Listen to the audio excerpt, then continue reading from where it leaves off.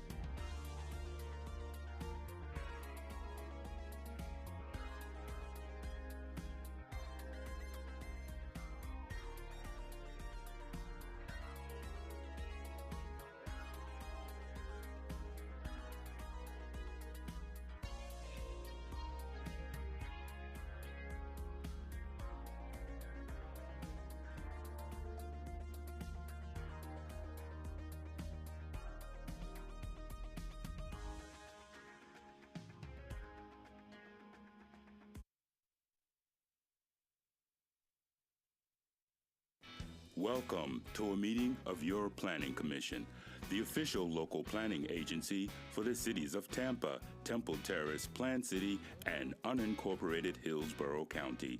The Planning Commission provides innovative leadership and long-range vision that contributes to the creation of a thriving, prosperous community that offers opportunity, fairness, and choice in how we live, move, learn, work, and play. For more information about the Planning Commission, please call 813-272-5940. Follow us on social media or visit our website at planhillsborough.org.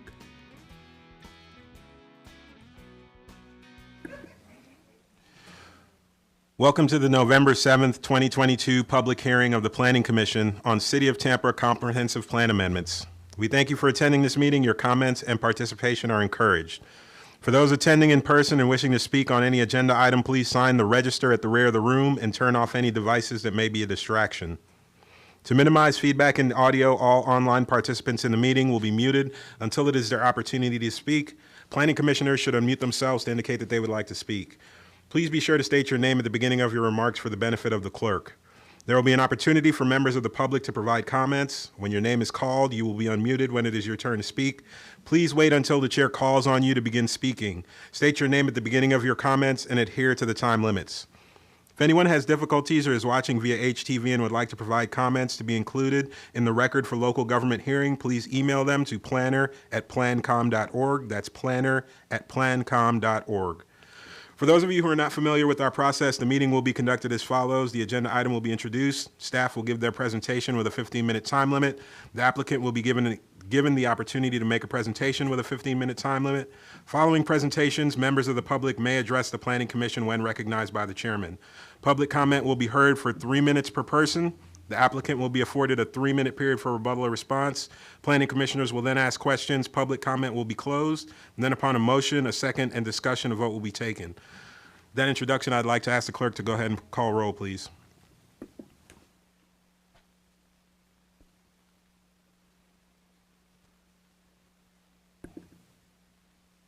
Is the clerk with us?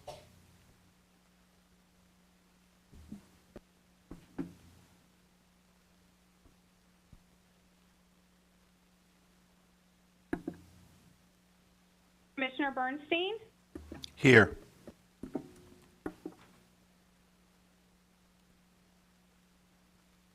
The court reporter may have to restart. I have just unmuted you.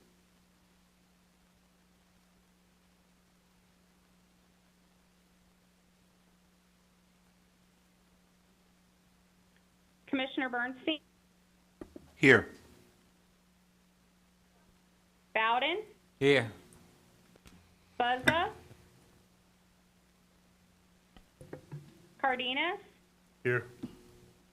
Fernandez? Here. Handy? Kress? Here. Lauk? Here. Soria? Here. Orton? Here. Rodriguez? Here. Nigel? I believe that's Chair Joseph? Joseph. Here. You have a quorum, sir. Thank you. All right. Our first item of business up is 2A, TACPA 22-08, Comprehensive Plan Text Amendment, One Water, Comprehensive Planning for Water Resources. And the presenter is Melissa Dickens. Good evening, good evening, commissioners. Melissa Dickens, Planning Commission staff. We're very excited to bring this before you this evening. This is the first section of the overall Tampa Comprehensive Plan update, TACPA 22-08. This is a text amendment, and this is an action item this evening. A resolution is provided for your vote. Forgive me, I'm trying to advance it. Okay. A brief introduction about the amendment. Again, the first portion, the first phase of our Tampa Comprehensive Plan update. We heard a lot from the community as part of the visioning process, what they'd like to see for the future of 2045, and we've developed the One Water chapter to implement key components of that adopted vision. So things like resiliency, environmental protection, equity and inclusion, and sustainable infrastructure are all contained within this new One Water chapter. There was also significant public and stakeholder engagement, both as part of the vision and throughout this process.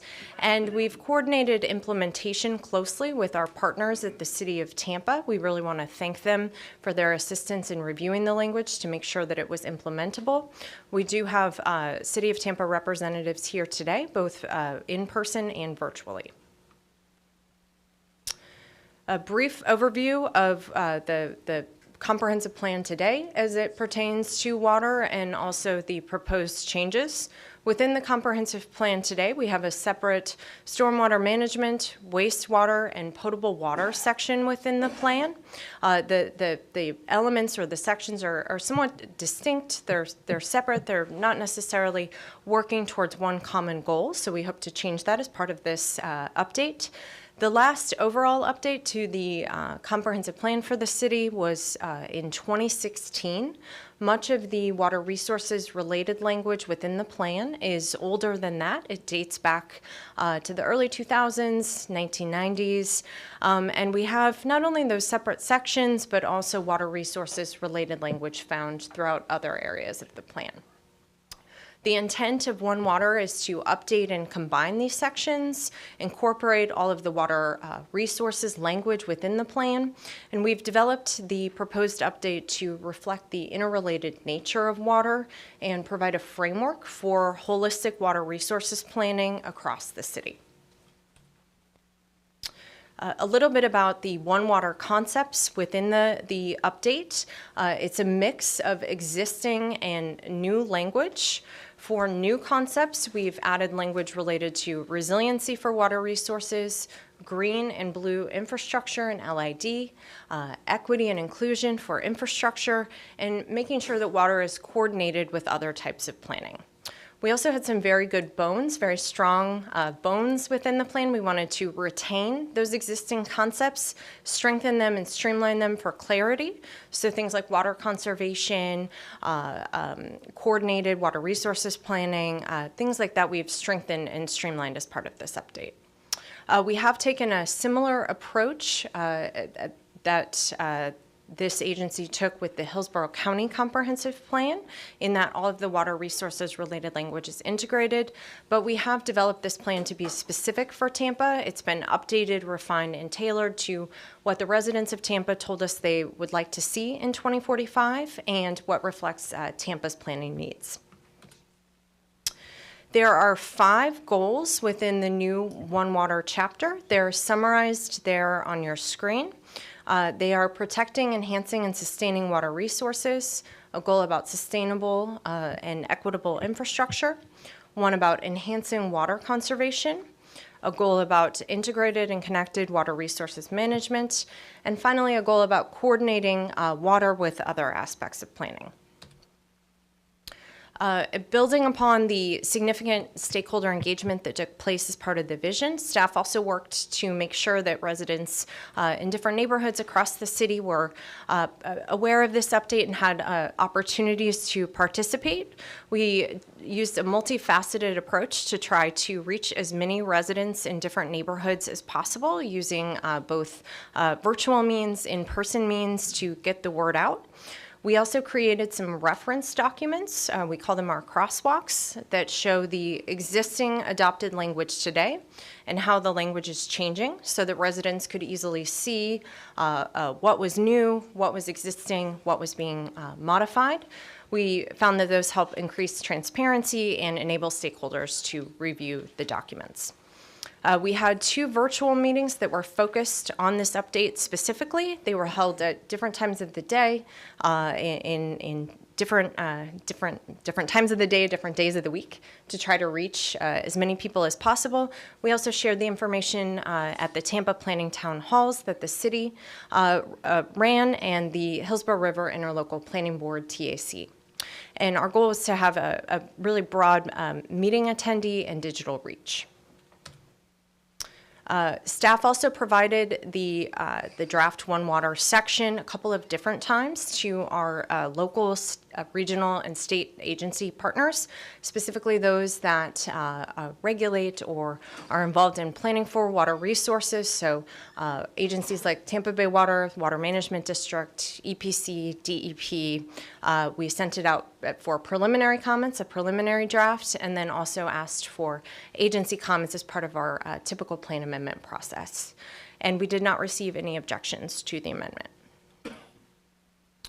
In terms of consistency, staff found that this update was consistent with multiple aspects of the existing adopted comprehensive plan, really the water resources language in total. For space and time reasons, we've selected a few representative goals, objectives, and policies to speak to consistency. They include goals, objectives, and policies from the potable water, wastewater, and stormwater management sections of the plan. And staff recommends that the Planning Commission find TACPA 22-08 consistent with the Tampa Comprehensive Plan and forward this recommendation on to City Council. This concludes my presentation. I'm available if there are any questions. We also have city staff here if there are questions. Thank you. All right, we had one individual sign up on the public comment for this item, and I believe they're here in person. So would Ms. Nancy Stevens come forward? Welcome. All right, you have 3 minutes. Okay, I have very brief comments. Nancy Stevens, I'm a volunteer with the Tampa Bay Sierra Club and the Conservation Committee Chair. And I just wanted to say thank you for this proposal and this work that the staff did and the Planning Commission has done and the city has done to create this One Water proposal. We commented on it, our comments were incorporated, and the Tampa Bay Sierra Club looks forward to working with you all to make sure we have clean and healthy water for the environment, for the wildlife, for people to enjoy, and clean and healthy water for the citizens of Tampa and the citizens of the county to drink. And that's it. Thank you. Thank you. All right, that was the only individual we had sign up. I just want to make sure no one else was here to speak on that item. All right, did you want to provide some response of any kind, Ms. Dickens? No? We appreciate the comments from the Sierra Club. It helps us produce a better work product, and we appreciate the time they took to review the draft in full. Thank you. Smart comments, Ms. Dickens. Very good. All right, now over to our commissioners for comments or questions on this item. Any discussion? Yes, Commissioner Kress. I'll just comment that if the Sierra Club did a deep dive on this and they approved, then they got my vote. Good point, Commissioner Kress. All right, any more comments or statements from the commissioners on this item? Not seeing any at this time, I will go ahead and close public comment on this item and open it up to motions from the commissioners. Commissioner Bernstein. Thank you, Mr. Chair. This time I would move that we find TA CPA 22-08 consisting of One Water compliance planning for water resources consistent with the Tampa Comprehensive Plan, and that we forward it along to the Tampa City Council with our recommendation. Second. All right, that's a motion of consistency finding by Commissioner Bernstein. A second to that consistency finding motion by Commissioner Kress. Are there any other comments or statements from the commissioners on this? Not seeing any, I will ask the clerk to go ahead and do a roll call vote on this item. Bernstein, Yes. Bowden, Yes. Cardenas, Yes. Hernandez, Yes. Kress, Yes. Lauk, Yes. Zaria, Yes. Joseph. Yes. Motion carried 8-0. Thank you.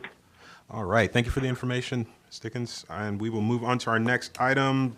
2B was continued, so we are moving on to 2C, TACPA 22-13, Comprehensive Plan Map Amendment 2713 Bayshore Boulevard, and the presenter is Danny Collins. Good evening. This is Danny Collins with your Planning Commission staff.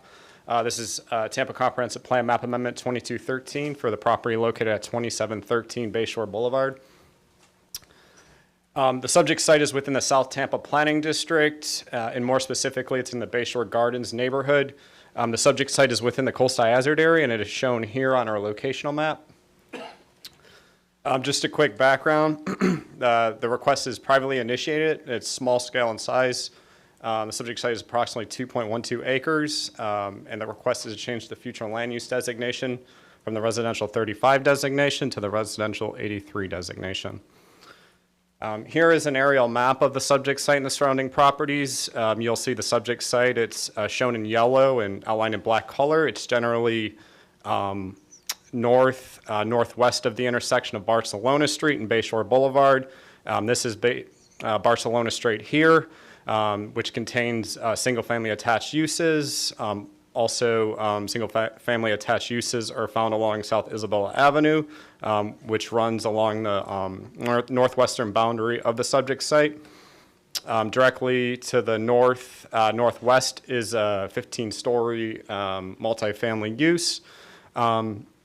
And then also we have some residential uses to the south and further north along Bayshore. Fred Ball Park is just north of the subject site on Bayshore Boulevard. Here is an image looking south at the plan amendment site from South Isabella Avenue. There is currently a church on the subject site. This is looking at the single-family attached uses that are found along South Isabella Avenue, generally northwest of the plan amendment site. This is looking north. This is looking north at the single-family attached uses along West Barcelona. I'm sorry, this is south looking along West Barcelona Street at some of the single-family attached uses. This is looking northeast along Bayshore Boulevard from the intersection of Bayshore Boulevard and West Barcelona Street. This is looking west along West Barcelona Street from the intersection of Bayshore and Barcelona Street. And this is looking at the west at the plan amendment site from Bayshore Boulevard. This is part of the existing church that's on the site. Here is the adopted future land use map. You'll see the subject site, including parcels to the northeast and south of the subject site are recognized under the residential 35 designation. The residential 35 designation allows for or supports medium density residential development, up to 35 dwelling units per acre. To the north and northwest of the subject site is approximately 4 acres that are recognized under the residential 83 designation. And then just west and southwest of the subject site are parcels recognized under the CMU 35 future land use designation. This green line here denotes the coastal hazard area. As mentioned previously, the entire site's within that coastal hazard area. This is Fred Ball Park here, recognized under the recreation open space designation. And then you have some residential 83 designated parcels north along Bayshore Boulevard. And then just to the south are residential 50 and residential 83 designated parcels. Here is the proposed future land use map showing the site under the proposed residential 83 designation. So here's a slide showing the potential impacts of the proposed change. Currently under the residential 35 designation, the subject site could be considered for a maximum of 74 dwelling units or just over 55,400 square feet of non-residential development. The subject site would need to, of course, meet locational criteria for any non-residential development. As proposed under the residential 83 designation, the subject site can be considered for a maximum of 175 dwelling units or just over 60,000 square feet of non-residential development. Again, the subject site would need to meet locational criteria for any non-residential development under both designations. The request does not have the potential to introduce new types of uses on the subject site. We sent this off to our reviewing agencies, and there was an objection from the City of Tampa staff. So the Planning Commission reviewed the request with the policies of the comprehensive plan. The Planning Commission staff found that the request supports policies related to housing by helping to ensure an adequate supply of housing is available to meet the needs of Tampa's present and future populations. The request was also found to be consistent with policies that seek to accommodate housing at densities that promote pedestrian and frequent transit use, specifically along Bayshore Boulevard. Transit runs along this portion of Bayshore Boulevard. The request was also consistent with policies that promote compatible development and redevelopment to sustain neighborhoods, ensure the social and economic health of the city. There is an approximately 4-acre designated parcel to the west-northwest of the subject site that's recognized under the residential 83 designation. Additionally, there are residential 83 designated parcels found all along Bayshore and within a mile north of the subject site along Bayshore Boulevard. The Planning Commission staff reviewed the request and found the request inconsistent with a number of policies in the comprehensive plan. The request was inconsistent with policies related to development in the coastal hazard area. Comprehensive plan generally directs additional densities away from the coastal hazard area and seeks a no net increase in that coastal hazard area. The request has the potential to introduce 101 dwelling units within the coastal hazard area. Additionally, plan amendments that would increase densities within the coastal planning area shall demonstrate no negative impacts on hurricane evacuation times, routes, and shelter space. Maintaining and improving evacuation times is critical in that the county is currently not meeting its evacuation level of service. The applicant has not addressed this policy direction that's specifically in the comprehensive plan. In conclusion, the comprehensive plan supports residential infill development in the city's urban villages and employment centers. The plan amendment site is not within one of these two areas of the city. And furthermore, the Planning Commission staff cannot ignore the policy direction that seeks to direct future populations away from the coastal hazard area, increase in density in an area of the city susceptible to extreme effects of natural disasters, not ensuring the public health and safety of future populations on the subject site. And based on those considerations, the Planning Commission staff recommends that the proposed map amendment be found inconsistent with the goals, objectives, and policies of the Tampa Comprehensive Plan. That concludes my presentation, and I believe the applicant is here.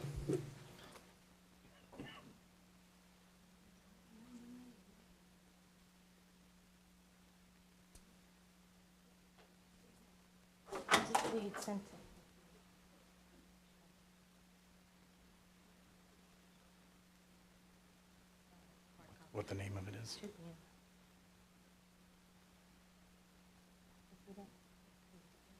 I don't know. What did you call it? This one.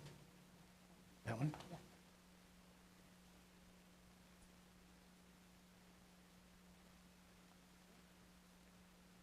The one after it?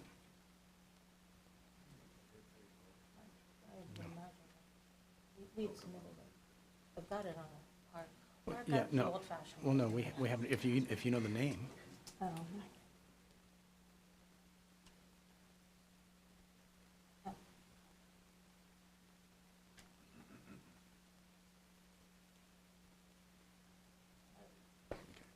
Just use the arrow. The arrow for it.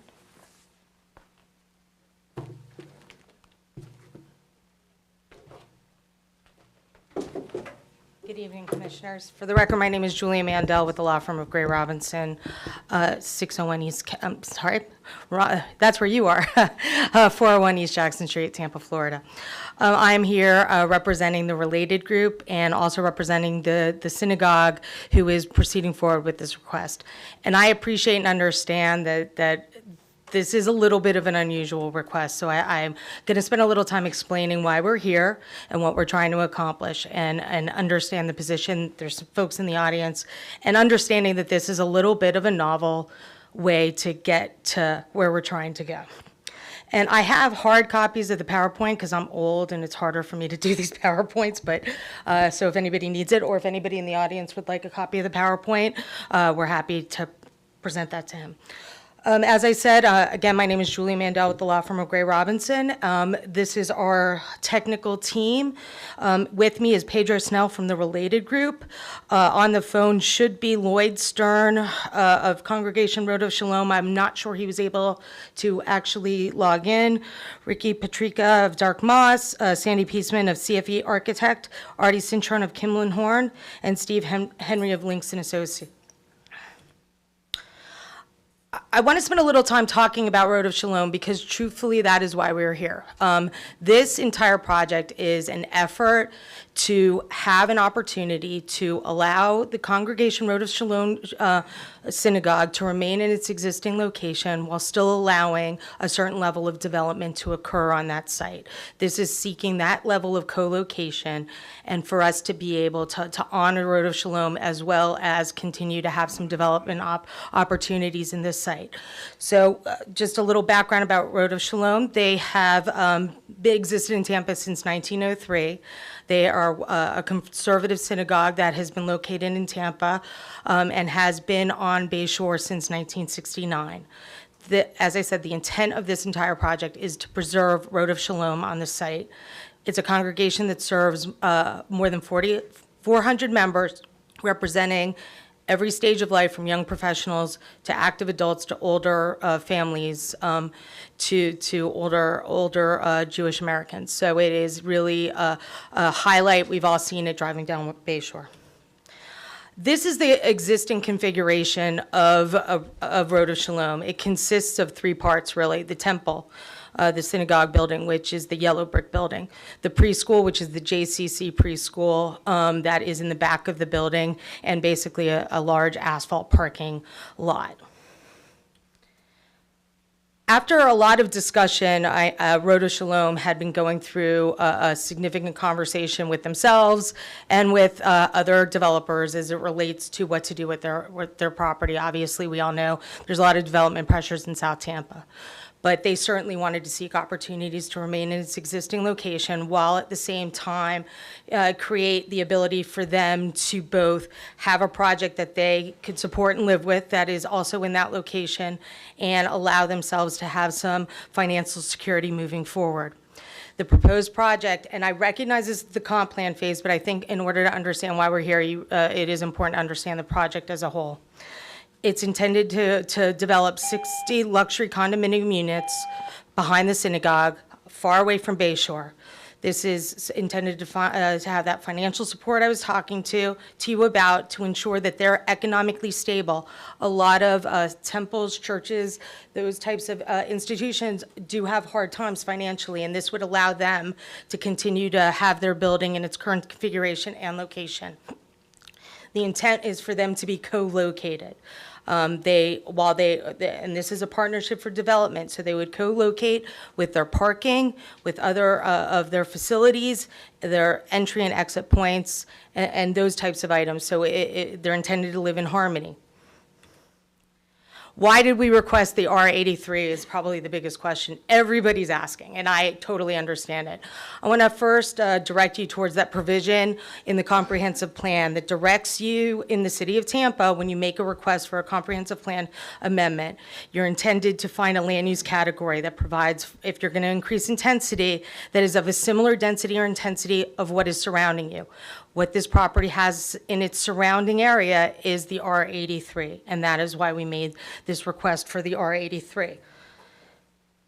The total site area is 2.12 acres.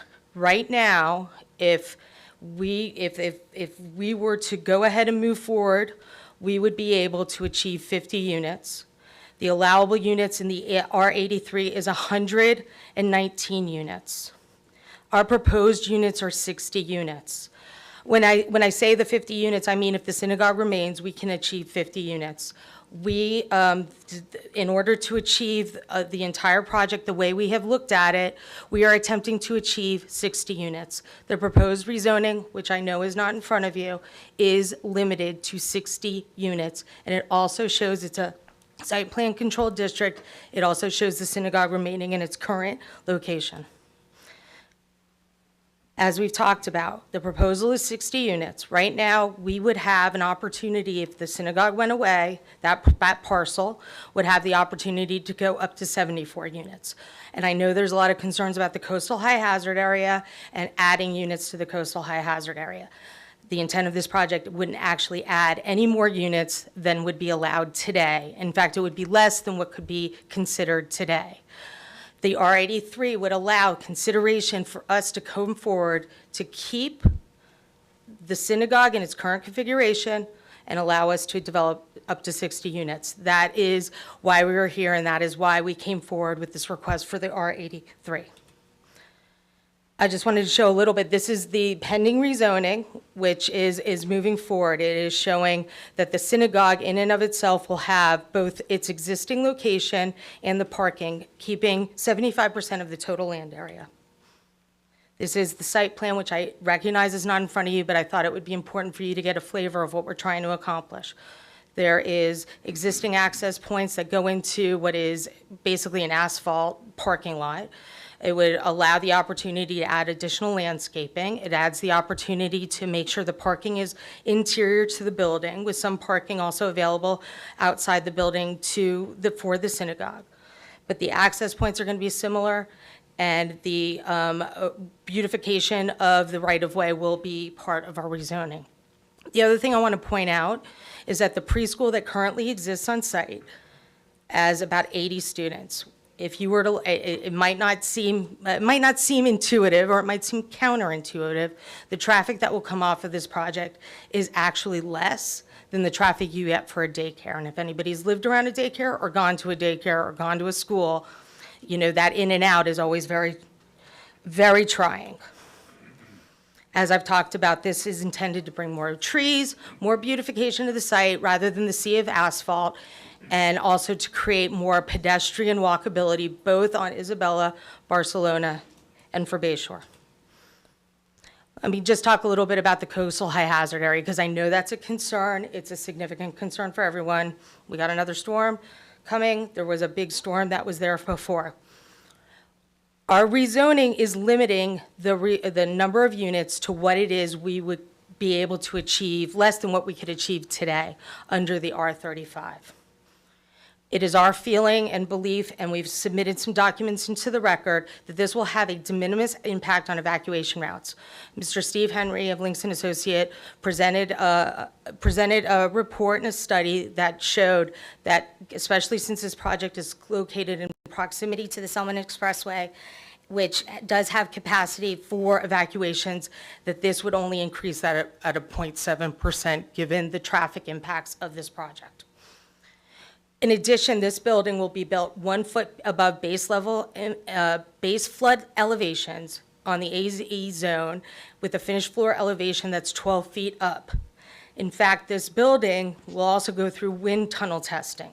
So in the event of a storm, unless it's, of a very significant impact, this is actually a place you could shelter in place. That would actually be an acceptable thing to be able to accomplish, given the way this is being constructed, given that it's above floodplain elevation, and given that it will meet today's very rigorous standards for wind tunnel. These are the exact evacuation zones in the map. The majority of Tampa really exists in that area, and we've all been through it. Most of us have lived here for a very long time, as I have, and understand that that is part of the process of living in Florida. But this particular building, built at today's standards, built above floodplain elevation, is actually going to fare better than my 1925 house in Tampa Heights, more likely than not.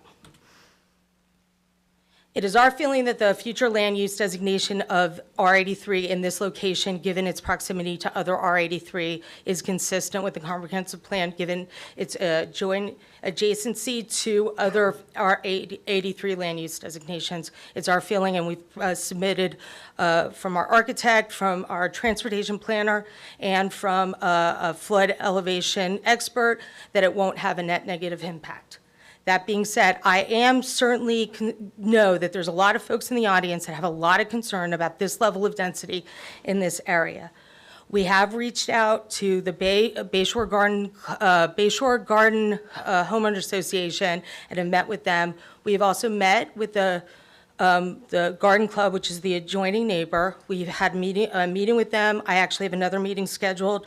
I think it's Wednesday, to talk through some of their concerns, which we do appreciate and understand their concerns. In addition, we're going to offer an open house to be able to have these conversations more significantly with anybody who would like. I will send that information out. We're going to hold that at the synagogue so that they can have a better understanding. I do understand R83 seems a lot, but that was a way for us to get the appropriate density to be able to make this project work, and it is every intent that we have and it was what has been submitted to the city of Tampa as a site plan, which does limit density.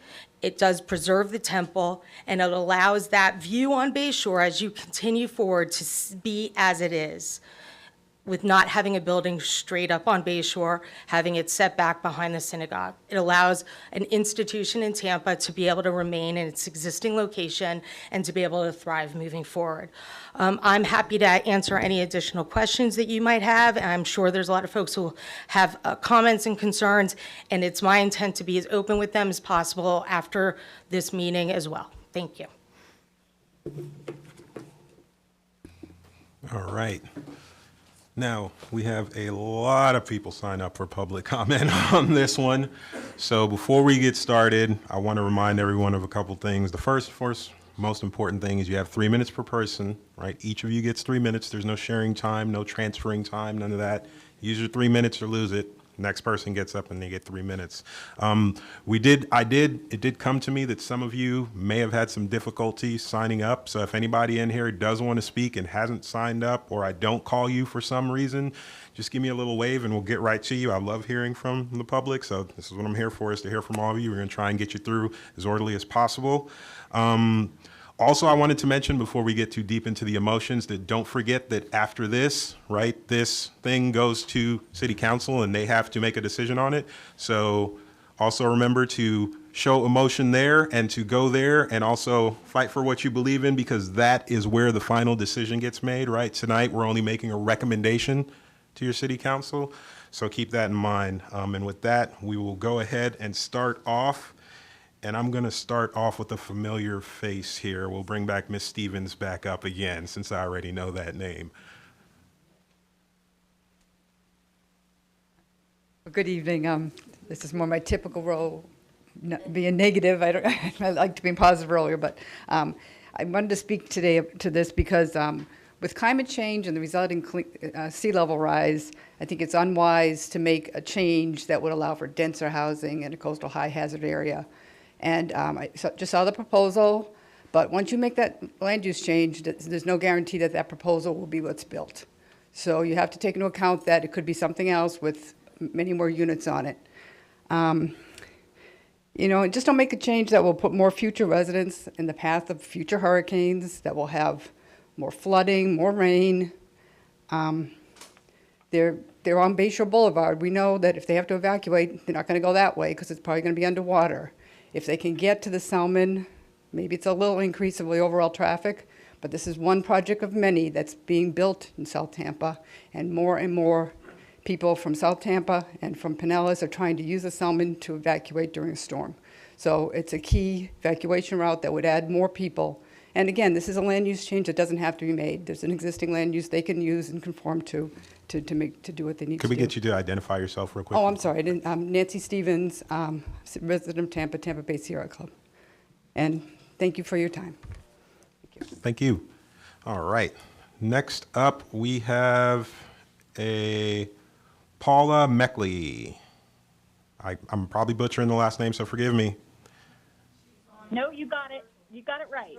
Good evening, Commissioners. My name is Paula Meckley. I'm a 20-year member of the Tampa Garden Club, which is the owner of the property right next door to 2713 Bay Shore Boulevard.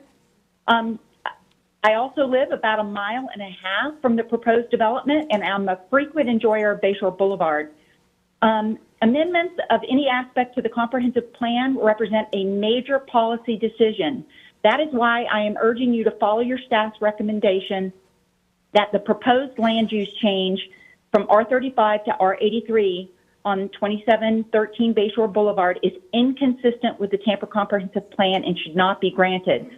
The potential for increase in density conflicts with the policy direction of the Comprehensive Plan that directs population away from coastal high hazard areas. I am sure we all have in our minds a very fresh experience with Hurricane Ian. Putting denser developments in a coastal high hazard area is a very dangerous decision. We all know Bay Shore Boulevard floods. That is not, it even floods in a regular storm, much less a hurricane. And so Bay Shore is not an evacuation route, and that limits our abilities to evacuate from that area.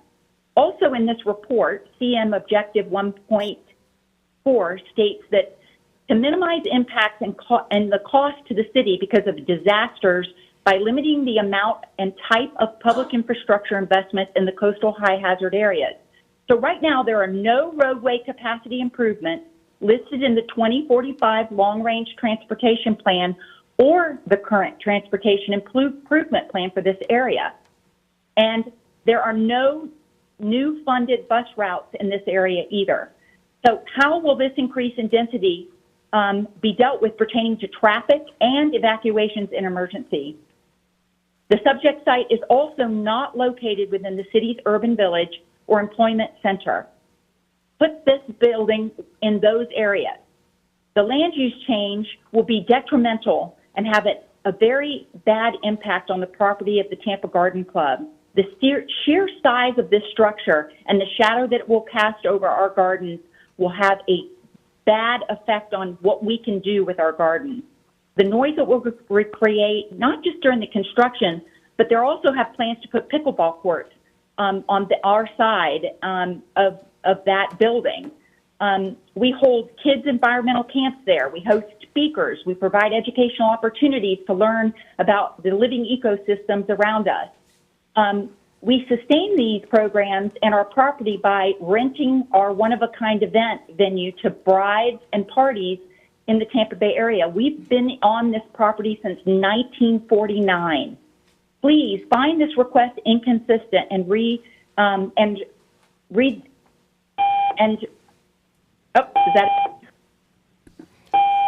and protect human life and limit public expenditures in the areas of that could be affected by natural disaster. Thank you. Thank you. All right. Good timing, by the way. That was really good. Next up, we have one name, Scott, virtually. Scott. Is Scott with us? Hello. Yeah, I'm here. Thanks, everybody. It's always a tough act to follow your wife, but here I go. I just want to hit a few high points. You know, even after their presentation, I don't understand why they need R83. She, in her slideshow, she showed that 50 units were allowed. My understanding is 70 are allowed with the bonus and 60 without the bonus. So that part of it I don't understand. Somebody else already pointed out that they could actually build a lot more than this. I'm not going to get into the evacuation because I think that was well spelled out in the staff comments. You know, one of the things that comes to mind for me, and we've lived in our house, as my wife said, about a mile and a half away for 35 years. Bayshore is changing. It's going to continue to change. There's going to be other developments. We all know that. I don't want it to look like South Beach in Miami. So controlling what is built is critically important, and we should hold everybody to their existing zoning with no variances or no waivers so that when it is maxed out, at least we still have some green space and we have the Bayshore Boulevard that is described in the comprehensive plan. I also want to point out that in the staff document, there's been no plan amendments within 2 miles to the north or south. In her presentation, she said it's adjacent to R83. Well, it's also all around R35. So I think the plan has been well thought out. I think it's laid out in a way that there's plenty of room for development, and there would be no reason to change this from R35 to R83. You know, the other thing in the plan, it talks a lot about Bayshore Boulevard and green space and trees.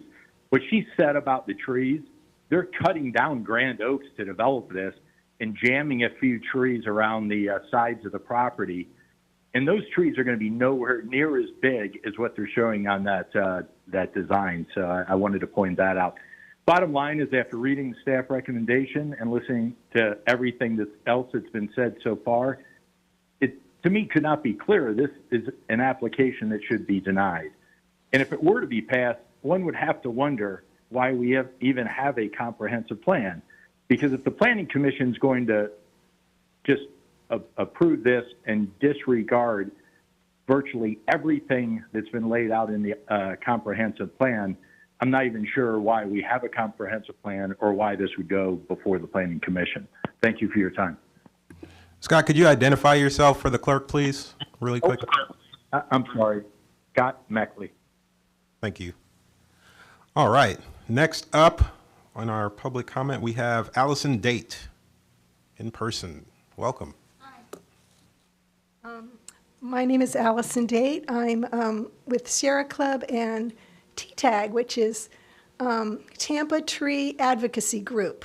So I'm here for the trees, but I'm also, my family home is in this neighborhood for the past 30 years. So I'm really familiar now with the adverse effect of overbuilding and how density changes the dynamics of the area, because it's really happening.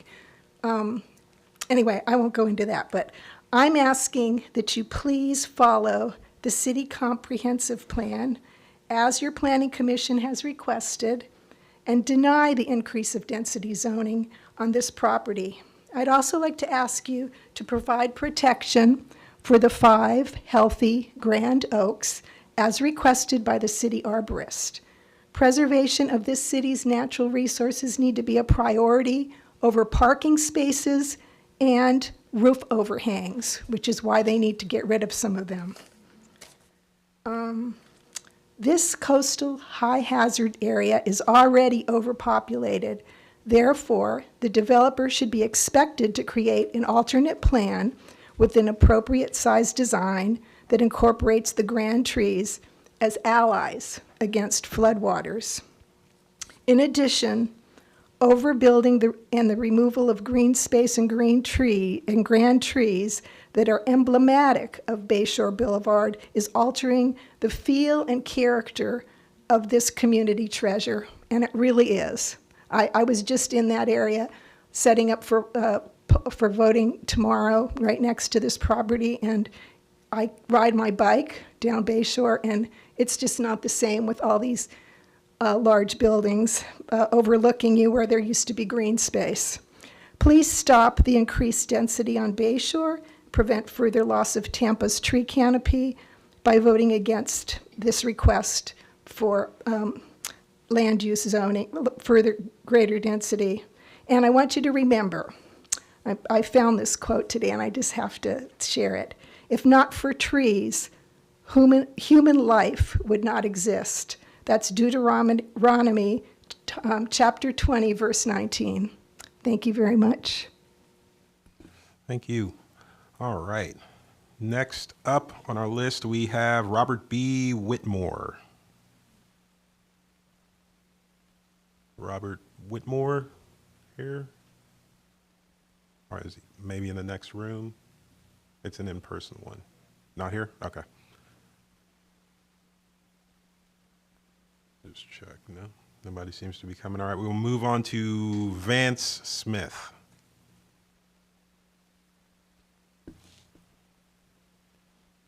Mr. Chairman, members of the commission, my name is Vance Smith. I live at 3501 Bayshore Boulevard here in Tampa.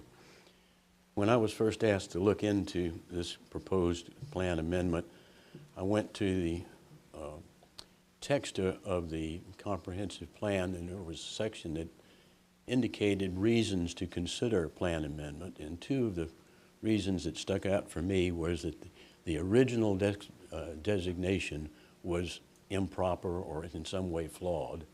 And I think we've seen tonight that R35 is not originally improper or flawed because of the surrounding areas. The other area was to see if something had changed since the adoption of the plan. And the only thing that I can see of the adoption of the plan is that there are 1 or 2 areas in the area that have been designated as R83, but they're on much larger parcels. I think the other parcel is at least 5 acres and another 4 acres. And we're looking at a very high dense population of 2.12 acres. So I looked at that and I thought, well, must be something in connection with this tower proposal and this site that would give rise, and I believe counsel for the applicant said it was a designation of density between 50 and 60 units. Well, if you look at the Kimley-Horn report, the rezoning application, it shows that this building site is on a little over 1.7 acres. And it clearly shows that 1.7 plus acres times 35 would allow for the 60 units that the applicant wants. What concerns me is the remainder. The remainder of a little less than 4/10 of an acre is the church or the temple site.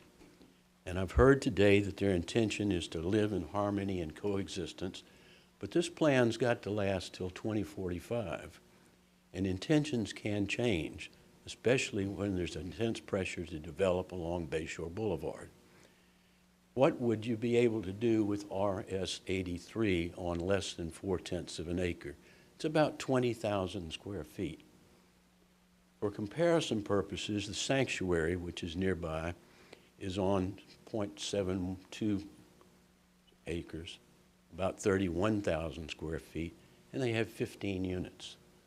On the other side of the street is the Aquatica, which is on 3/4 of an acre, and they have 32 units. So down the road, without any further information, this commission would be entitling the owner of that 0.4 acres to build up to 34 units. And is there room to do that? There is, as I say, 0.4 inches, 4 acres. And interestingly enough, when you look at the plans, the applicant's residential tower does not begin for 5 stories. So very low density units could be built in there, maybe 20, maybe 12. But if you leave it at RS 30, they could build 14 there. And I think that's the safe place to do. In addition to the very well...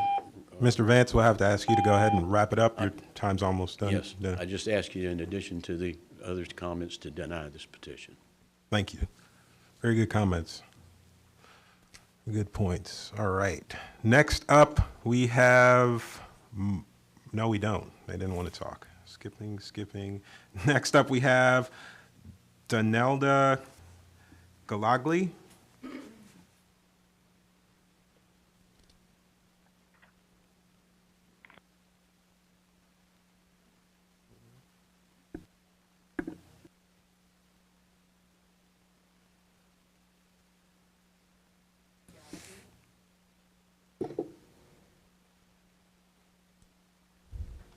You are not doing your jobs.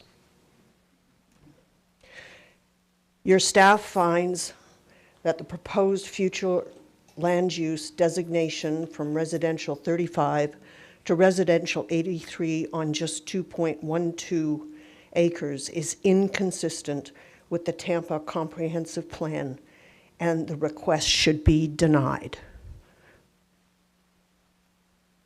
The city succumbed to big money and high-priced attorneys with the shameful approval of Stovall House.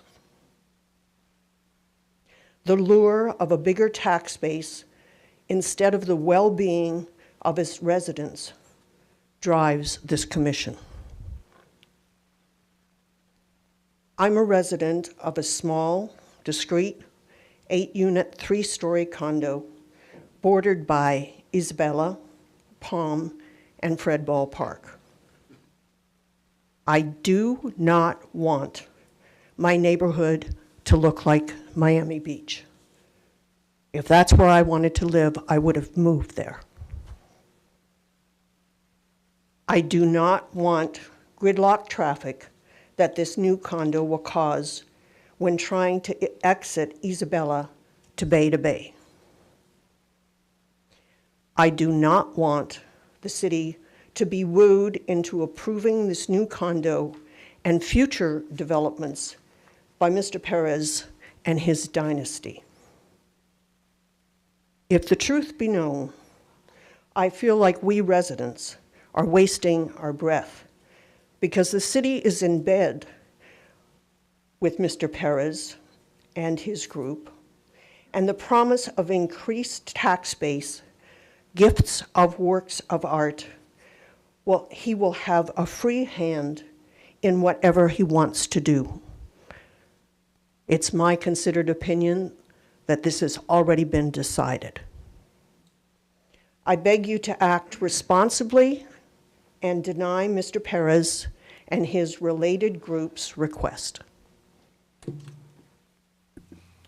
Thank you. All right.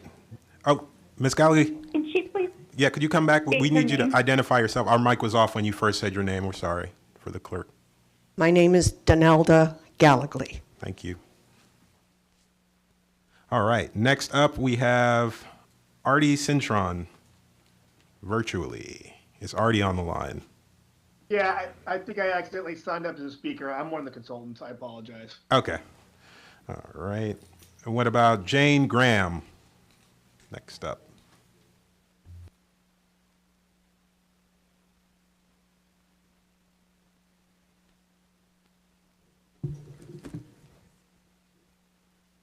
Good evening, Planning Commission. My name is Jane Graham, attorney and founder of Sunshine City Law, 737 Main Street, Safety Harbor.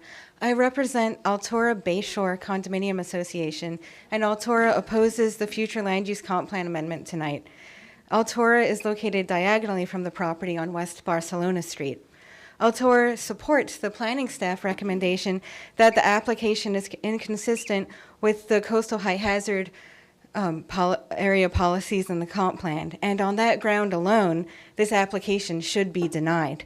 The City of Tampa has a strong public policy to not increase density in the coastal high hazard areas where people need to evacuate during hurricanes. Hurricane models are imperfect, and people may have limited time to evacuate. There are other inconsistencies in the comprehensive plan as well, which are also grounds for denial. Under Land Use Policy 9.3.8, new residential redevelopment projects shall be minimally disruptive to adjacent areas. Altora is concerned about impacts from the increase in traffic on the narrow side streets of West Barcelona and Isabella, and the transit infrastructure is insufficient. According to the Hillsborough MPO, the level of service for transit by this property is F. There are also potential impacts from delivery trucks and garbage trucks that have not been evaluated with the tight clearance. This applicant has not provided a legitimate justification of why they need to increase density. They only have said that it's to rezone the 50 to 60 units. The comp plan requires more than that. It is a declaration that growth and the development pattern initially sought by the city in a particular location is no longer appropriate. The staff report points out that no amendments have occurred 2 miles north and south of the plan amendment on Bayshore, and there's one area-wide plan amendment northwest of the site that actually down-planned it from residential 20 to residential 10. Existing land uses in the area also fall below the maximum density allowed. For example, the R83 property next to the site is actually currently 19% of what would be allowed under R83. If the R83 designation is granted, the application site plan, by the way, is still inconsistent and more extreme than the R83 designation even contemplates. If you look at the site plan, it requests not just 1, but 7 waivers. Finally, Bayshore Boulevard is known as the Emerald Jewel of Tampa, and the comp plan requires that the unique environmental experience be preserved. The proposed building bisects a green space on the west side of Bayshore, which includes the Tampa Garden Club and Women's Club. The mass and scale of this proposal does not relate to the context in the historic and idyllic character of the neighborhood and community. And you should look at Neighborhood and Community Policy 1.3.9 of the comp plan. Altora is requesting denial of this application today. Instead, the property should be developed based on current entitlements permitted under its current future land use designation and other requirements of the code. Thank you very much. Thank you. All right, next up we have Lorraine Perino. Lorraine Perino. Yes, hello. Yes, please, go Hello? ahead. Good evening. My name is Lorraine Perino. I'm the president of the Tampa Tree Advocacy Group and a third-generation Tampa resident. The related group is requesting a change in the land use section of Tampa's comprehensive plan and proposes to build a condo tower 29 stories high and 60 units. This would require the destruction of no fewer than 51 trees, including 3 magnificent grand live oaks. This is nothing less than corporate greed at its worst, and the Planning Commission must not allow this to occur. Just last year, the same Miami-based developer successfully petitioned Tampa City Council to demolish the very affordable, middle-income, 167-unit Bay Oaks apartments on Bayshore. In the process, the related group destroyed no fewer than 30 live oak trees in order to construct a super luxury condo tower, which only the very wealthiest will be able to afford. Now the related group is at it again, requesting permission to construct another luxury condo building, again on Bay Shore, by petitioning the Planning Commission to change Tampa's comp plan, and in the process destroy 3 grand live oaks and 48 other trees so that they can continue to increase their wealth by building another luxury condo building on Bay Shore. Where and when does it stop? When it comes to corporate greed, it is never enough. The comp plan was written for a very good and simple reason, to improve the quality of life for Tampa's residents. If the Planning Commission and Tampa City Council continue to allow greedy developers to change Tampa's comp plan to satisfy their own need for more and more wealth, then the entire comprehensive plan should be scrapped because it will not be worth the paper it's written on. In 2016, the urban forest analysis, the City of Tampa's urban forest was at a healthy 33.3%. That same year, the tree canopy of Miami-Dade County, where the related group's corporate headquarters is located, had a tree canopy that was a very sparse 19.9%. A healthy tree canopy should stand at a healthy 30 to 40%. Miami-Dade's very unhealthy tree canopy was doubtless due to overbuilding and ruthless ambition, both by the city and the corporations wanting to get even richer. The very low percentage of trees in Miami-Dade sparked a huge concern and resulted in the Million Trees Miami initiative, an ambitious effort to plant 1 million trees by the year 2020. Tampa's latest urban forest study, mandated by Tampa's tree ordinance, should have been released in the spring of 2022, but it has not. I personally believe that the delay is because Tampa has lost so many trees, especially grand trees, to aggressive overbuilding in the past 5 years that the city does not want it to be released because the results will dismay everyone. Does the Planning Commission wish for Tampa's tree canopy to be as degraded as Miami-Dade's is? Is the Planning Commission willing to allow the unbridled ambition of one greedy corporation to continue to destroy Tampa's tree canopy while it enriches itself? If we add the 51 trees that the related group wants to remove in this land use rezoning request to the 30 trees that it removed last year at Bay Oaks Apartments, the grand total of removed trees would be an astounding 81 trees, including at least 5 grand oaks. That is a small forest that the related group is willing to destroy in order to satisfy its unquenchable thirst for more and more wealth, no matter the great harm to Tampa's natural ecosystems. The city's forest examiner has found this rezoning plan to be inconsistent. Your own Planning Commission staff has also recommended against it. Please vote no to this rezoning request. Thank you. Thank you, Ms. Perino. All right, next up we have Sylvia Smith. Here? Yes. Hi, my name is Sylvia Smith. I reside at 3501 Bayshore Boulevard. I grew up at 1001 Bayshore Boulevard. I'm a member of the Tampa Federation of Garden Clubs. I served 2 terms on the Ybor City Architectural Review Commission. I know what's involved to sit on a regulatory board and represent the community at large. I became well versed with the ordinance and the guidelines of those regulations. Those ordinances were developed by a qualified professional staff, architects, and volunteers who were involved in preservation of Tampa's rich historical architectural heritage.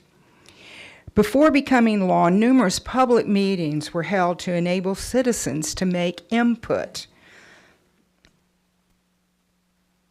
These meetings were held in many neighborhoods across the city.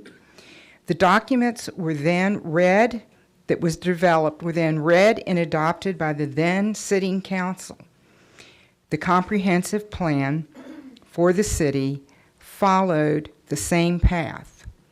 It is not your plan. It is the plan of this community. And you sit here to make decisions about what is best for this community. The plan does provide for amendment, and I'm not opposed to development. What I'm opposed to, and ask you this, do you not consider it, when you are making a decision here, do you take into consideration of the consequences of what you do? Changing the land use plan from residential 35 to 83, that will change the strength of the element within the total plan. Developers will come again and again and again once you make that decision. Residential 35 is the proper designation by the plan for 2713 Bayshore Boulevard. Do your duty, support your professional staff, and deny the request. Thank you. Thank you, Ms. Smith. Next up, we have Carol Ann Bennett. She's here.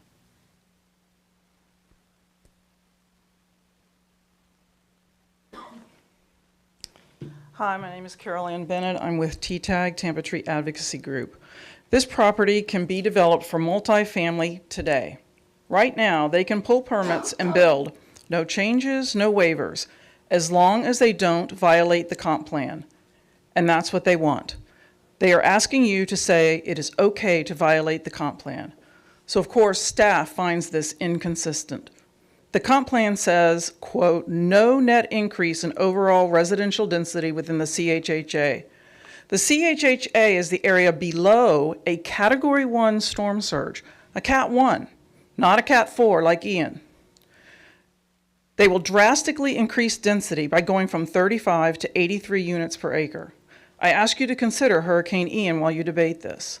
One reason staff finds this inconsistent is, quote, improving evacuation times is critical in that the county is currently not meeting its evacuation level of service. I repeat, the county is currently not meeting its evacuation level of service. And this changes for the whole parcel, the whole 2.12 acres, not just the site plan. It doesn't matter how many times it is sold. The increased density travels with the land.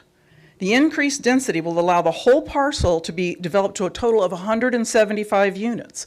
That's 101 more than what is allowed under the current land use. The staff says, quote, ignore the policy of directing population increase. It is not good to ignore the policy of directing population increases away from the CHHA. Increasing residential density in an area of the city susceptible to the extreme effects of a natural disaster is not ensuring the public health, safety, and welfare of any future population on the subject site, end quote. This project is asking for 7 waivers.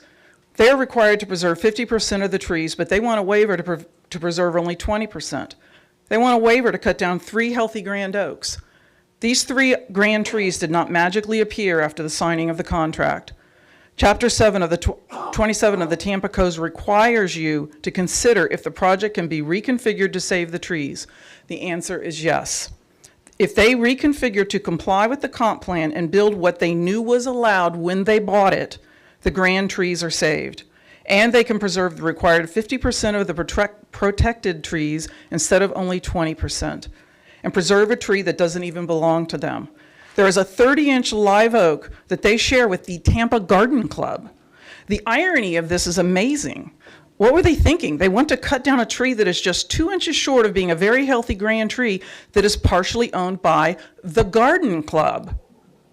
Increasing density in the CHHA, violating the comp plan, removing grand trees, 7 waivers, cutting down the Garden Club's tree.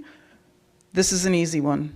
Vote to uphold the staff finding of inconsistent, including the city, which I'm surprised they didn't present. The city arborist said inconsistent also. Thank you. Thank you. All right, next up we have Michael Echeverria. Chairman Michael has not checked in. All righty then, moving on, we have Stephanie Pointer, who is not virtual, even though she's marked virtual. Carol Ann made me come. Good evening. My name's Stephanie Pointer. There's some things that I heard earlier that kind of concern me. Number one, financial hardship of the current owner is not competent, substantial evidence in any way, shape, or form. And in the many, many times I've been in front of city council, we've been told over and over and over again that that's not something that's relevant. So, and I've also been told by quite a few developers and land use attorneys that if this deal doesn't go exactly this way, oh my goodness, it's going to fall through.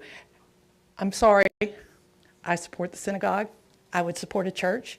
I would support any current landowner. But to get up here and tell the story that this is going to make or break them, I'm sorry, I don't believe it. They're moving the daycare to Inner Bay, so just saying. The CHHA keeps getting bigger. In the last year, I would offer that Danny might want to put that map back up here and tell the dates of those land use changes to R83, because my guess is it was prior to the last CHHA change. Our sea levels are rising. Our city is becoming inundated by the CHHA, and that's why it's inconsistent. They are saying that there's only 60 units going in here. Well, it's 2.1 acres. They're not doing a lot split, folks.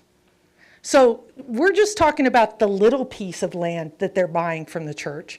The synagogue, I'm sorry. And leasing the rest of it back to them. They're going to come back at some point in time and say, oh, we only built our 60. We want to go ahead and build the rest of the 115 that's left. So, sooner or later, that whole parcel is going to be full. I also heard, they can still do this within their own property. Even with they want 7 waivers on top of the land use change. Really? We're just getting greedy here. You knew when you signed the contract what you could build there. Why are we asking for something different when you know that it's against the comp plan? Why does the comp plan need to be changed every time a builder gets a fart crossways? Thank you. Thank you. All right. Now to our list of people here to finish off. That one's gone. Okay. These are handwritten, so I'm really going to mess these up. I have a Paula Perry. Please come on down.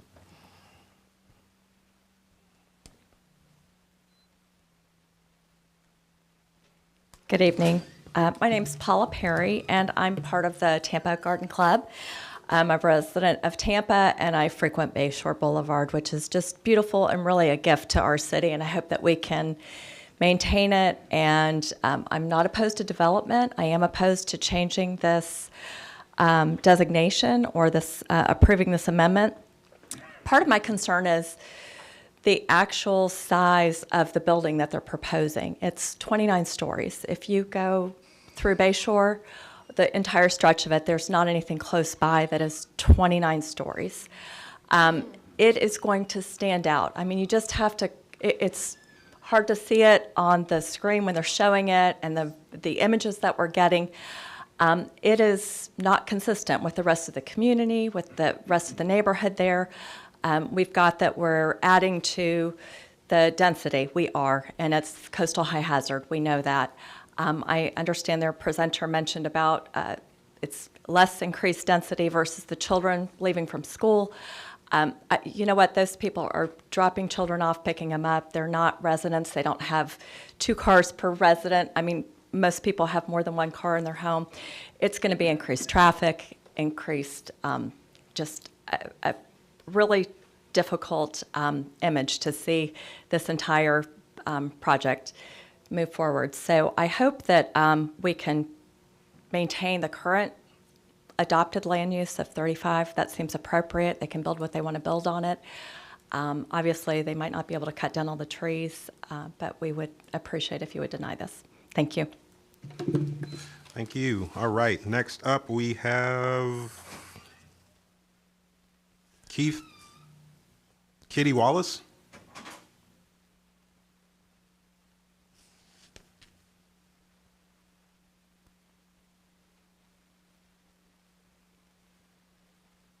Good evening, members of the commission. My name is Kitty Wallace. I'm the past president of the Tampa Garden Club.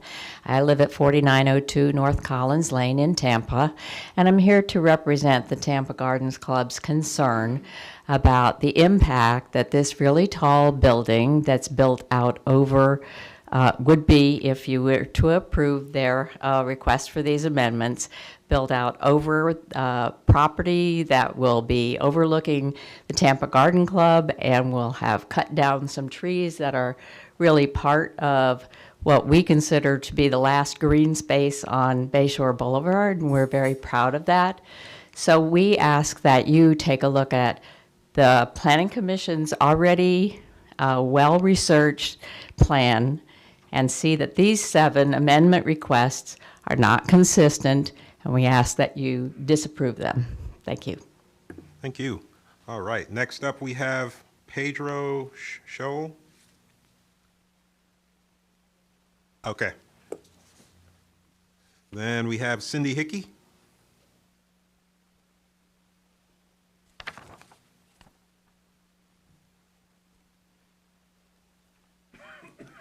My name is Cindy Hickey. I live at 902 West Henry Avenue. Good evening. Thank you for allowing me to come and present my comments. After listening to all this stuff, my notes are all jumbled, but first of all, the presenter for the applicant said that they, only going to put 60 units in. Well, they can do that. They don't have to have this change. I'm going to touch on a few of the criteria to be used to determine if the comprehensive plan amendment would be justified and in keeping with the goals, objections, and policies of the Land Development Code. One of them is the zoning and uses of nearby properties. I am also a member of the Tampa Garden Club. I was married there in September of 1979. I'm partial to it. They are right adjacent to that, along with the Fred Ball Park. That's 2 green spaces right next door and 1 block away. This definitely will have an impact on them. Another criteria is the type and extent of positive or detrimental impact that may affect adjacent properties or the community at large. The Tampa Garden Club will be affected by that, as you've heard from the towering, the towering development, how it will affect the trees, the wildlife, everything that's on that property. I have a deed here that is dated September 12th of 1958, where Hillsborough County deeded that property to the Tampa Garden Club. Now, we heard from the president. She said that they've been on the property since 1949. I would imagine it was before they owned the property, but they were definitely there. And they deeded the property exclusively for either charitable, educational, or patriotic uses and purposes that are without profit.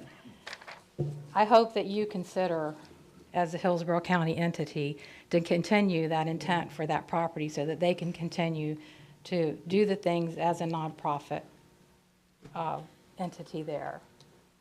One additional criteria, not just one. The next one is the length of time that the subject property has been there. I understand from the presenter, it said that the synagogue's been there since 1969. You heard from our president saying we've been there since 1949. Everybody's cohabitated, everything's been fine and dandy until now. There will be a change that will affect us.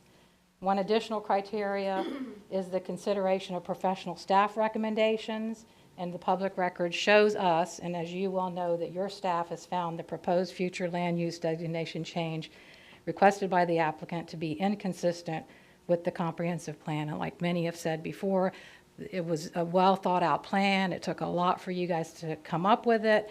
So why do they need to change it if they only want to build 60 units? I agree with the, lack of a better word, the underhandedness that might be going along, which could very well be.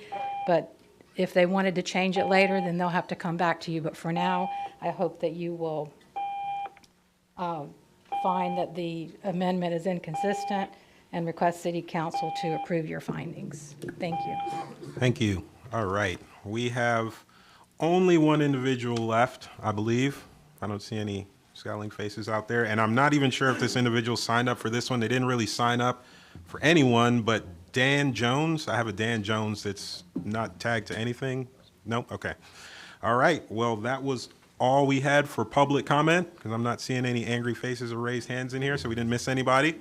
So at this point in time, I will give it back to the applicant for a 3-minute rebuttal response. So that's not necessarily rebuttal. I've been told not to use that term. A response. Again, for the record, Julia Mandel, law firm McRae Robinson, representing the applicant here. And I actually do think it was really good to hear all of the comments and concerns. We had made some efforts to reach out. We didn't get as many of these comments, but sometimes you need a public hearing to really flesh out some of the issues. And those are certainly issues as we move through the process that we need to take into consideration and think through. There's just a couple of things I wanted to talk about. One is, yes, this debate for us, all of us, in real terms, is about how many units, and going to a 50 units, 60 units, 74 units, or up to 175. I understand the folks believe that you can get 60 units without this change. Because of the math, FAR, I don't understand how you do that math either, but you cannot get more than 50, maybe a little less, but up to 50 units. So that is why we're here. If the synagogue no longer exists on that parcel under an R35, we could ask for up to, or anybody, not necessarily us, but anybody could ask for up to 74 units. And as it relates to that coastal high hazard concern, that was the point we were trying to make there. As it relates to the financial hardship part of this, I wasn't trying to make the point that this was a financial hardship. What I was trying to do is indicate to everybody the intent here is to allow a co-location scenario. We don't see that a lot. It actually is a little bit of a threading of a needle because you're keeping an existing structure and you're trying to also have a new development go in there, and that doesn't always happen, and it's something we've been working through, and that is why we came here on this comprehensive plan amendment today. But I understand the concern over, but in the long term, and I think that is something through the rezoning process, we'll seek ways to try and alleviate that. I don't believe there's any way under the comp plan process to do that, but I'd certainly talk to staff to see if there's a way to limit it to ensuring that the synagogue can remain in that location. The final thing I want to say is I know that there was some comments about, underhandedness and, all of that. I just feel compelled, not so much in my representative of the related group, but through my career working before in Hillsborough County and doing the work that I wouldn't play a part in any of that, and it is my intent for this to be an open, transparent process, and anybody in the audience here, if they want my information, I'm happy to have a candid conversation with them about what we're trying to accomplish and why. And as I said, we're gonna plan on having an open house. I will get all the information for these folks, and we'll make sure that they're aware of it. We wanna be able to talk through these issues, because this isn't just a development, this really is an opportunity to try and retain what is on Bayshore today, not put another development straight up against Bayshore, allow that to remain in this location, and also allow the development potential. That is really the intent, and that's why we're here. We appreciate your support. Thank you. Thank you. All right. Now to my planning commissioners for comments, questions, discussions. If you're still with me, everybody's still here. Yes, Commissioner Orton. I'd like to make a comment on behalf of the Hillsborough County Public Schools. This site, we have to calculate at the highest intensity, and it's 175 units. And Roosevelt Elementary, Coleman Middle, and Plant High School are above capacity and have no other capacity for those students. And next, we go to the adjacent capacity if we are at capacity, and those adjacent schools are also above capacity. Thank you. All right, Commissioner Fernandez. Well, I'm going to bring up my coastal high hazard area argument again. The reasoning so much for this was that it's going to affect evacuation timing. But the Bayshore Presbyterian Apartments right across the street, not that I'm bringing them into the mix, but that property would not be in the CHHA. So if they wanted to redevelop that, they'd have no problem. It wouldn't get rubber stamped from the commission to not be developed. So I've brought this up before, that arbitrary Category 1 line is shouldn't be a rubber stamp to disapprove a property. On top of that, I want to address the situation of the trees. I'm definitely considered a tree hugger. I started my own tree farm in my backyard to plant more trees in the Tampa Bay area. And I led a bunch of research students to map Manatee County's entire tree canopy for the whole county. But the way I sort of look at things is that if this is 60 luxury single-family homes, how many acres of forest are we going to lose with that? Right, so as Tampa's growing, people are coming here. We have to start thinking of building up and not out into the hinterlands. Thank you. Good comments, Commissioner Fernandez. I'll just say for myself, I was a bit shocked at the coastal high hazard angle too. I think it's a bad approach for this particular project. I think actually the citizens gave some really great comments. Ms. Pointer, Mr. Vance, so many of you actually gave some really intelligent, good, solid reasons from the comp plan for why this thing could be in a gray area that lands on no. The coastal high hazard area sounded a little strange to me, especially since staff was making the point that countywide we're over our evacuation times, but they didn't really talk about the city of Tampa, right? What are the evacuation times in the city of Tampa? And you won't get an answer to that, just like I didn't get an answer earlier when I asked Mr. Benson about it, because the city's still working on those numbers. They don't have it. Neither does the county, right? Hopefully by the end of the year through some meetings, we'll start to get through that stuff. So I just thought it was interesting that staff took the coastal high hazard area as the reason for disallowing this. I could find a million other reasons for disallowing it besides the coastal high hazard area. I just wanted to make that random point. Commissioner Lauk. I don't think your point's random. It's one of the things I jotted down. Staff bases its denial solely on the coastal high hazard, and it actually says in the staff report that it recognizes developments moving in this way. However, because it's in the coastal high hazard, we recommend denial. And candidly, I think there are a multitude of reasons that this should be denied. I have a couple of questions probably for staff when the time is right. Go for it, yeah. So I heard again and again, applicant says that it's going to ask for 60 units. R35 allows for 74 units. R83 allows for up to 175 units. So can you please parcel it out? Why is it necessary? Why is the applicant asking for the R83? All the noise, I mean, boil it down. If the end project is going to deliver 60 units and the underlying zoning district already allows for that density, why are we here? So when we do our analysis, we look at worst case scenario. So, a number of times we're looking at the land use, not specifically the rezoning. So we're looking at the total acreage of the site, including the existing structure on site, and with the assumption that potentially that could be torn down at one point, sold. We're looking at worst case scenario of what the maximum number of units can be considered on the site. In that case, that's what our, on table 2 of our report, those are the breakdown of those numbers. If I could add, I believe that part of the issue is because of how they uniquely want to utilize the property. So a portion of the property would be calculated based on floor area ratio, the portion that is remaining in the non-residential use. And then the other portion would be calculated based on density, the part that's in the residential use. And so because that residential portion is smaller, they need the higher density, because it's not all being used for residential. I follow you. Okay.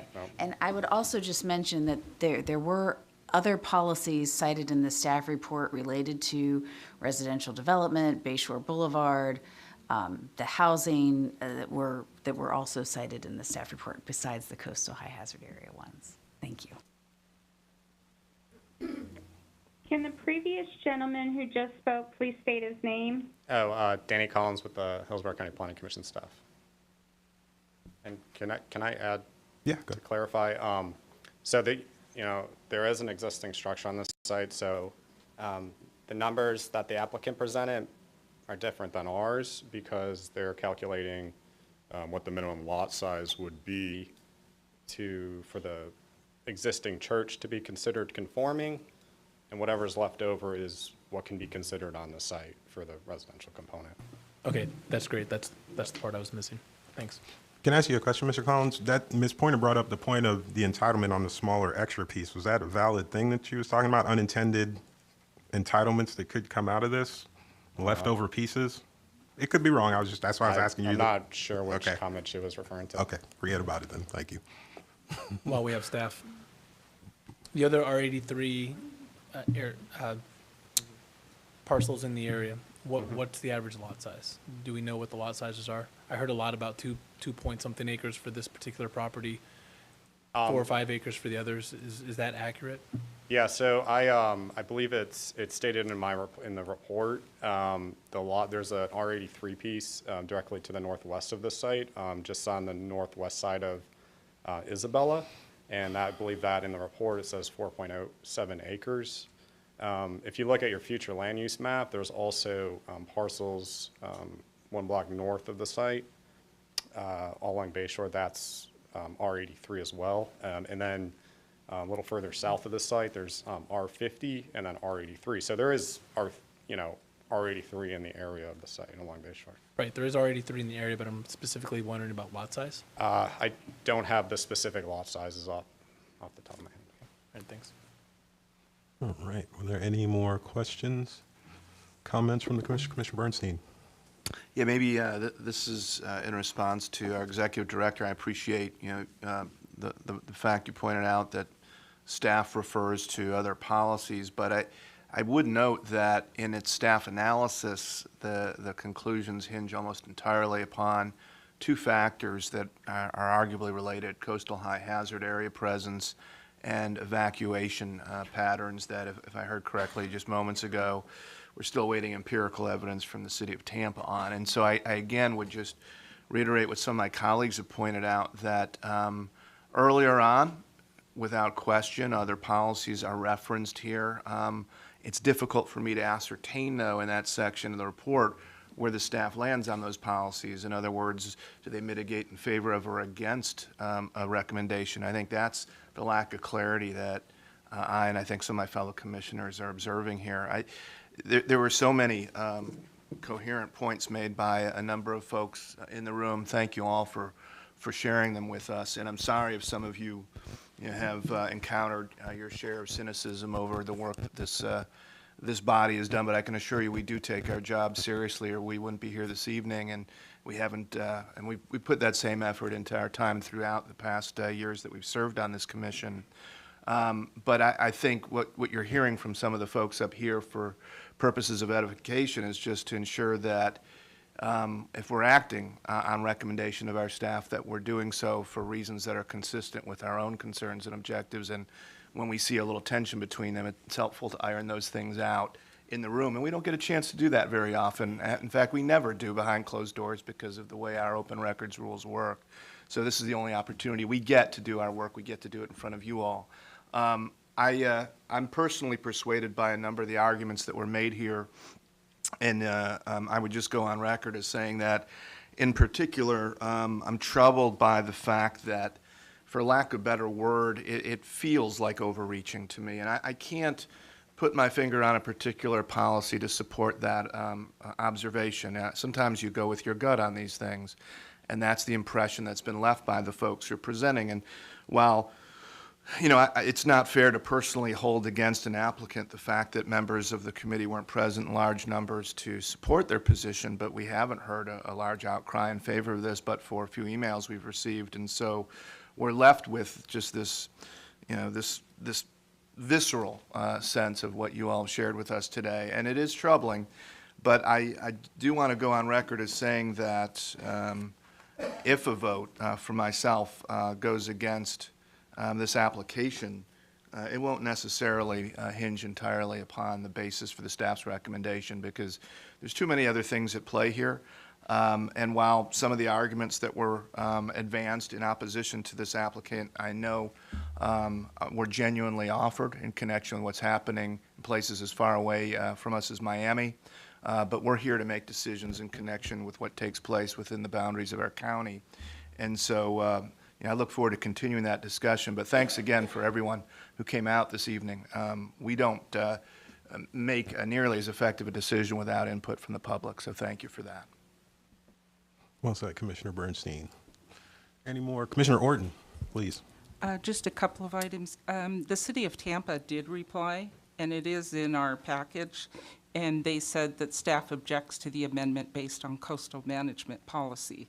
So those who didn't see it, the city of Tampa did object to this. Secondly, coastal high hazard area is very important, and we shouldn't cross that line. I myself am a certified floodplain manager. I have been trained by FEMA, and it is very important that we stick to those laws. We're told all the time about our sea high level raising. We've got to pay attention. We've got to take care of that. We may not have been hit as hard with Hurricane Ian. We could have been. And Bayshore Boulevard floods all the time. You see it in the news all the time. So we need to take care of what we've got. I just wanted to add that. Very good points, Commissioner Horton. Commissioner Fernandez. I would just like to say I studied a couple of years ago. I was at USF hired to map sea level rise for the city of Tampa, and it is a problem, no doubt. But those areas are actually quite isolated. Basically, on some areas of West Shore and up in McKay Bay where we already have mangroves. I do understand that's a concern, but that's different than the coastal high hazard area that is basically geared towards hurricane storm surge. So I just want to make that clear.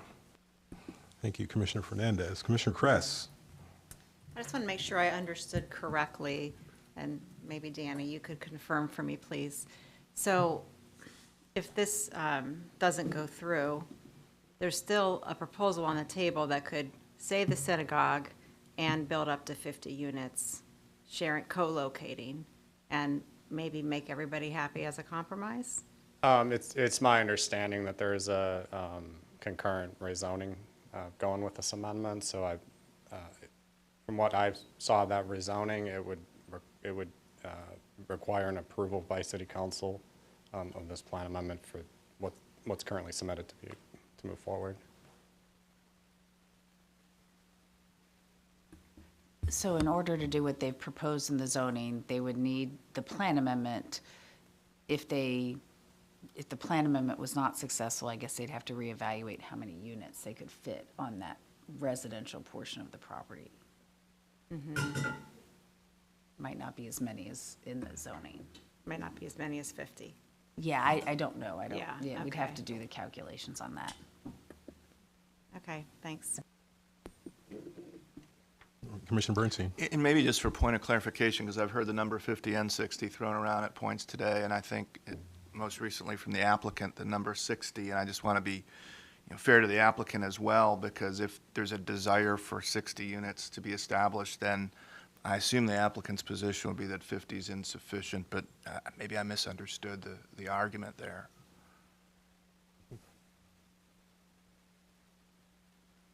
We're going to get you a response. Okay. Sorry again, Julie Mandel. What is proceeding forward through Tampa City Council is a opportunity for 60 units. And that is what we'd like to be able to intend to move forward with, given the fact that, and some of the reasoning for that is you could potentially see 74 units on this site, and that was a compromise for how we should proceed forward. Certainly, if something were to change at Tampa City Council, we'd have to reevaluate and would have to be looked at. But for right now, it is the 60 units. Thank you. Thank you. All right, were there any more comments or questions from the commissioners? I am not seeing any lights on, so with that, I'm going to go ahead and close the public comment on this item. All right, and open it up to motions from the commissioners on this item.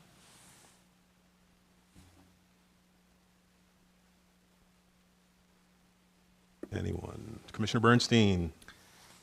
Thank you, Mr. Chair. At this time, I would move that we find TACPA 2213 in connection with the proposal on Bayshore Boulevard inconsistent with the goals, policies, and objectives of the Tampa Comprehensive Plan, and that we forward that recommendation to the Tampa City Council. All right, Commissioner Lau. Second.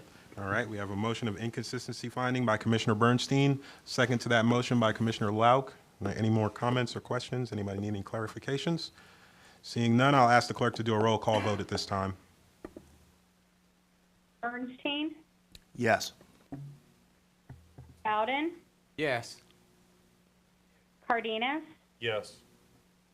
Fernandez, No. Kress, Yes.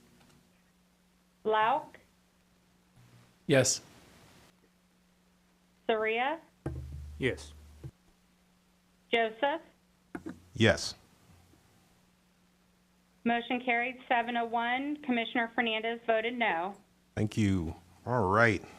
Thank you all for your time, all the information. We'll move on to our next item of business. All right, 2D, TACPA 22-14 Comprehensive Plan Map Amendment, 1112 West Waters Avenue, and the presenter is Sam Thomas.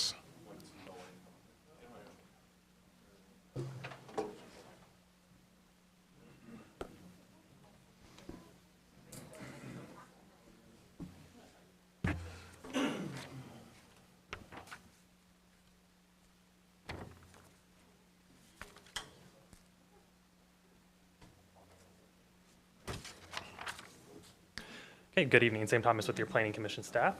This is TACPA 2214, located at 1112 West Waters Avenue. Some background on this: it was privately initiated. It's small scale, approximately 0.39 acres, and the request is to go from community mixed use 35 to community commercial 35. Here's the site on our general locator map. It's within the University Planning District in the Lowry Park Central neighborhood. The Transportation Planning Organization staff has identified this area in their non-discrimination plan environmental justice map as an area of having a high density of minority populations. Here's an aerial map of the subject site. The subject site is highlighted in yellow, and it is bound by North Newport Avenue and West Waters Avenue. Along West Waters Avenue, the main existing land use is light commercial uses, which are found all the way along Waters Avenue. On the north side of Waters Avenue, there are some sporadic heavy commercial uses, but the area has been trending towards light commercial. Once you move north of Waters Avenue, you can see that the neighborhood the area quickly transitions to single-family detached homes. This is looking west along West Waters Avenue. The subject site is on the left side of your frame. This is looking east along West Waters Avenue. The subject site is on the right side of your frame. This is looking south from West Waters Avenue, North Newport Avenue. The subject site is on the left side of your frame. And this is looking northeast at the subject site from North Newport Avenue. Here is the adopted future land use map. As you can see, the entire waters corridor that is depicted here is under the community mixed use 35 future land use designation. And then as soon as you transition north and south Waters Avenue, the dominant land use is residential 10, which is mainly for single family detached homes. And here is the proposed future land use map. You can see the site recognized under the community commercial 35. The potential impacts of this request, currently under the CC 35 and the community mixed use designation, the number of units for their density and their intensity would stay the same. The only change in the request would that it would introduce the consideration of commercial intensive uses on the site. The City of Tampa did have an objection to this request, and their staff is available to answer any questions regarding that. So Planning Commission staff analyzed the entire length of Waters Avenue within the City of Tampa limits. When looking at the south side of Waters Avenue, the community commercial 35 is only found between North Albany Avenue and the Hillsborough County line. There are two small pockets of community commercial found on the north side of Waters Avenue, here and here. With outside of those, the only community commercial found on Waters Avenue is found on the north side, along North Florida Avenue corridor, and the Nebraska Avenue corridor. And then you can see the subject site here, and then you can see that little pocket of CC 35 that is found on a 0.3 mile segment out of 3.15 miles on Waters Avenue.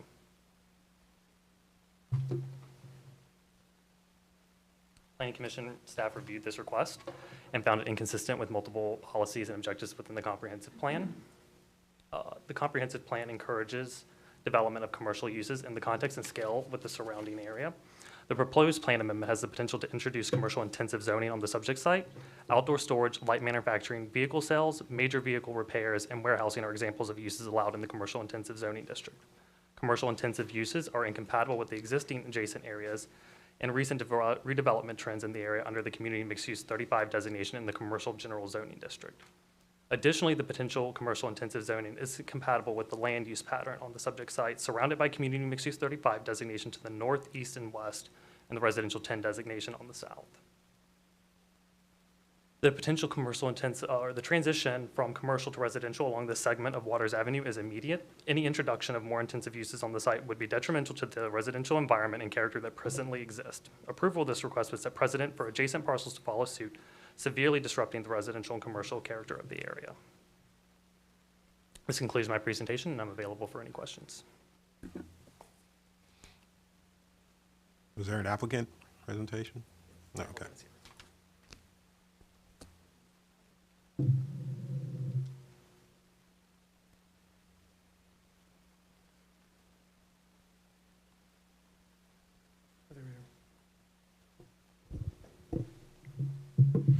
Good evening, Mr. Chairman and board members. My name is Todd Pressman, 200 2nd Avenue South, number 200 in number 451 in St. Petersburg, Florida.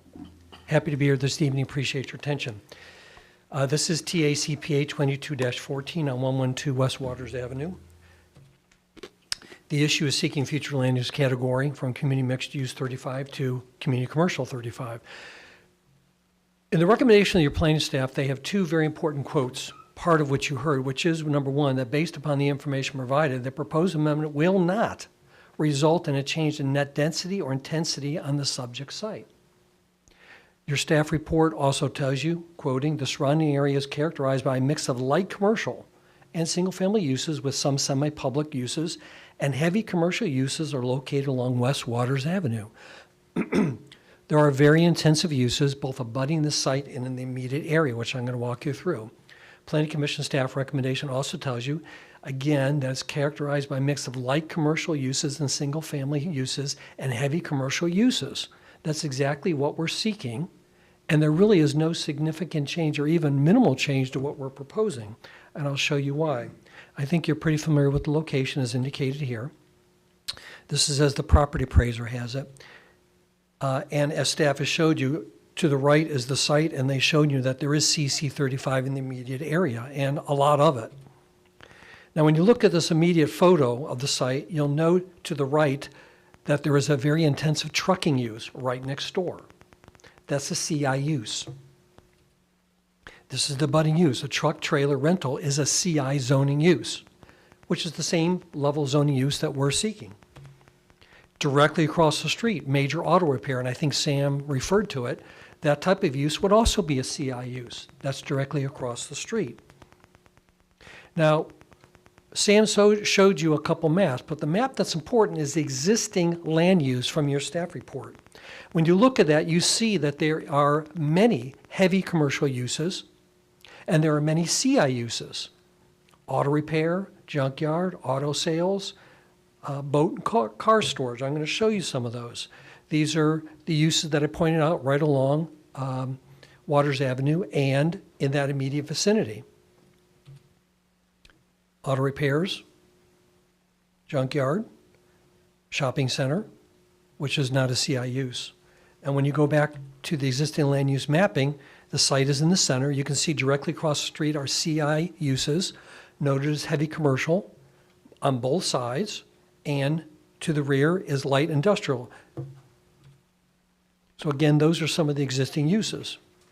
Now, required under the zoning for CI is a buffer screening of a 15-foot buffer with a masonry wall with shrubs and ground cover. So there's a very intensive buffer to the rear. Now here's the crux, ladies and gentlemen.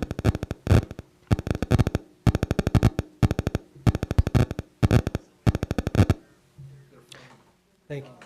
Oh, thank you. My fault.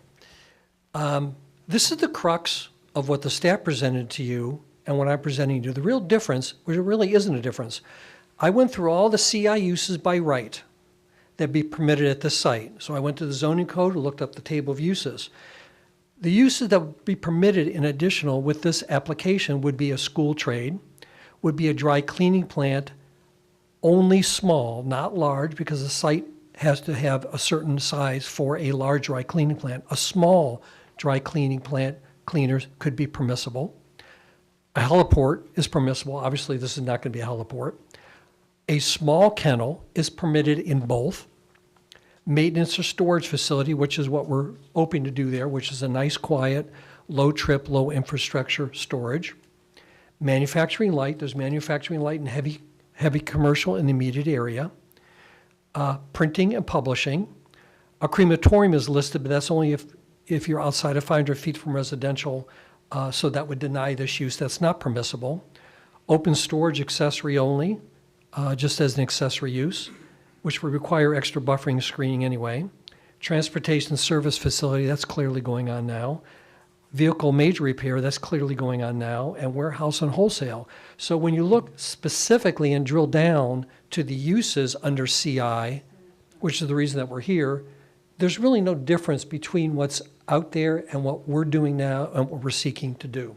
And again, I think that's the direction that staff told you and the direction that we're trying to go in. So staff referred to a couple of policies that they know that we are inconsistent with, but I would tend to disagree with that with respect, which is 6.18, 15.2.1, encourage the development of commercial uses in context and scale with the surrounding area.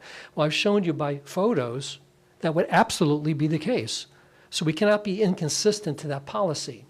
And I've shown you that the zoning uses under CI would be the same mix, same use, same intensity that's in the area now. They also referred to protect and maintain the character of existing residential areas.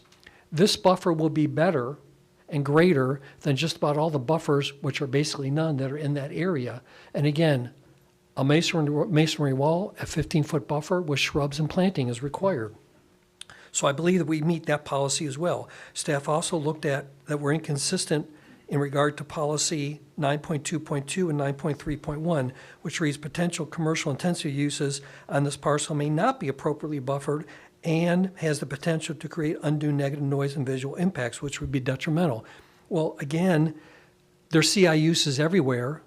I don't see a crowd of people like we did at the last hearing coming out and complaining or having concern about it. I don't know if there's anyone here or not. But again, a buffer is required under zoning. It will have to be installed. And again, the use that we are promoting, or the use that we're asking, as staff report has said to you, are not more intensive and are, using my words, are similar and not creating any greater intensity. So with that, we appreciate your attention. We appreciate any questions you might have. We'll be happy to answer them. And we appreciate having the chance tonight to speak with you. Thank you. Oh, I'm sorry. I apologize. One more point. Waters Avenue is a very intensive roadway. Per your data, it's 28,000 vehicles per day. That's a roadway that can carry CI uses and does now and does with no difficulty. Thank you very much. All right. I don't think we had anyone sign up for public comment on this one, amazingly. So we will turn it right over to the commissioners. Oh, did we? No? Okay. We will turn it over to the commissioners for comments or questions on this item, discussions. I am not seeing any lights come on, so, oh, Commissioner Bernstein.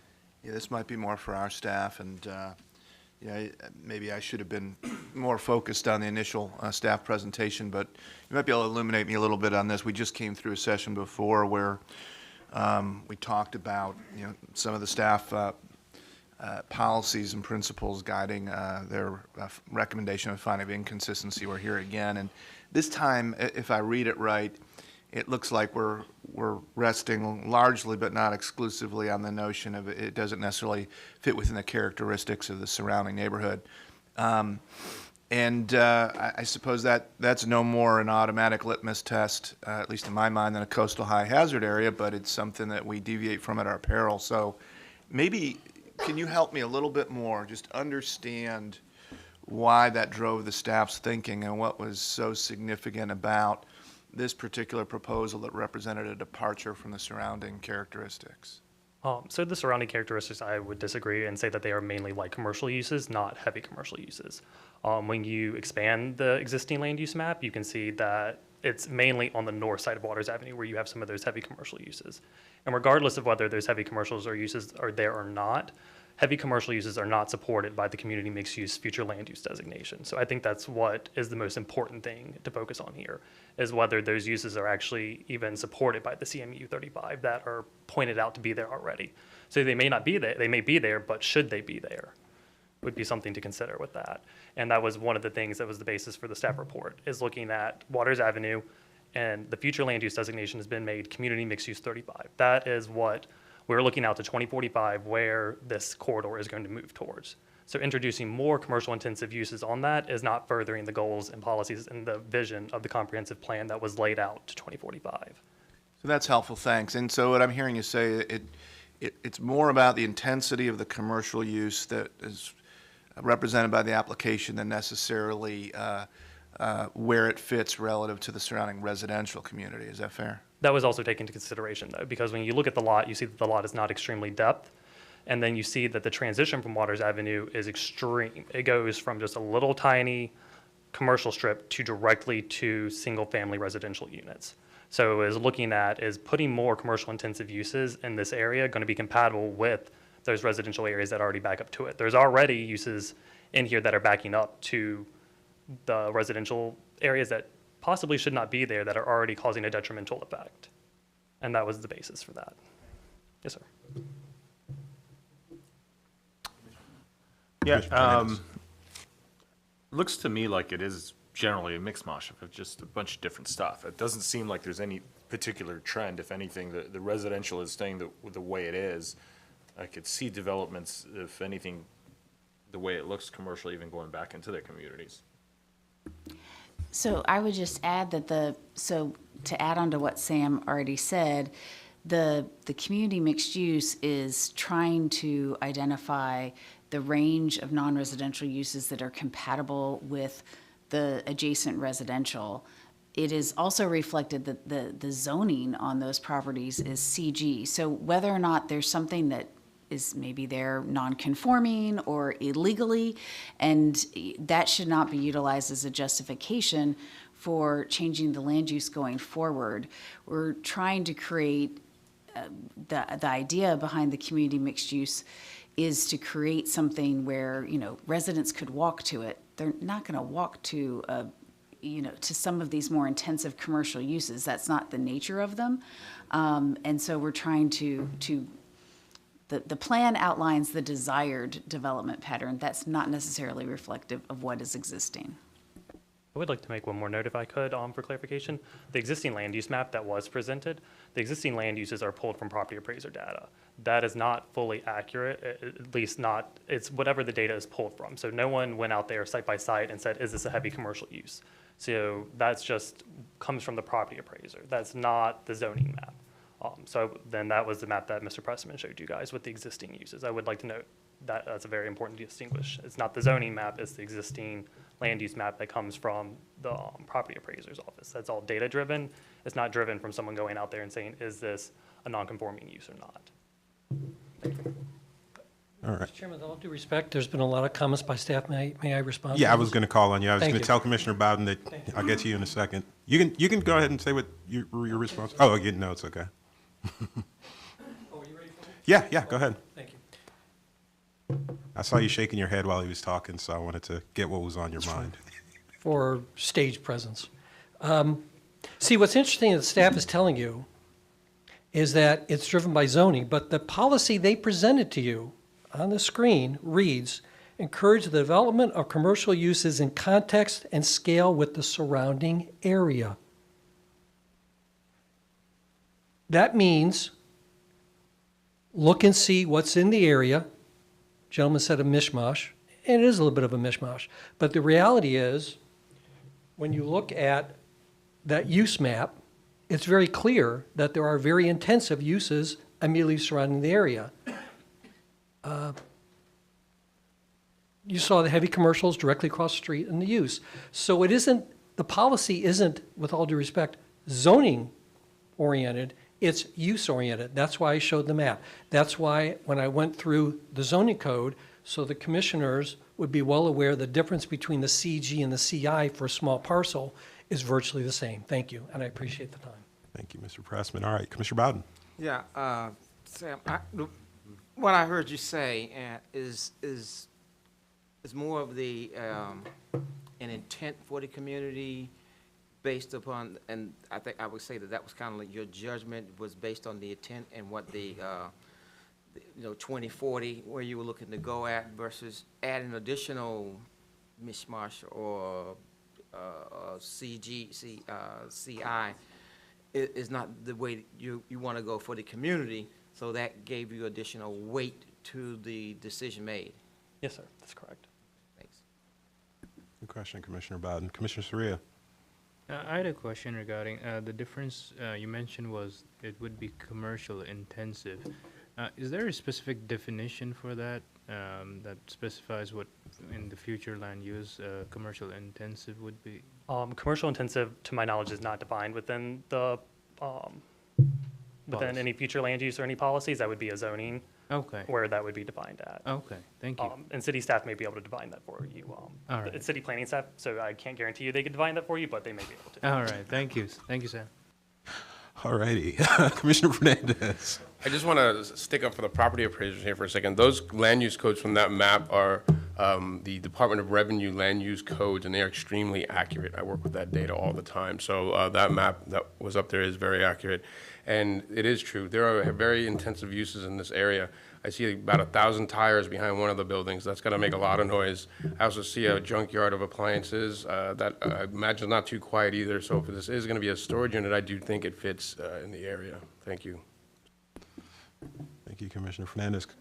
Do you have some comments, Commissioner Soria? Yeah, just to add to Commissioner Fernandez, I was looking at the map as well, and it is a mash of a lot of things. There's a church, there's restaurants, and so a lot of heavy use as there's junkyard and recycling center too, it looks like it. So it's hard to define what exactly, the line's very thin when between commercial intensive and community CU 35. So that's something I'd like to add on the comments as well. All right, thank you. Commissioner Kress. I wondered if we could hear from the city of Tampa and get any feedback from them. Frank, I see you back there. Good evening, Commissioners. Frank Hall with the Planning Department, City Planning Department. Your concerns were about compatibility, I'm assuming? Is that what you're asking? Well, and you can maybe reiterate the comments that you all made in your review. We essentially decided that because there was a residential, it was backing up to residential, and as Sam had mentioned, the lot is fairly narrow, that it was too much of an overlap. We found that the reason that we found inconsistencies there were not only because of that difference in uses, but because, as Sam alluded to, we want to encourage that CMU 35, I'm sorry. So we found that in direct conflict.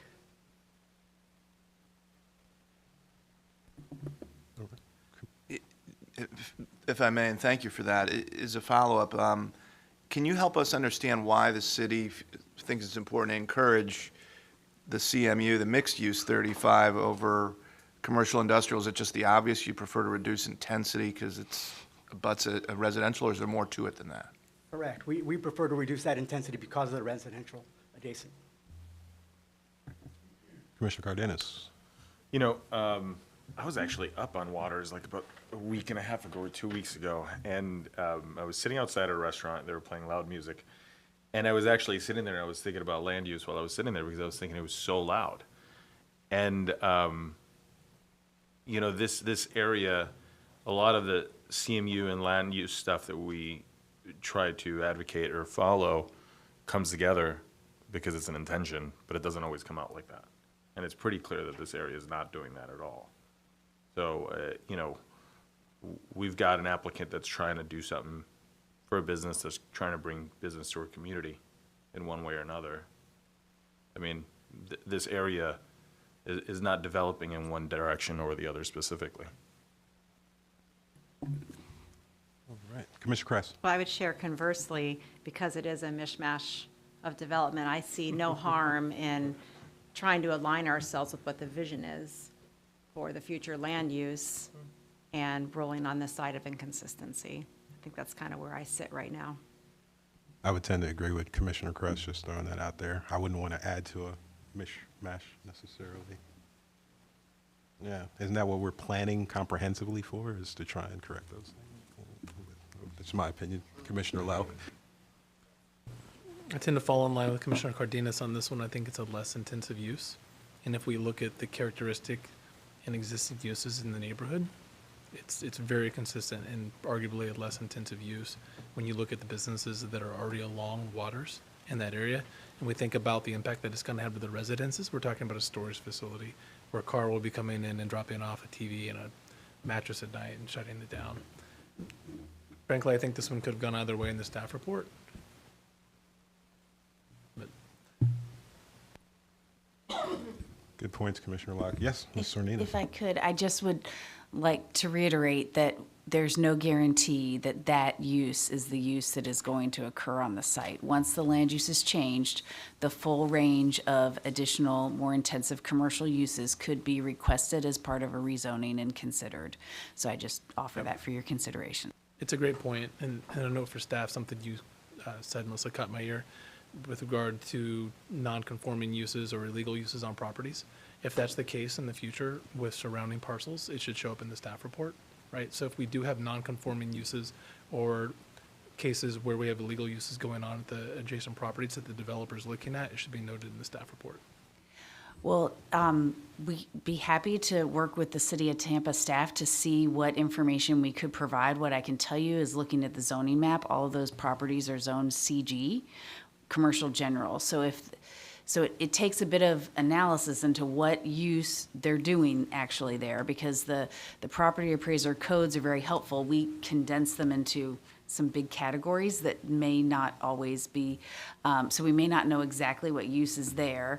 Then we have to find out from the city whether or not that use is allowed in the CG or was it built before their zoning. So there's quite a bit involved in that, so we can see if the city can help us with some of that information. But I don't want to overpromise and then underdeliver with the volume of work that the staff has, that we're going to be able to do that level of research always. To be clear, I don't expect it, and I'm not requesting it, right?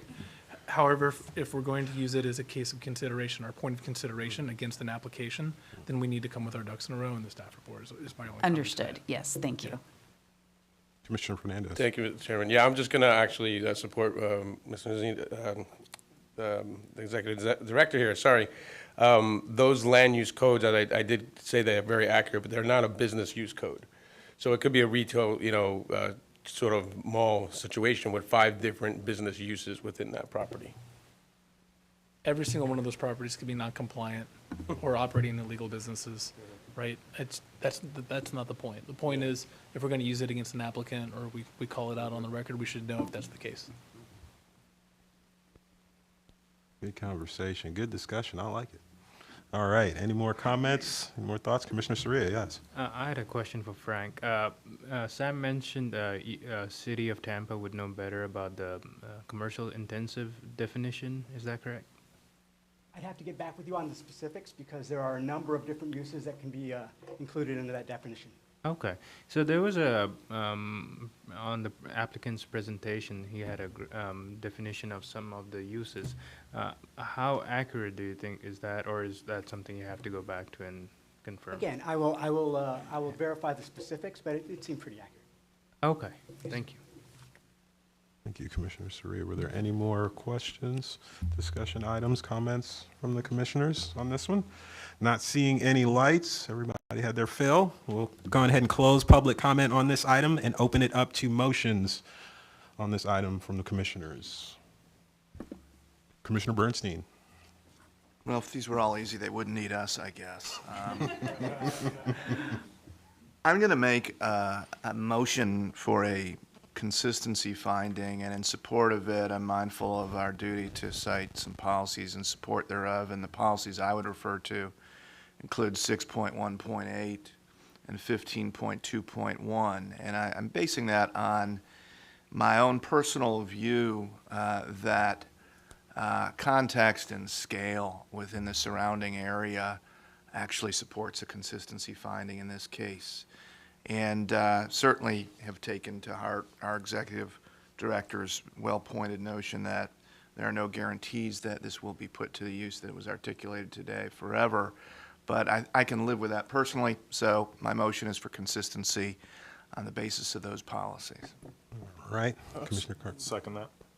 All right, we have a motion of consistency finding, citing policy 6.1.8 and 15.2.1 by Commissioner Bernstein. A second to that motion by Commissioner Cardenas. Any comments, any discussion from the commissioners? Not seeing any at this time, then I'll go ahead and ask the clerk to do a roll call vote on this item. Bernstein, Yes. Bowden, No. Cardenas, Yes. Fernandez, Yes. Kress, No? Lauk, Yes. Soria, Yes. Joseph. No. Motion carried 5-3. Nice. Commissioner Bowden, Commissioner Kress, and Chair Joseph voted no. Thank you, Mr. Chairman. Thank you, board members. Thank you very much. All right, on to our next item of business. It is 2E, TACPA 22-16 Comprehensive Plan Map Amendment, 610 West North Bay Street, and the presenter is Emily Phelan.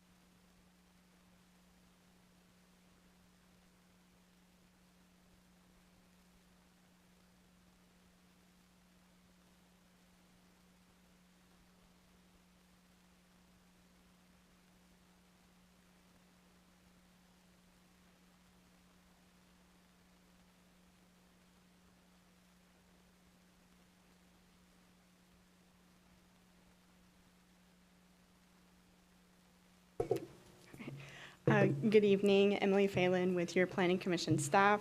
This is TACPA 2216, located at 610 West North Bay Street.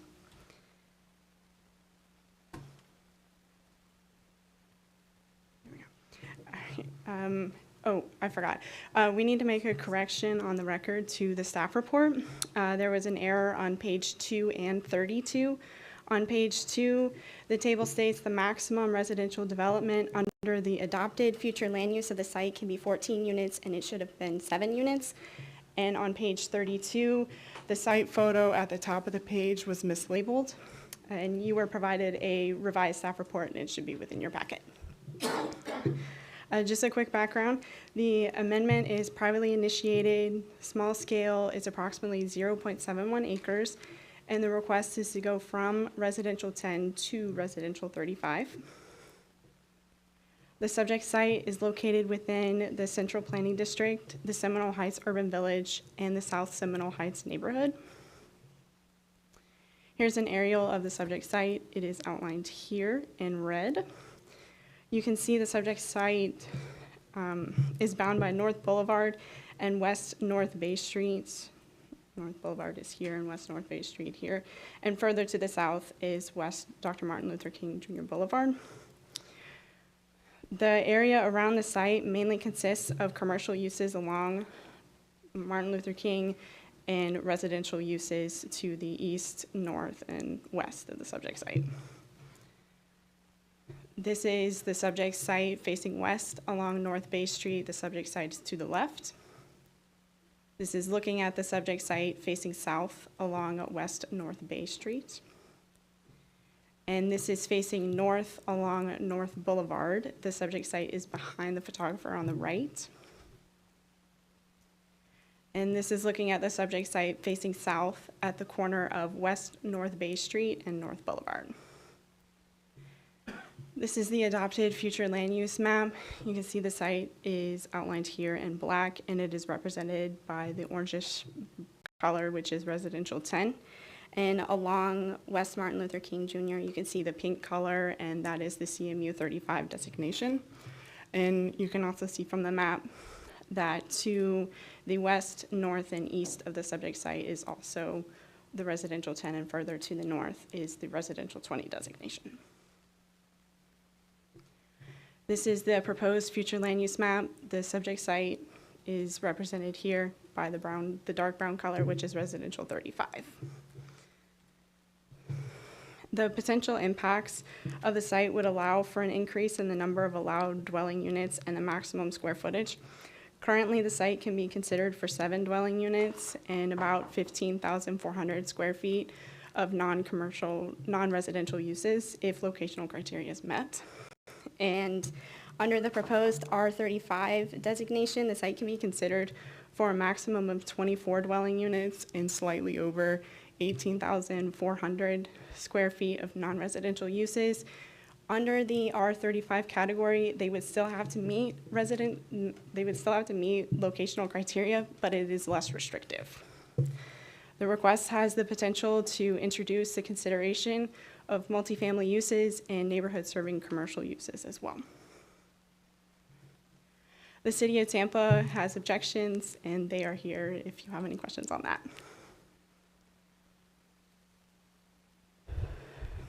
Planning Commission staff has reviewed the request and found it consistent with multiple aspects of the comprehensive plan. The comprehensive plan has policy direction that seeks to protect existing residential areas while balancing the need for new development to be compatible with the neighborhood character. Additionally, the comprehensive plan promotes a development pattern consistent with the compact city form strategy, which encourages mixed-use infill development within proximity to transit and employment services. The request for increased density and intensity will meet this policy direction while balancing the neighborhood character the comprehensive plan seeks to protect. The Planning Commission staff finds the proposed request comparable and compatible with the neighborhood based on the surrounding land use pattern. In conclusion, Planning Commission staff recommends that the proposed map amendment be found consistent with the goals, objectives, and policies of the Tampa Comprehensive Plan. This concludes my presentation. If you have any questions. Is there an applicant presentation? Yes, okay.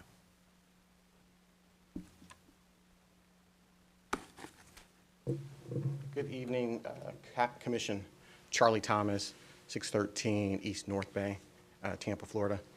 I'd like to thank you for your time this evening, getting through this agenda.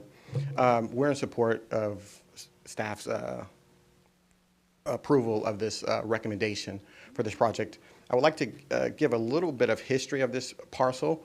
So this parcel dates back to all of you all who are familiar with Martin Luther King when it was, when it was Buffalo Avenue. So this parcel's been vacant for 30 years. And so we had an opportunity. I am a resident of Hillsborough County. I was born and raised here. We've been developing in Seminole Heights for the last 25 years. My kids went to Seminole Heights Elementary. My daughter taught at Memorial. So as I come today, that some of our neighbors are not on the same page, but we're going to work through this as we've worked through all the other projects that we've done in the city. I just want to give you scale. You can show this. This was 1989, a commercial development, 8,000 square foot development, 27 parking spaces, was approved by the city council in 1989. That never got developed. Fast forward, 15 years later, 2004, Sierra Construction purchased this site, and they went to do a multifamily project consisting of 7 units. To date, that project hasn't come to fruition.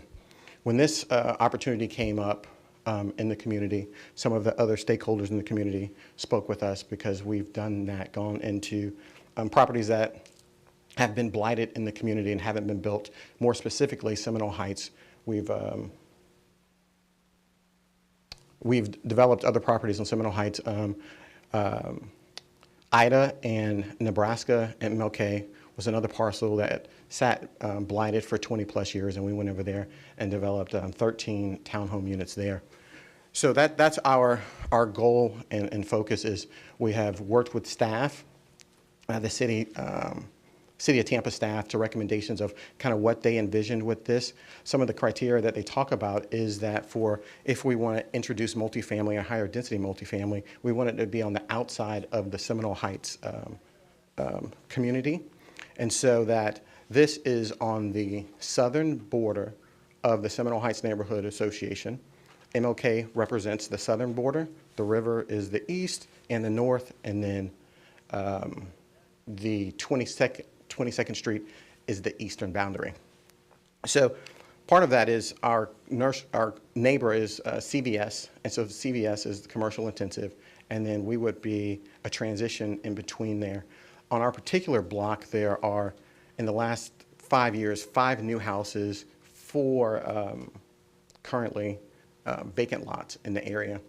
And so our intention is to come up with a plan that's sensible and compatible with the design and character and formation of the Seminole Heights district, also offering the opportunity for members of the community, so our young professionals to have an opportunity to afford to be able to live in Seminole Heights as it's becoming more pricey, and for those other members of Seminole Heights who have outgrown the baby boomers, their kids are gone, they have the big, beautiful houses, but they still want to stay in the fabric and live within our community, but they don't want the large homes, and then they can do that with that. So we're trying to add that diversity of mixture of uses within the community that we believe is consistent. There were some documents, some comments submitted in reference to the posting or notification. I just want to I'll have my partner come up and speak to that, just a verification that we noticed properly, received properly by the Planning Commission staff, and that we just want to, if there are any questions, we want to make sure we check all the boxes as we go through this process. Michael? Good evening. Michael Leaks, 813 East North Bay Street, Tampa, Florida. As Charlie mentioned, we did comply with all of the notice requirements for the per the Planning Commission staff. All that stuff was sent in, certificate of mailings were sent and acknowledged and received by staff. All right, I'll turn it over right now to our attorney, Stephen Thompson. He'll share some remarks and some clarification, and then I'll wrap it up. Good evening. Can you hear me? Yes, please go ahead. There's something wrong with my camera, but I got the audio. I appreciate that. My name is Stephen Thompson. I'm an attorney with the law firm of Nasby Thompson. I represent the applicant. Just very briefly, I wanted to compliment the Planning Commission staff. They really did an outstanding job in regard to the comprehensive plan review. I think what the staff did is they applied the city's comprehensive plans, policies, and criteria to the request. And based upon this analysis and review, the staff determined that our request was consistent with the City of Tampa's comprehensive plan. We certainly agree with the staff analysis and their decision based upon the review of the City of Tampa comprehensive plan. In regard to the concerns from the neighbors about this development, I think it's important to note that we're not proposing any development on this site with this comprehensive plan. A comprehensive plan amendment does not approve any development for the site. Any future proposed site plan, we've got to go through the same process. There'll be a public hearing process. There'll be the opportunity before the Planning Commission and the City Council. And I've already talked to my client. Before we even get this far, we are going to have a meeting with the neighborhood and review with them the site plan and work with them on the site plan. But again, tonight, no development is being considered or approved by this comprehensive plan amendment. Your county staff has determined that this request is consistent with the comprehensive plan, and we would request approval of the comprehensive plan. Thank you. All right, thank you, Stephen. Thank you, council, for your time and your indulgence. I do have one letter from a member of the community. Can I add it into the record or read it to you? Yes, sure, either. Okay. Dear council and commission members, this letter comes to you from a concerned community member. I have been a part of Seminole Heights for more than 35 years. I have seen the changes during this time. This city has grown and is continuing to grow. The absence of housing has been a problem for many people. There are a number of vacant lots which can possibly be developed to help with these housing needs. I believe this proposed construction of townhomes on 610 North Bay is a good idea. Since I've seen the other projects which have been completed by the builder. I'm confident that this construction will be done in a first-rate manner and with will be a tremendous asset to the community. I support this project and recommendation. Dr. William Marsh, 4119 North Teleferro Avenue, Tampa, Florida, 33603. Thank you all for your time. Thank you. All right. Now, we did have some people sign up for public comments on this item, so we will start off with the individuals here in the room. I have a David Harrington, I believe.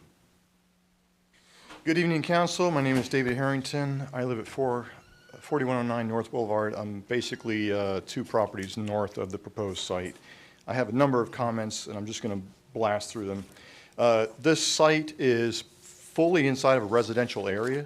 When they try to attach it to a commercial interest, I take issue with that because there's basically an alley dividing the property from CVS. The large property in the proposal that's to the north that they're calling as a public property is actually all residential. There's no commercial property, no public property to the north. There's one small Hispanic church. The alley in the proposal for the garage access is it's got 7 units facing the alley. That's how they pull in. That alley is already serviced by 7 properties. So that's going to double the traffic coming off of the alley. Also, with the excessive, there's traffic on North Boulevard is already over capacity at over 3,500 cars a day. The blind alley exiting next to CVS is going to cause a problem and cause more accidents. The original design had 2 smaller block structures with a decent amount of green space. The new proposal has nearly 0 grass, with the exception of the grass that's adjacent to the sidewalks. So that, to me, is another big issue. The doubling of units per square foot will also probably, I can't speak to the builder, but I can imagine that if you're going to build 7, you're going to have a certain level of quality. If you're going to build 14, you're going to drop that quality. That's going to impact the number of the value of the homes that are adjacent. All the existing trees on the property are to be demolished. You saw one photo where there's very nice grand oak on the corner. That's going to be gone in this new property. Adjacent residential to the east, with the buildings only being 7 foot from the setback, and they're going to have a 3-story building next to an existing home. That seems, again, excessive. The original design had an entry and exit on West North Bay, which then you would have 2 options to go east or west to get out of the area. The new design has all the entrance off of North Boulevard, which is also adjacent to a CVS exit, which sounds, again, a bit excessive. I don't know if the traffic has already been the study on that, but you can't have 2 roads exiting next to each other. It doesn't work. And there you go. Thank you very much for your time. Thank you, sir. All right. Next up, we have Charlene Hartford. Good evening. My name is Charlene Hartford. I'm president of the South Seminole Heights Civic Association. I'd like to begin by helping you understand that Seminole Heights isn't just this one big area that was just previously described to you. We have multiple small neighborhoods. We are South Seminole Heights, and our borders are Dr. Martin Luther King Jr. north to Hillsborough Avenue south, Florida Avenue to the west, all the way to the river, and those are the only boundaries of ours. Our community is very different from every other one that was mentioned. In fact, the gentleman who endorsed this project does not even live in our neighborhood in the letter that was read. We did an inventory, or there was an inventory done last year of our homes, and I want you to understand this neighborhood because approving this potential 8-story building will irreversibly change the face of our neighborhood in a negative way. So 82% of our homes were built prior to 1969. 78% were built before 1959, and 63% were built before 1949. So we're a neighborhood of historical homes, and that is the complexion of our community. An 8-story building will greatly change the complexion of our community, even if it's only one more building away from Dr. King. Today, all of our commercial developments are on the north side of West Martin Luther King Jr.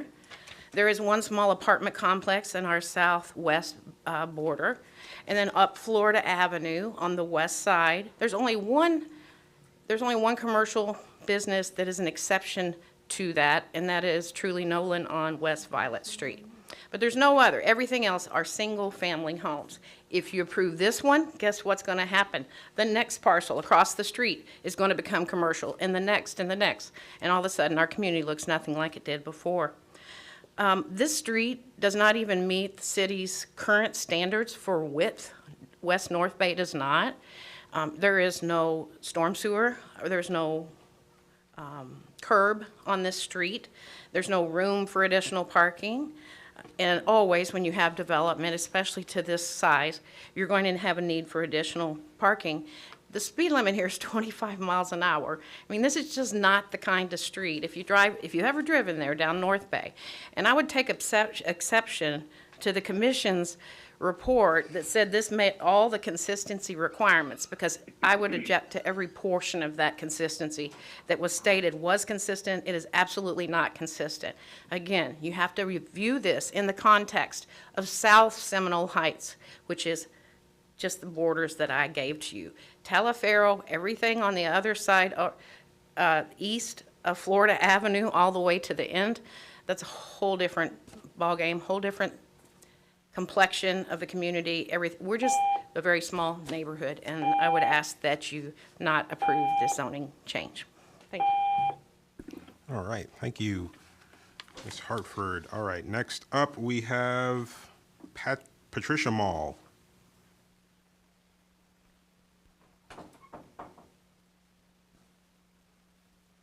Hi, my name is Patricia Mall, and I personally have lived in the community for 40 years. I have here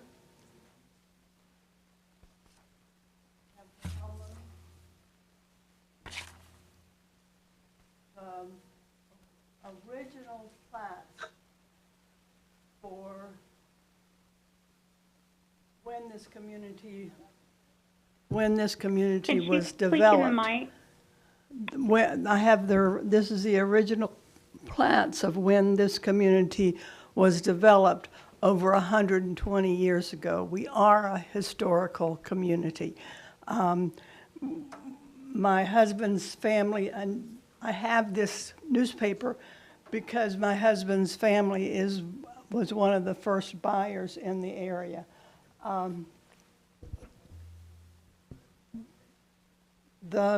This portion here was actually a farm,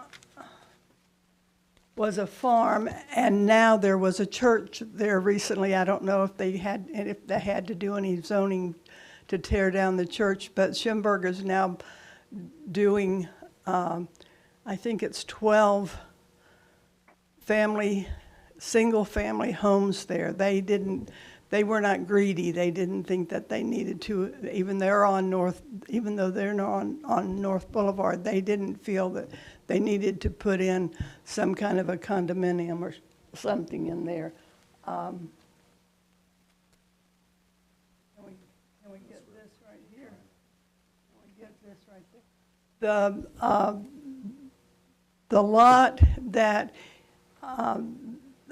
the man said was blight, I think that people from the Sierra Club and other people who are tree huggers would say that it for years has been a green space in our community, which we have enjoyed.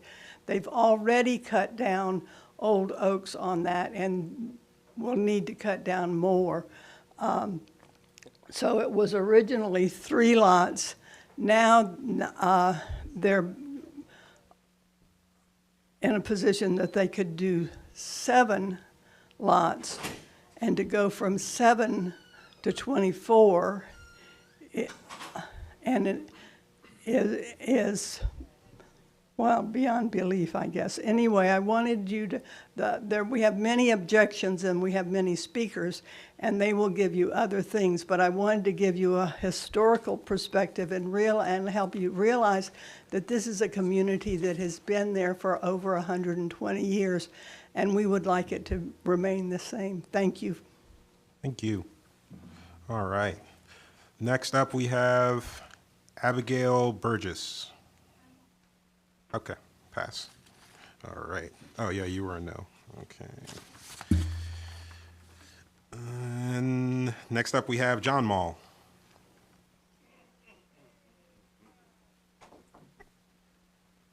Hope I can make it. My name is John Moe, 4104 North Lynn Avenue. I've lived, say, within 500 feet of this corner for over 70 years. My family moved in that area in 1951. And, of course, I've seen a lot of changes, but it's all been single-family residences. It hasn't been anything like a townhouse in there, to my knowledge, ever. But I want just some kind of thing that I can't understand. I'll put this here on the Elmo, and maybe somebody can help me understand it. Is that going to go, or do we have the same problem again? I don't know why the things don't. There we go. Here, okay. This is kind of like what's happening for us. It says that here, the transportation and others says there are no roadway capacity improvements listed for 20 years in the future. And it's on this chart here, there's nothing adequate now. What do you think it's going to be when this project goes in? You can see that it goes all the way down to F. I don't know how you can get any worse than F, but I guess we're going to try if you say that this is consistent. I can't believe that anybody would say it's consistent, but perhaps some people, the staff has apparently. I hope that it stays R10. It's worked for this many years, and I think it'll work for the future to keep this neighborhood characteristic as it is with single-family detached homes. Hopefully that you will see that this is advantageous to the character of this, which is called Chelsea. It's a subdivision that was formed in 1906. So all I can do is pray that you'll do the right thing and keep it R10 and not go to whatever they want, R35. I think they want R20. R10, it works. They could put 6 single-family homes on this with R10, but they want more. And to me, enough is enough. Let's keep it. Just drive down West Morse Bay and you'll see these beautiful bungalow-style houses. I have an electric house on the corner. Perhaps I could. Well, anyways, if you wanted to see an electric house, come by my place. But the whole place is, these homes are eclectic throughout there. They're not townhomes, they're not row houses. Everybody has their own mix of what they like, and I hope you see that as keep that character for this community. Thank you. Thank you, sir. All right. Next up, we have Harold Holder.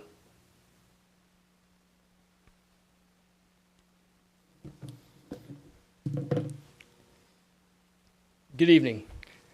Harold Holder with the Bush Ross Law Firm, 1801 North Highland Avenue in Tampa.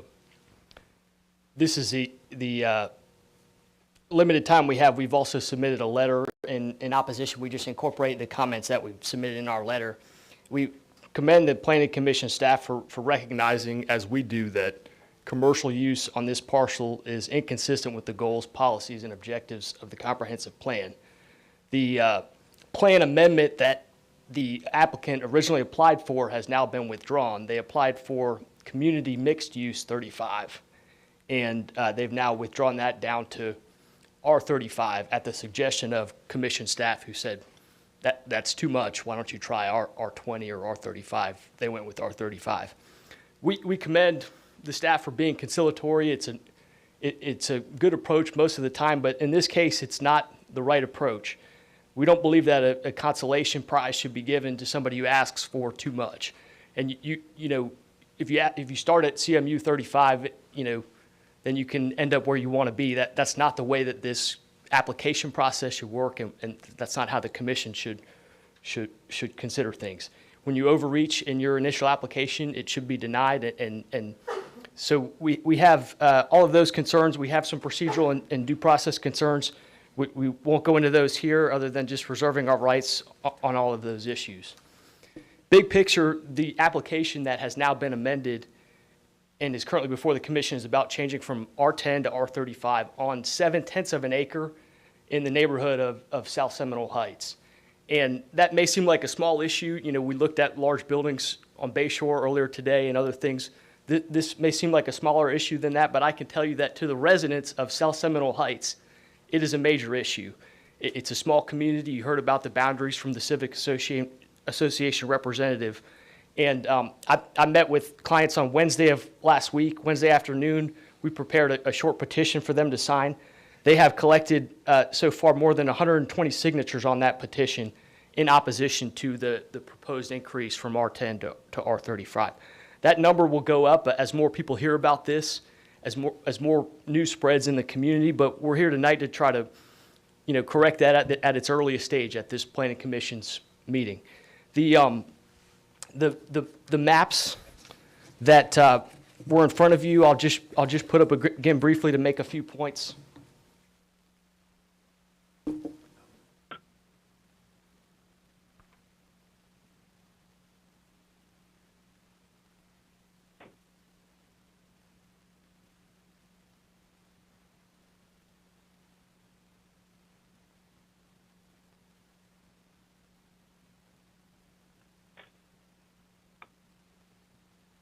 There we go. This is figure 3 in the staff report, and you can see this is the existing use. It shows the 7 townhomes, and the applicant referenced earlier that in 2004, this was converted from 3 lots to a subdivision of 7 townhomes. That project has never been feasible. They've tried to do things to make it fit on that site. It just doesn't work on this 7/10 of an acre. The adoptive future land use, you'll see is R10. It's R10 in the rest of the neighborhood. And this brown area with the R20 is a site that was a former church and has now been redeveloped as all single family. So when you look at this map, all of this, what was this church in blue here, is all being single family residents, and that's what's consistent with the rest of the community. The proposed site, and I'm sorry I'm out of time, I'll wrap up, but the proposed site would stick out like a sore thumb in this neighborhood. There's no place in this neighborhood for an up to 8-story building. We respectfully request that the commission find that the proposed amendment is inconsistent with the plan. Thank you. Thank you. All right. We have 2 more sign up here in person. Britt Massing.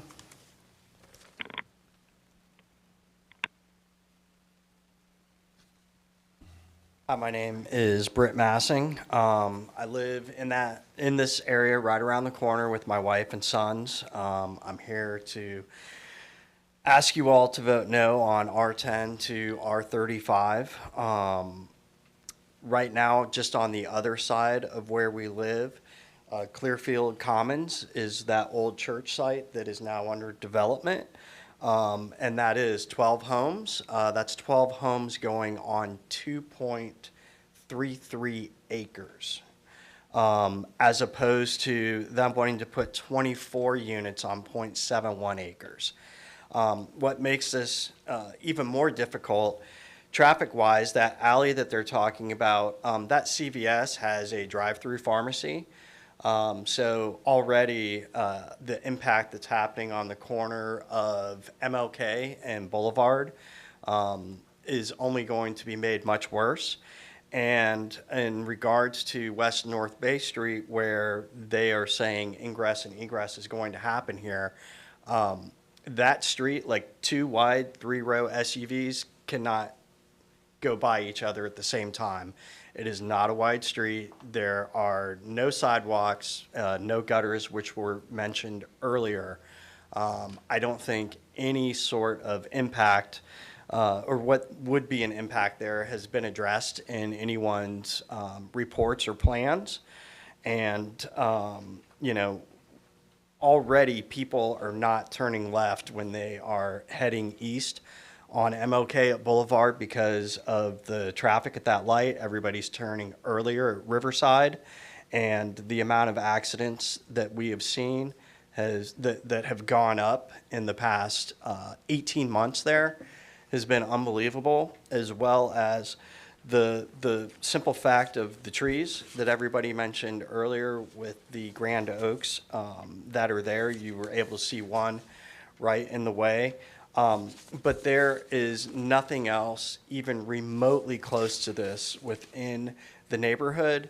And in regards to fire safety and first responders, I see no way where anything, any sort of fire truck, et cetera, can actually have decent ingress and egress within what they have proposed. So thank you all very much for your time. Thank you. All right, next up, in person, we have Teresa Goldberg.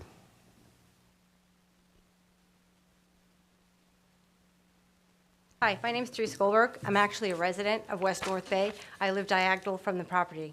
I'm one of the houses that the gentleman represented as being a new house that's being built. And when I built my new house in 2018, I built a single-family residence in the style commensurate with the neighborhood, which is a bungalow home. I didn't build a two-story home, I didn't build an 8-story building, right? I'm someone who spent the first 45-plus years of my life in New York City.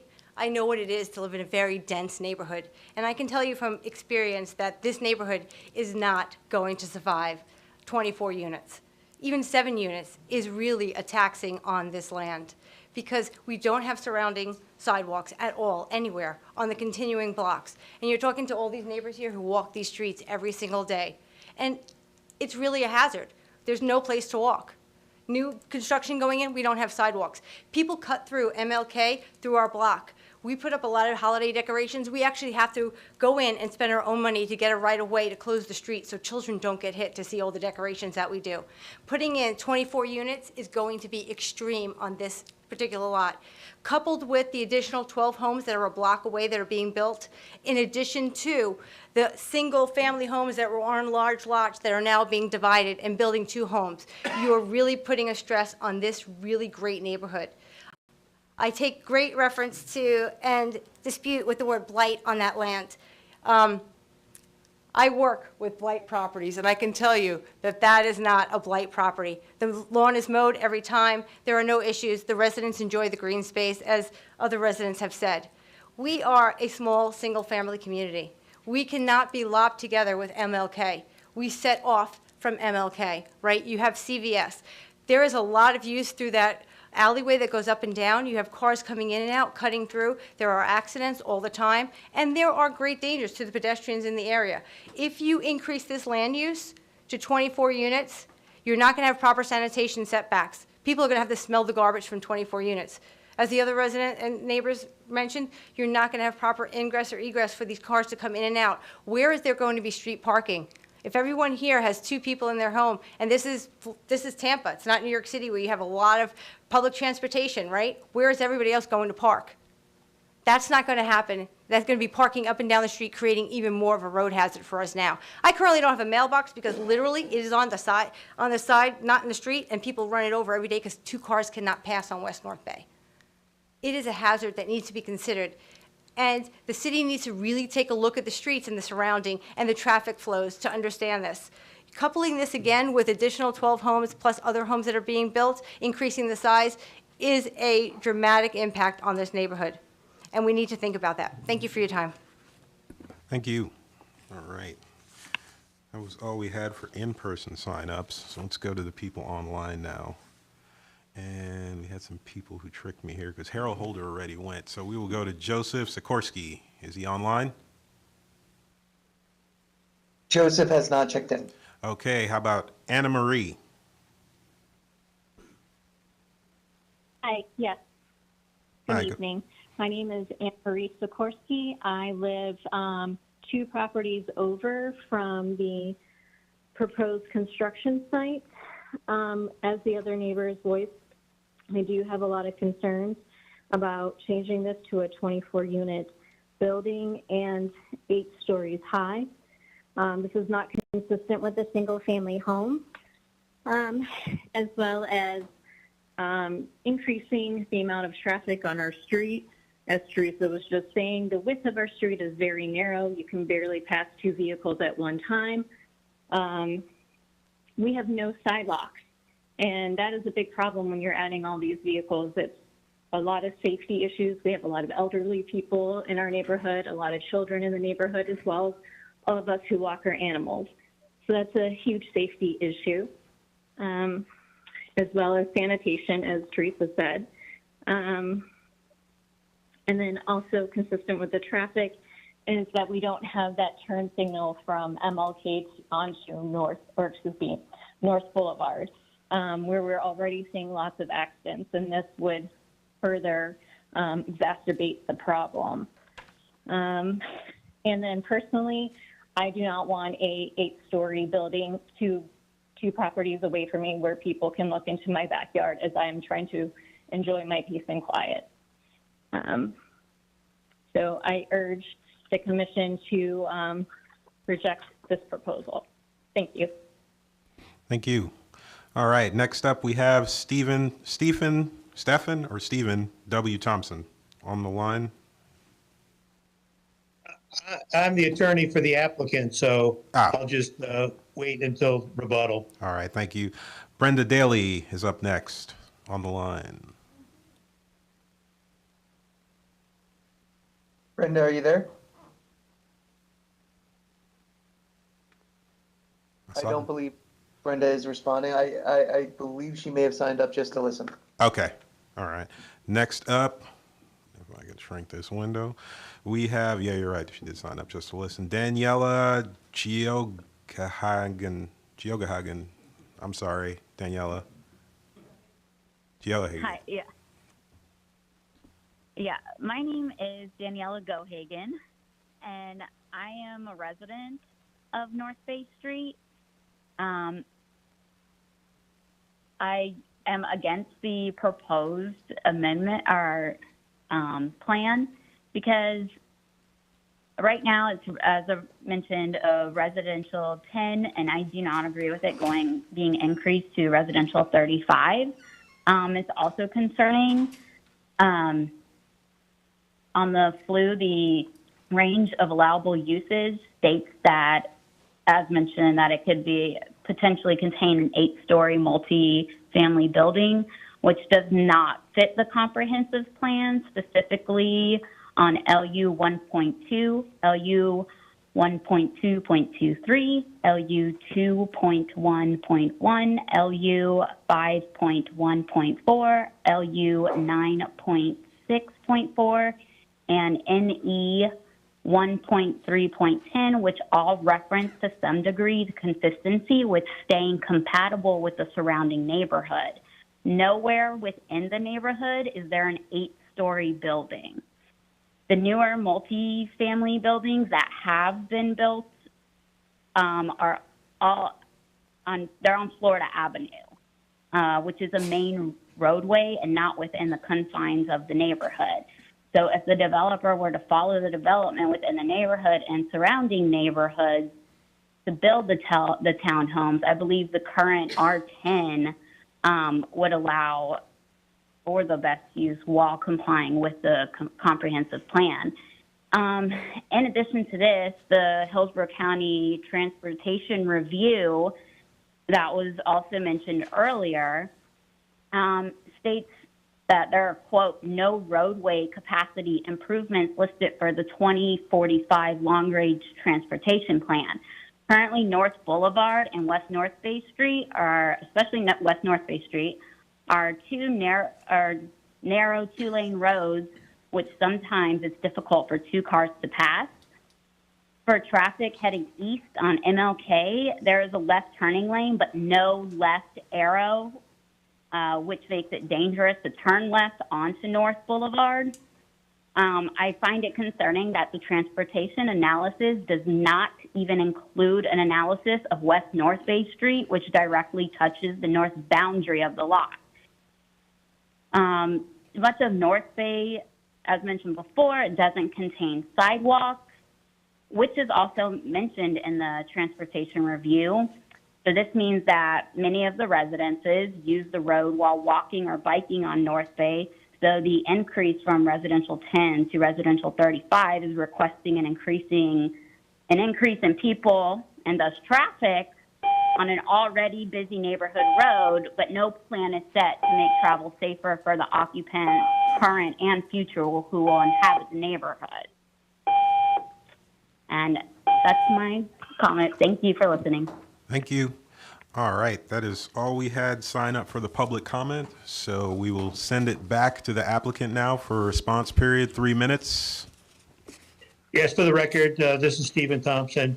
I want to remind the commission that this is a comprehensive plan amendment. Almost every one of the comments from the neighborhood was in regard to a site plan that doesn't even exist. We've not formally submitted a site plan. We have to go through that planning process.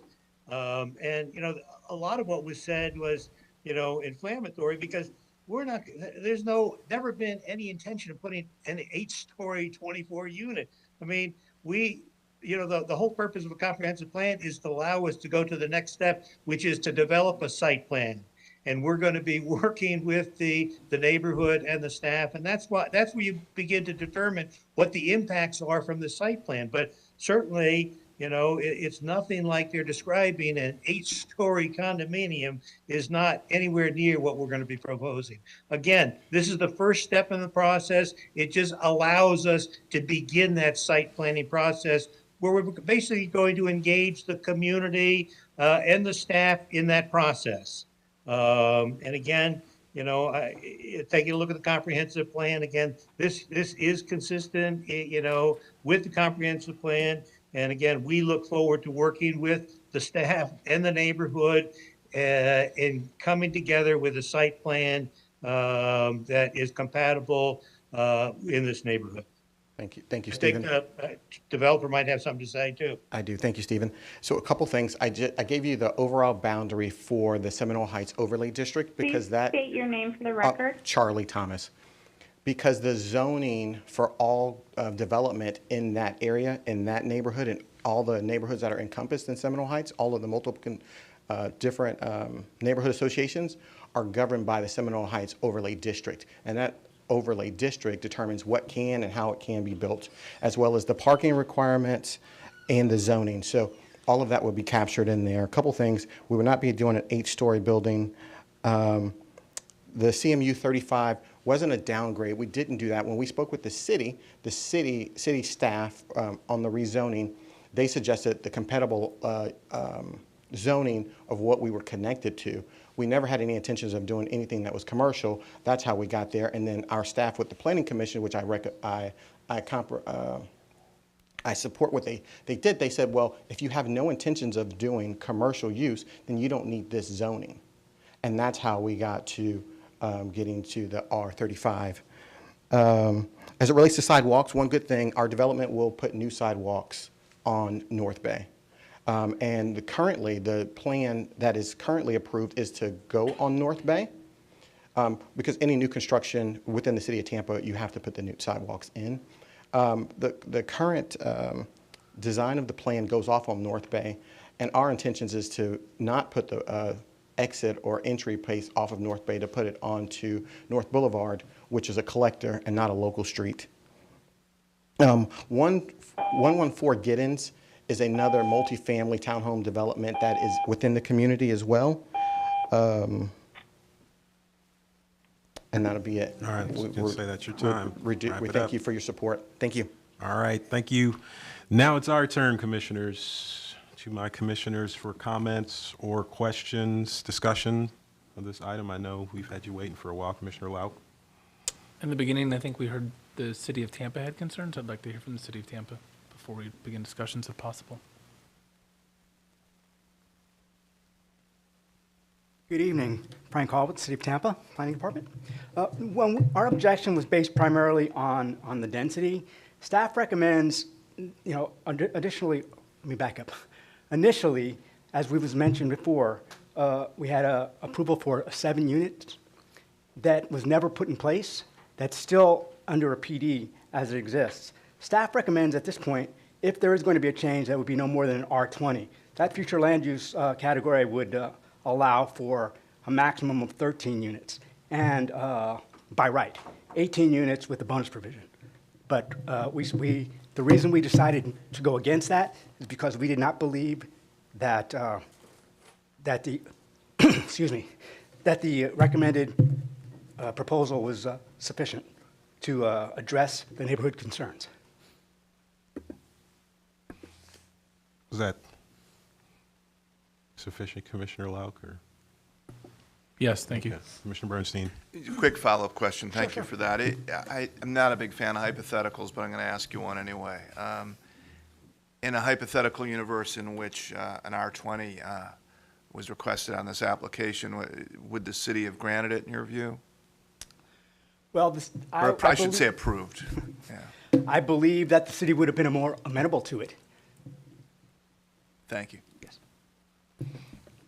Questions? Are there any more questions? Commissioner Fernandez, seems like he's moving. Yeah, thank you, Mr. Chairman. Looking at the neighborhood, and it is true, these streets are 17 feet wide on the north end. And I understand sidewalks are going with the new development, but that's going to probably happen either way. I think 7, even with the tree canopy, as I've been called out on that, there's some live oaks on property. I kind of think the 7, as it is now, might be appropriate. Thank you. Thank you, Commissioner Fernandez. Commissioner Cardenas. Yeah, I'd like to hear from staff a little bit.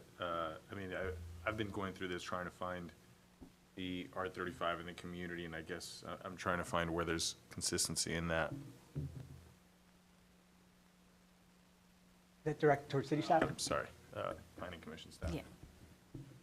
Emily, would you be able to, or Jennifer?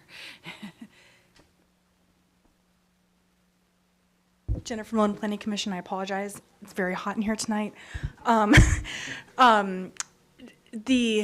There is, so yes, that is a very great point, Commissioner Cardenas. There is no R35 in the vicinity on the map, but it is directly adjacent to community mixed use 35, which is a very intensive future land use category that allows, sure, the same 35 dwelling units an acre, but it also allows a very high FAR and the potential for commercial general uses.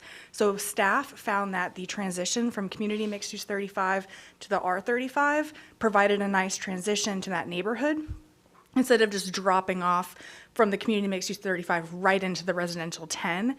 Our plan speaks to those transitions so that way we can be sensitive to the neighborhood and providing the certain categories as that transitional zone to provide, so that way it's not so stark essentially. Was that good enough? And can you please refrain from shouting out? She's speaking to us, so you're interrupting our conversations here. Thank you. Was that sufficient, Commissioner Cardenas, or?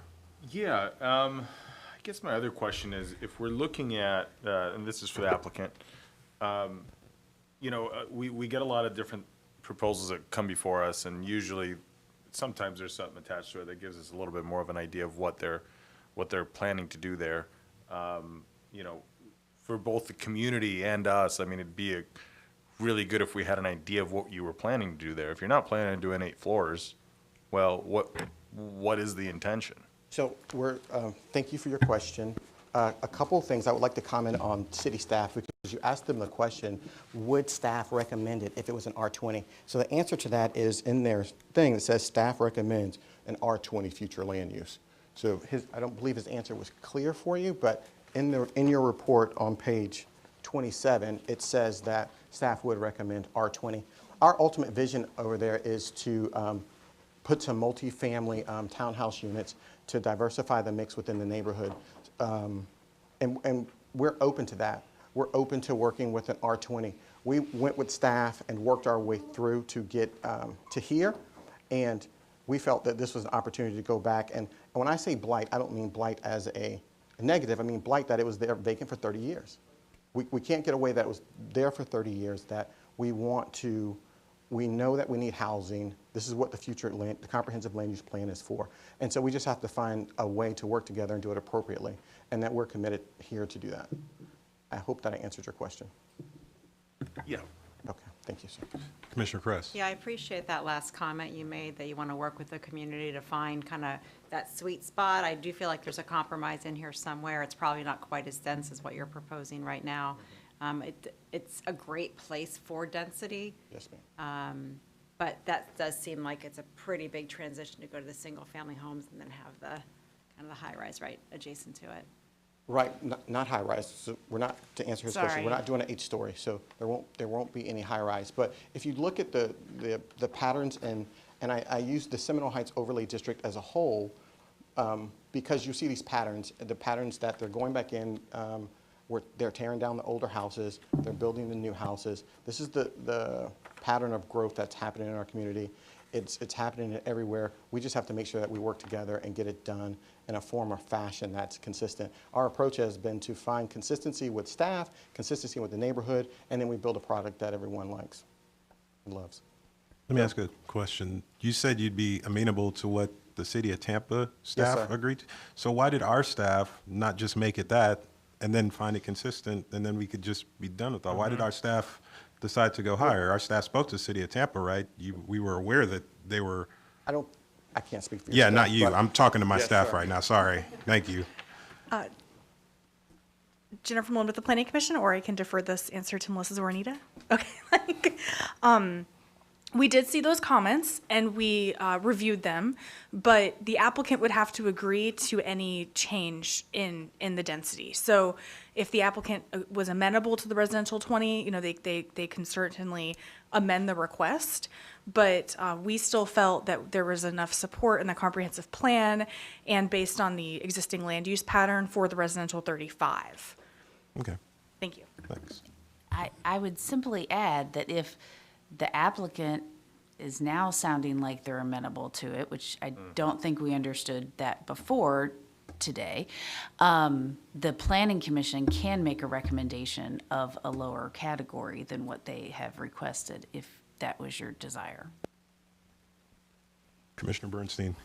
So thank you for that. I want to direct one more question to our staff, whether it's Jennifer or Emily. Maybe Emily, you're getting off the hook a little bit, but you're the one who's up there good enough to walk us through the PowerPoint. And I could use a little help by reference to the map that was part of your presentation. Would you mind addressing us and going to the map? There are a couple slides in there that covered it. And I'm asking this in context because the paragraph immediately preceding the staff's recommendation starts out by saying, planning staff finds the proposed request is comparable and compatible with the neighborhood based on the surrounding land use pattern. And I recognize this is a group effort. But while you're getting the PowerPoint up there, it's worth noting we just came through a proposal preceding this one where compatibility with the surrounding neighborhood was at least arguably a threshold question.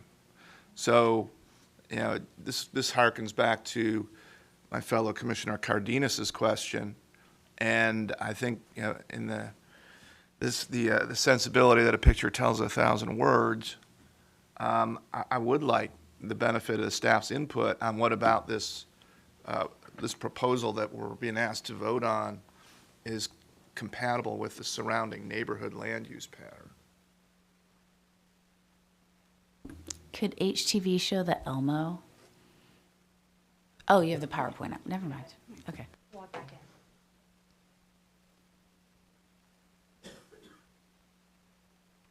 Pardon me. Let me flip Take it your right. time.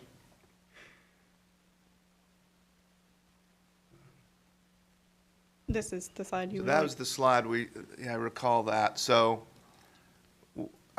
maybe you can walk me through it. The area obviously bordered in black is the area in question, and it's currently R10.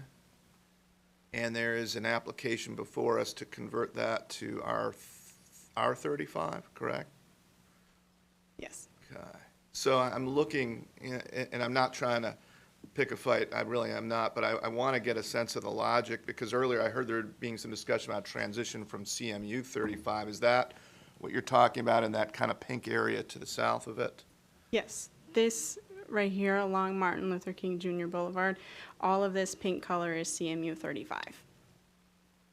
And so obviously we don't have a CMU 35 application in front of us, and there's no suggestion we're going there, but the thought of the staff is that because it borders on so much CMU 35, it's a fairly characteristic transition. I don't want to put words in y'all mouth, but is that what I'm hearing?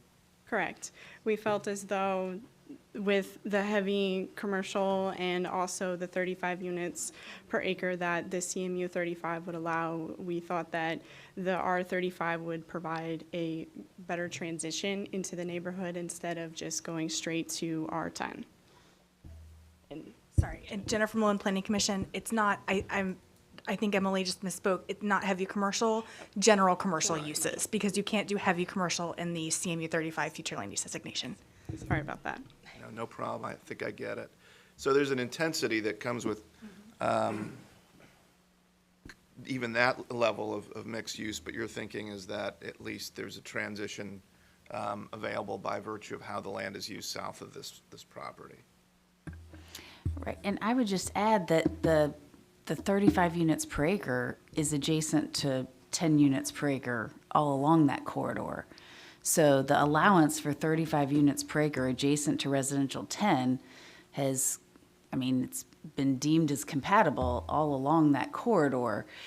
In addition, the CMU 35 allows more commercial and it allows a higher floor area ratio, which can be utilized for residential development in certain cases. So it's just it is a more intense category. So the residential 35 was viewed as a transition. But if we were to say 35 units per acre is not compatible with residential 10, that's occurring all along that corridor. Well, thanks for that. I just would add that I think that's a more useful explanation, than a summary about general compatibility with the neighborhood. That helps me understand at least your point of view on this. Thank you, and I just want to also point out one more thing that was in Emily's staff report. It's very important to note that this is in the Seminole Heights Urban Village. Our plan directs the greatest share of growth to urban villages. We have to plan for Tampa's growing population as well. So those are some policies that are in that report. Thank you for your questions. Thank you. Good questions, Commissioner Bernstein. I was interrupted. All right, are there any more comments or questions from the commissioners? I'm not seeing any more lights on. So, Commissioner Cardenas. Just doing some math. Almost there. Hold on, don't leave. We might be here all night. Hold on, I'm just doing some math. They say never do math in public. Hold on. So, as an R20, they'd be able to do theoretically 9.4 units, townhomes, theoretically. So, is that something that seems more reasonable for that area? Just a thought here for the applicant? Yes, Charlie Thomas. We're amenable to R20, yes, sir. And working with the community to find something that they find acceptable as well.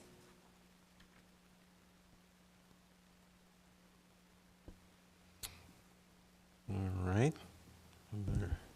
Jennifer Mullen, Planning Commission staff, our math shows that the R20, it'd be 14 dwelling units an acre. I apologize. I just want to clear it for the record. I'm sorry. All right, were there any more questions or comments from the commissioners? I'm not seeing any more lights at this time.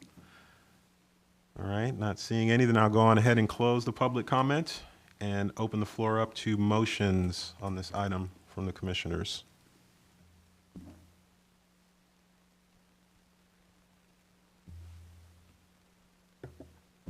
Commissioner Cardenas. So, how would we change the motion from? I would just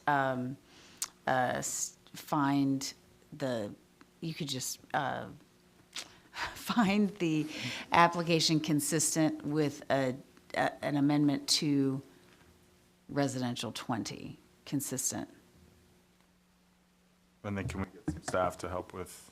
I think you could utilize the same policies that are in the staff report and the resolution. Staff found it consistent. Yeah, so you're not going against we're not staff, going you're just against you're lowering the density. That's fine. Okay. So we find it consistent. We make a motion to find it consistent with an R20. There you go. All right, we have a motion of consistency finding by Commissioner Cardenas with an adjustment to the category to R20. Is that a Soria, Commissioner Soria? Yeah, I'll second. All right, we have a second to that motion by Commissioner Soria. Are there any questions or any more discussions on this item from the commissioners? Not seeing any at this time, I'll ask the clerk to go ahead and do a roll call vote. Bernstein, Yes. Bowden, Yes. Cardenas, Yes. Fernandez, Yes. Kress, Yes. Lauk, Yes. Soria, Yes. Joseph. Yes. Motion carried 8-0. Thank you. All right. We'll move on to our next item of business. 2F TACPA 22-17 Comprehensive Plan Map Amendment 701 East Linebaugh Avenue, and the presenter is Katrina Corcoran.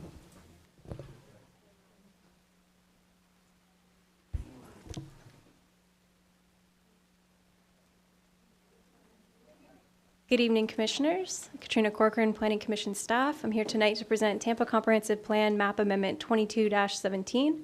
This amendment is located at 701 East Linebaugh Avenue. Some background on this amendment: it is privately initiated, small scale, and approximately half an acre in size. The request is to move from residential 10 to residential 20. The general location of this plan amendment is within the University Planning District.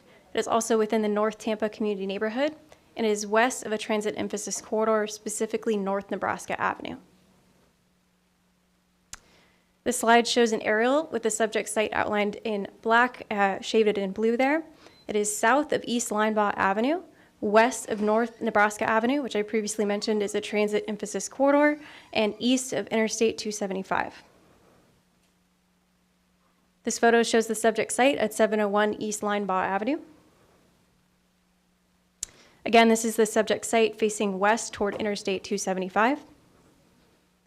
This is just north of the subject site facing west toward I-275. This is Linebaugh Avenue facing east, again north of the subject site. And finally, this is Linebaugh Avenue facing North Florence Avenue, again just north of the subject site. This slide shows the adopted future land use map. The subject site is outlined with the black dashed line, showing that residential 10 designation. Immediately to the north and south is residential 10. However, in all directions, you'll see residential 20, as well as to the east and west, you'll see community commercial 35. And then southwest of the subject site is residential 35 as well. This shows the proposed future land use map changed to residential 20. The impacts of this plan amendment include moving from 5 dwelling units and approximately 7,600 square feet of non-residential to 10 dwelling units, or approximately 10,800 square feet of non-residential. So this request would allow for an increase in development potential by allowing higher residential density and greater commercial intensity. Any non-residential uses must meet commercial locational criteria. The City of Tampa staff did have an objection to this amendment, and their staff will be available for any questions that you have related to that objection. Staff found the plan amendment consistent with several plan policies, including creating housing opportunities, ideally utilizing underutilized land. So as you all are aware, we have a lot of population moving into Tampa, and we're projected to have many more folks moving into the area into the future. So changing this designation to R20 does allow for a variety of housing opportunities and more housing units and density. The plan also directs us to target growth areas served by employment opportunities and transit. As noted before, this is less than a quarter of a mile from North Nebraska Avenue, which is a designated transit emphasis corridor. And finally, the plan directs us to provide sensitive transitions and density. So while directly to the north and south of this site, there's R10. If you look further out, surrounding on all sides, there is R20, providing that natural infill for R20. Planning Commission staff recommends that the proposed map amendment be found consistent with the goals, objectives, and policies of the City of Tampa Comprehensive Plan. This concludes my presentation. I'm available for any questions that you may have. Thank you very much. Was there an applicant presentation?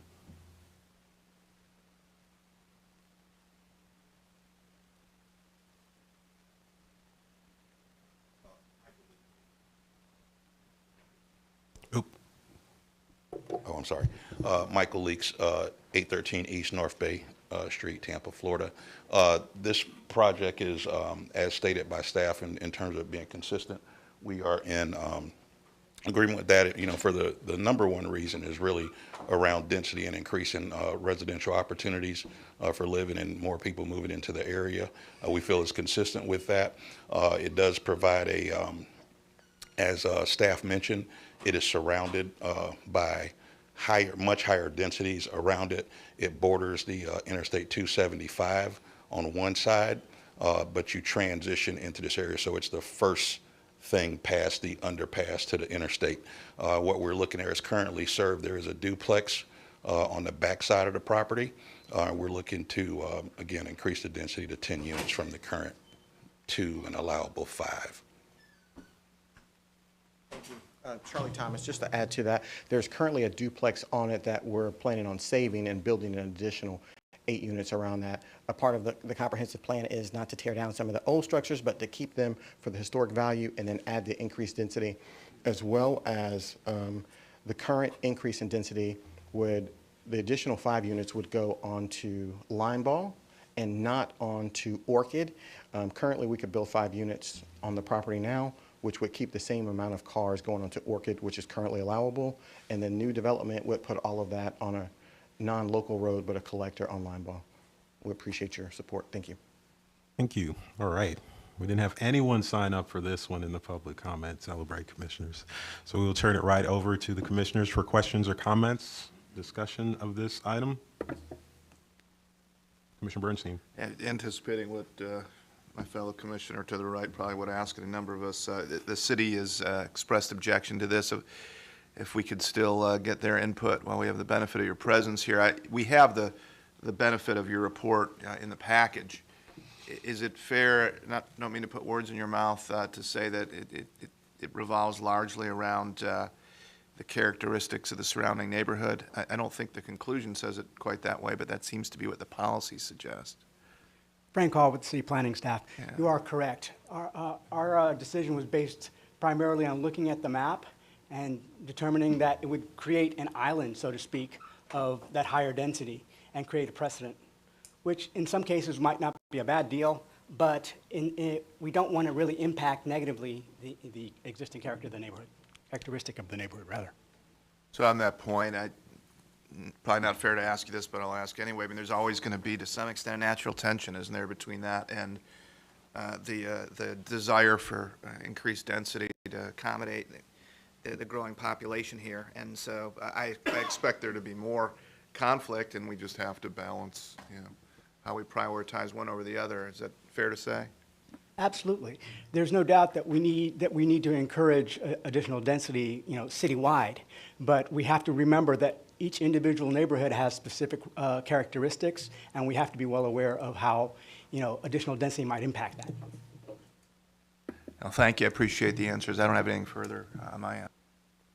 Thank you, Commissioner Bernstein.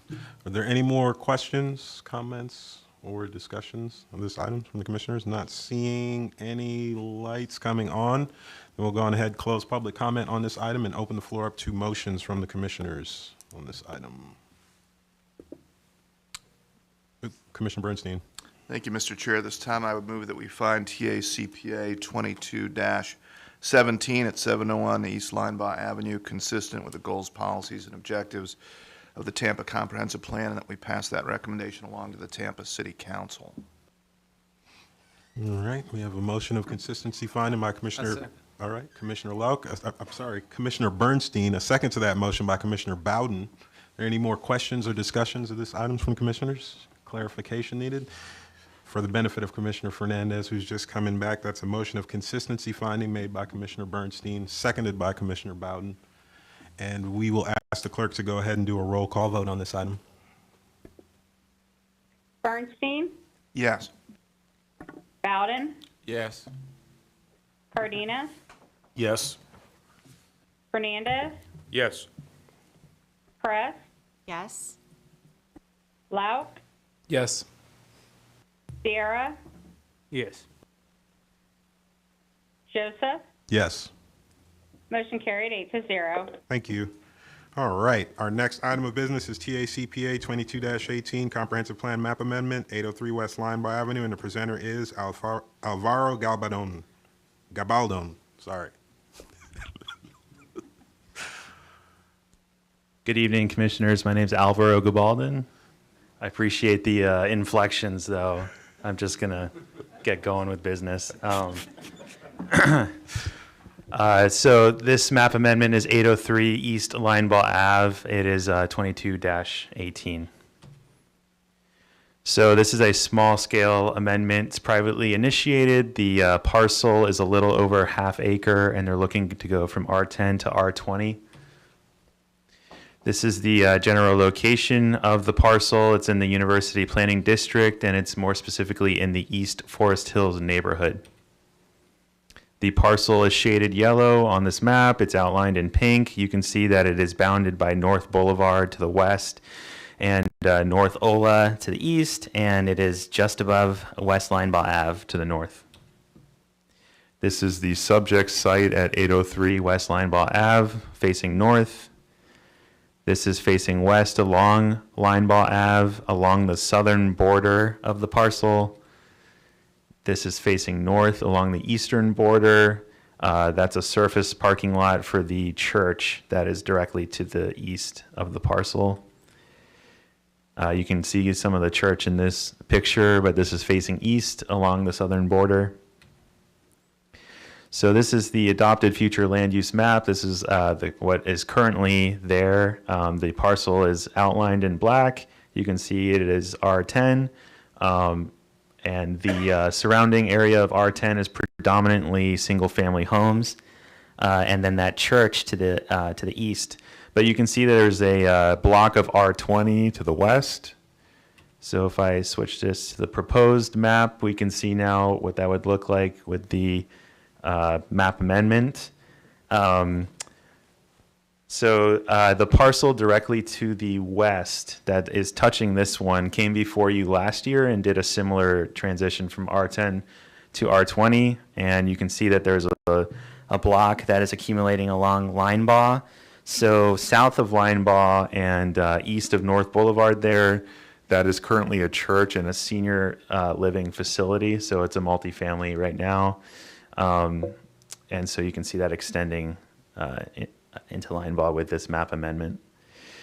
So the impact of this map change would be going from a maximum of 5 dwelling units and just above 7,700 square foot of non-residential usage to a maximum of 10 dwelling units and just above 11,000 square feet of non-residential use. So this map change is allowing greater intensity and density for this subject site. If any proposed uses were non-residential, they will, of course, have to adhere to commercial locational criteria, and that goes for the current designation as well. Staff found the map change consistent with the comprehensive plan policies, more specifically with policies that have to that support infill development, that support sensitive transitional densities in residential areas, and the supporting location of multifamily areas. So again, there is that block of R20 that is accumulating, and that there is already a multifamily structure within. So based on that review, Planning Commission staff recommends that the proposed map amendment be found consistent with the goals, objectives, and policies of the City of Tampa Comprehensive Plan. That concludes my presentation. Thank you. The applicant have a presentation or want to say some words? I don't want to belabor the time. We would appreciate your support on this project. Thank you. Thank you. All right. Please state your name for the record. Charlie Thomas.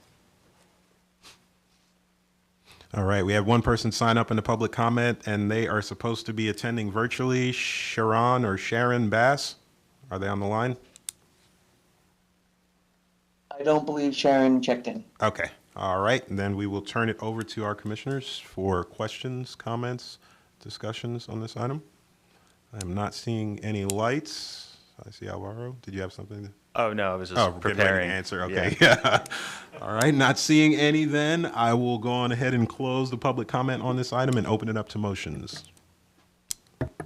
Commissioner Fernandez. Yep. Thank you, Mr. Chairman. I'd like to motion we find the proposed future land use designation for the city of Tampa, CPA 2208, from the residential 10 to residential 20 on, consistent with the Tampa Comprehensive Plan, and forward this recommendation to the Tampa City Council. All right. We have a motion of consistency finding. Sorry, it is actually 22-18. Yeah. Can I just amend that to 1-8? Sure. Thank you. We're all friends here. Commissioner Laut? Second. All right, we have a motion of consistency finding by Commissioner Fernandez, a second to that motion by Commissioner Laut. Are there any more questions or clarifications, discussions, comments by the commissioners? Not seeing any. I will then ask the clerk to go ahead and do a roll call vote on this item. Bernstein, Yes. Bowden, Yes. Cardenas, Yes. Fernandez, Yes. Kress, Yes. Laut, Yes. Soria, Yes. Joseph. Oop, yes. Motion carried 8-0. Thank you. All right, next up, item 2H, TACPA 22-19, Comprehensive Plan Map Amendment 2302 and 2304 North Boulevard, and the presenter is Sam Thomas.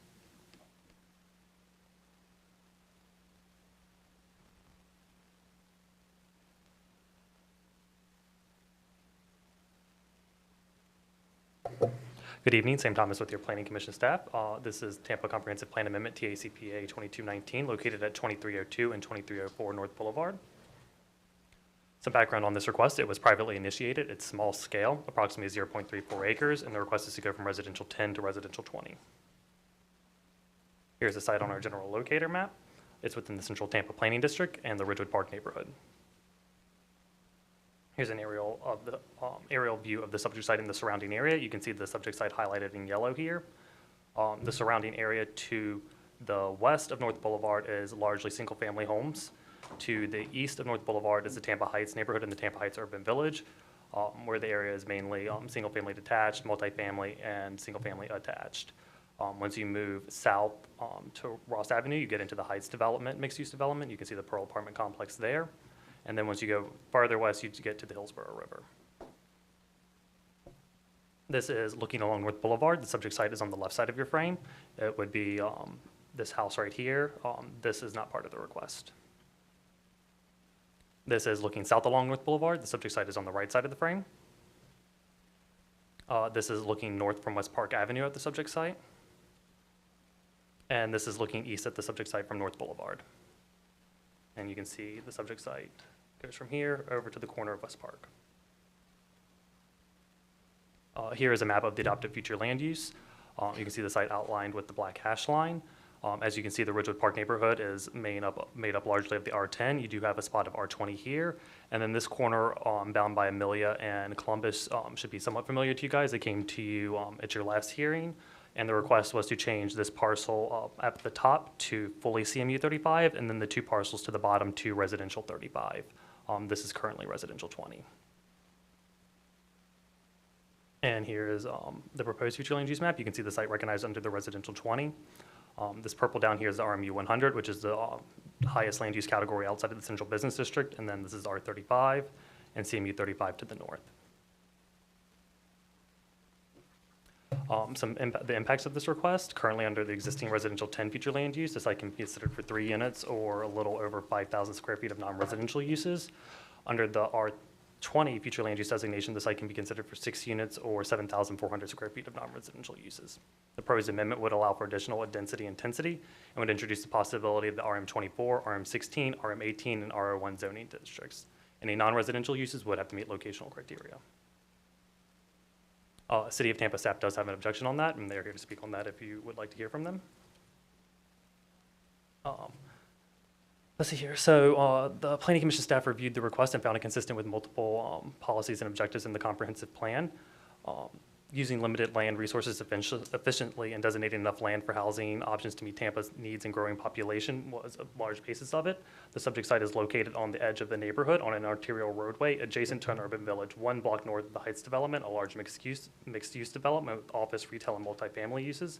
The requested increase in density and intensity will further the policy direction while still providing a balance to the neighborhood character that the comprehensive plan seeks to protect.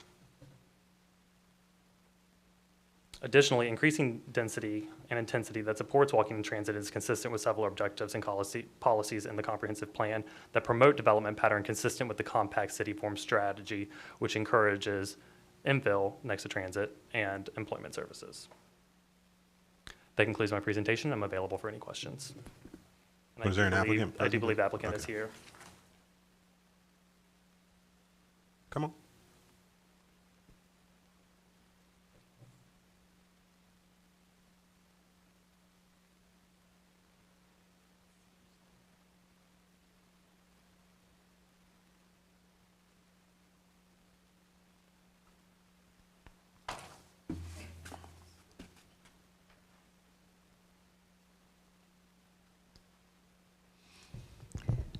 Good evening. My name is Angela Halber. I am with Hillsborough and Henderson. I'm here for the applicant. A representative of the applicant is also here, and we have our architect as well. Just a brief presentation to reinforce some of the things that have already been discussed. I also wanted to add that there's an existing companion PD rezoning that we have proposed as well. So even though the proposal is to allow R20, which would allow up to 6 dwelling units, our proposal is to allow 4 for townhouse development. And we believe it's appropriate for this corridor of North Boulevard because there is, along this corridor of North Boulevard, there is already existing higher density uses to the east and to the north and south of the property. Specifically, the area to the south is RMU 100, and then the north has the higher categories that have recently been approved. One of the things that I wanted to point out is that this existing corner property is vacant currently. So it is a little bit different than some of the properties that we've seen this evening that have existing single-family uses. This is one of the areas that is most in need of redevelopment because it is currently vacant.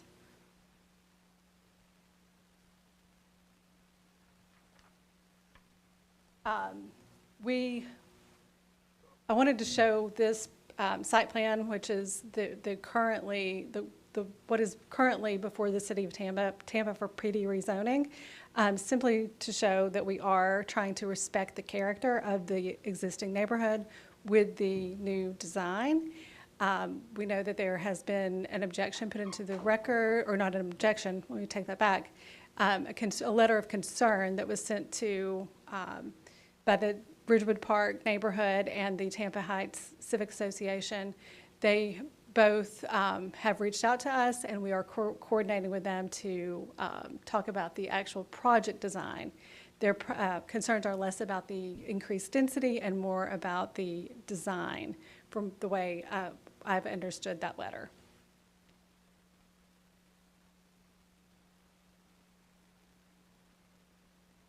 Wanted to show this future land use in the surrounding areas again, which again, as you can see, there is significant higher densities in the surrounding area.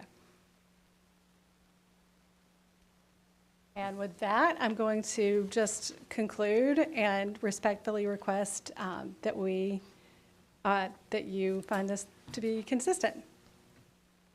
All right, thank you.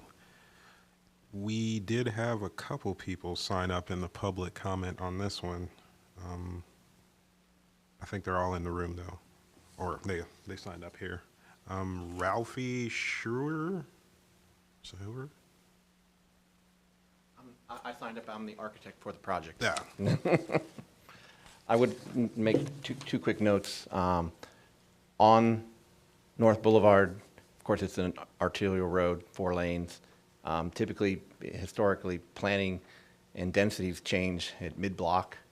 It's very odd that this density changes in the middle of the street, where one side of the street is R35 and the other side of the street is R10. I think I lived in the neighborhood for many, many years, and I think that will probably change over the next decade as this area intensifies. But, and again, to the north and to the south, there are other rezonings in play. So I think this is consistent with what the development pattern of the neighborhood is going to be. Thank you. Thank you. All right, next up we have Angela Rouser. That's me. Oh, all right. Well, cancel that one. All right. See if we have anybody else here. There's like 1,000 papers with 1,000 names. No, I think that is it. Did we have any? We did have one person make a pseudo-public comment. Did you want to do a response? I'll give the applicant an opportunity to make a response statement. I'm sorry, with the, to make a response to the public comment? Public comment, yeah. Yes, I mean, just to reinforce what Mr. Schuler said, this is a, we have tried to respect that transition between the higher density uses and the lower density uses to the east of the project, or currently their zone, you know, the land use is the same as what this one is, but we do believe that it's appropriate to have a gradual increase along this corridor to bring it more into line with the goals of the comprehensive plan goals and policies, but it still respect the properties to the west that have a lower density. All right. Thank you. All right. Now it is to the planning commissioners, and I'll just go ahead and start it off and save you the time and call the city of Tampa up, and let's hear why you had objections. Good evening, Frank Hall, City of Tampa Planning Department. Our objections were quite simply, if you look at the map, it is across the street from most of that dense development. And it is going to pretty much set a precedent mid-block into the existing residential neighborhood. We didn't feel that, you know, doubling the density would be appropriate at this time in that location. All right, Commissioner Bernstein. And I appreciate that. I'm not trying to pick a fight with the city. We need your insight. But, I mean, by definition, an application like this is going to double the size. That's what this does. And so I just trying to anticipate, you know, going forward, the city's position on requests like this. It's one thing to express concerns over a change in the characteristic of the surrounding neighborhood or a threat to that. But I'm just going by the conclusion in the city's report, and it says staff objects to the amendment because R20 future land use would double the allowable density on this site. And I mean, I assume there's going to be times when the city would not object on that basis, because if it did, it would essentially object to virtually every application that comes before us. And so is it fair to say that it's the other aspect of this conclusion and allow for introduction of multifamily uses within a single family neighborhood? That is that really the thrust of your concerns? Absolutely, yes. Got it. Thank you for that. All right. Are there any other? Yes, Commissioner Cardenas. I guess my question is, I mean, we've got Pearl right there. We've got Armature Works right there. I mean, obviously, there's been advocation for a huge amount of density there. I guess I mean, it's proliferating all throughout that corridor. So I guess the question is, it goes from one side of the street to the other, but it's pretty clear and expected that it's going to keep on going. So after how many units, I guess, at what point is the city's stance on that going to change a little bit? Well, at this point, the city sees, you know, this as a one-time effort. We're not seeing it in conjunction with any additional density at that location. Again, there are, you know, denser projects to the south and to the north, but this just seems like an isolated project at this point in time. Interesting. Commissioner Fernandez. Yeah, I would just say that, you know, having the two drastic different land uses on each side of this road sort of, and it doesn't mix well for me. I think that the corridor sits well for a higher density, not off the road, maybe not behind it, but it's a high-traffic area, it's close to the downtown area, so I just think it does make sense to have more density up along this corridor. Any more? Commissioner Soria? I just wanted to bring a comment from Sam Thomas. They mentioned that the rezoning, this is a question for the planning staff. They have a concern that there might be some commercial use, is that correct?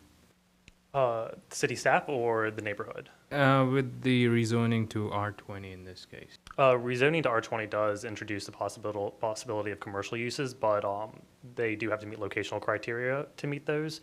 And I would like to double check myself, but I do believe that the site already can be considered for locational criteria under the R10. Oh, okay. Thank you, sir. But Jen can correct me now. Sorry. Jennifer Moore with the Planning Commission. R10 is very restrictive. 50% of the block face has to be zoned commercial, and yeah, it does. It doesn't. It does not. Okay, so just stating here tonight, without doing a full analysis, likely does not meet that locational criteria today. The residential 20 is going to expand the locational criteria. It's a little bit more flexible, and one of those criteria is it's located on a roadway that it's an arterial or a collector or higher, which North Boulevard is. But that would have to be approved through a rezoning, and staff would have to do a full analysis on consistency or inconsistency, final approval by Tampa City Council. Appreciate that. Thank you. All right. Are there any more questions from the commissioners? Comments? Nope. All right, then I will go on ahead and close public comment on this item and open it up to motions from the commissioners. Commissioner Lau.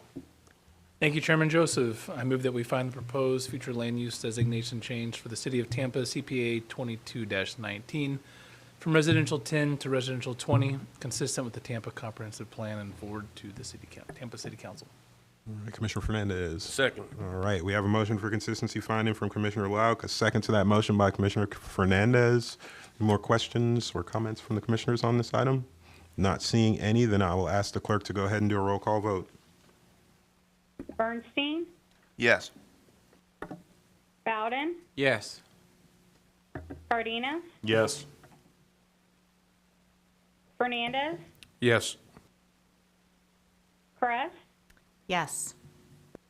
Lauk, Yes. Soria, Yes. Joseph. Yes. Motion carried 8-0. Thank you. All right. Our next item of business, 2I, TACPA 22-20, Comprehensive Plan Map Amendment, 5507 East Washington Street, and the presenter is Diego Guerra.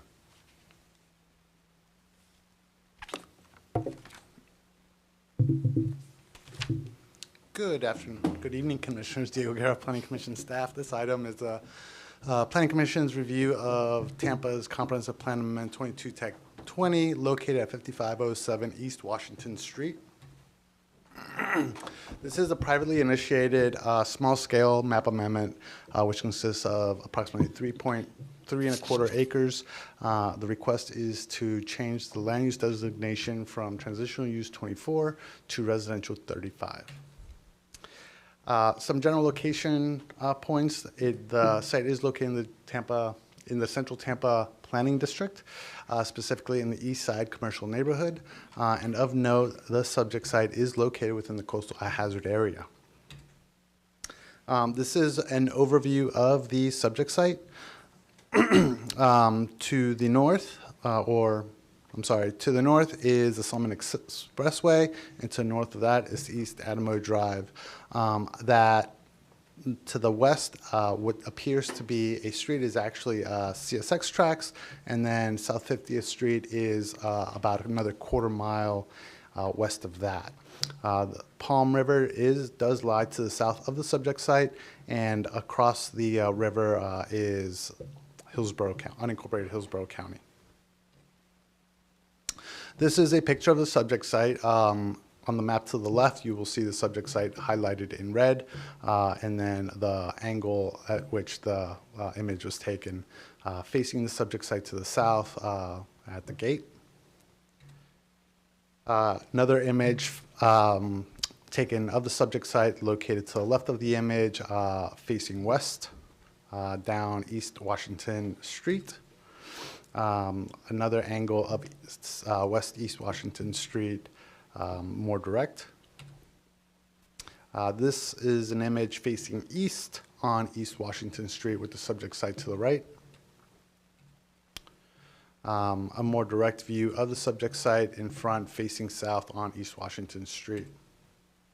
Of note, there is a approved plan amendment, TA CPA 20 TAC 24, located to the northeast of the subject site. That plan amendment was found inconsistent, but was approved by City of Tampa Council, and it does. And it is the same requirement as this request, or I'm sorry, the same request as this request, moving it from transitional use 24 to residential 35.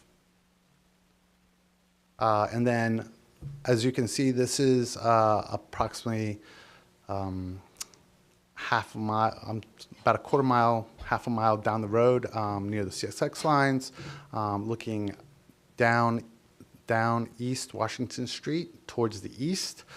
This is an unimproved, or not an unimproved, a substandard road. Like I said, the site does lie within the coastal hazard area.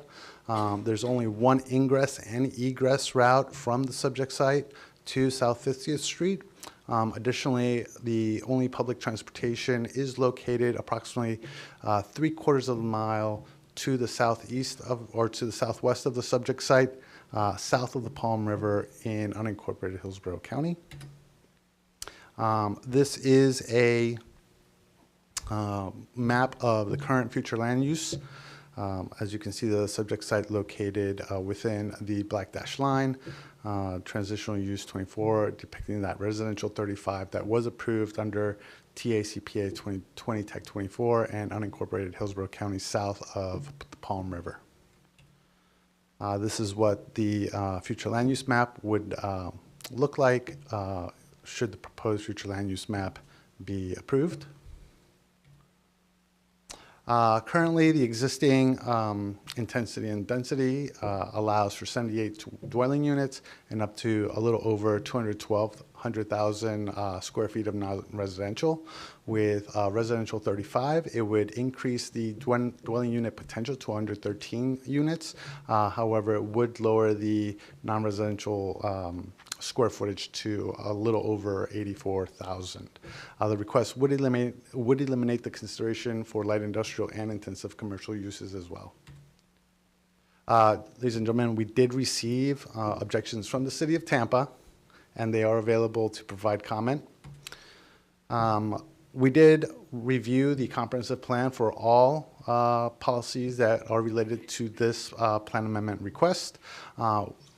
We did find policies that are applicable to the request, such as the policies that are depicted on the slide, ensuring that adequate supply of housing is available to meet the needs of Tampa's present and future populations, promoting compatible development and redevelopment to sustain stable neighborhoods, and the use of moderate density multifamily zones in multifamily areas to provide additional housing opportunities. However, after taking into consideration all the policies, the location of the site, Planning Commission staff does recommend the plan amendment be found inconsistent due to the following comprehensive policies. The request does not direct populations away from the coastal hazard area. It is increasing intensity and density within the coastal hazard area. The plan amendment would increase densities within the coastal planning area that demonstrate no negative impacts on hurricane evacuation times, routes, and shelter demands. As depicted, there's only one ingress and egress route out of that site. Additionally, the plan amendment does not encourage higher density multifamily development in pedestrian-oriented urban areas with access to transit, broad range of services and amenities, and access to employment. As stated during the presentation, the closest public bus stop is located approximately 3/4 of a mile to the southwest of the site. Pedestrians would have to go all the way approximately half a mile to 50th Street and then south of Palm River. Ladies and gentlemen, Planning Commission staff recommends that the proposed plan amendment be found inconsistent with the goals, objectives, and policies of the Tampa Comprehensive Plan. Myself, I'm available for any questions, as is Tampa City staff. All right, thank you. We did have a couple of people sign up for this one. Applicant presentation. I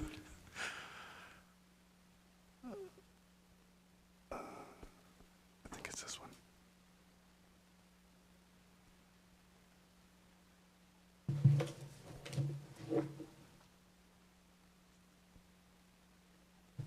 Good evening. I'm John LaRocca, representing the applicant.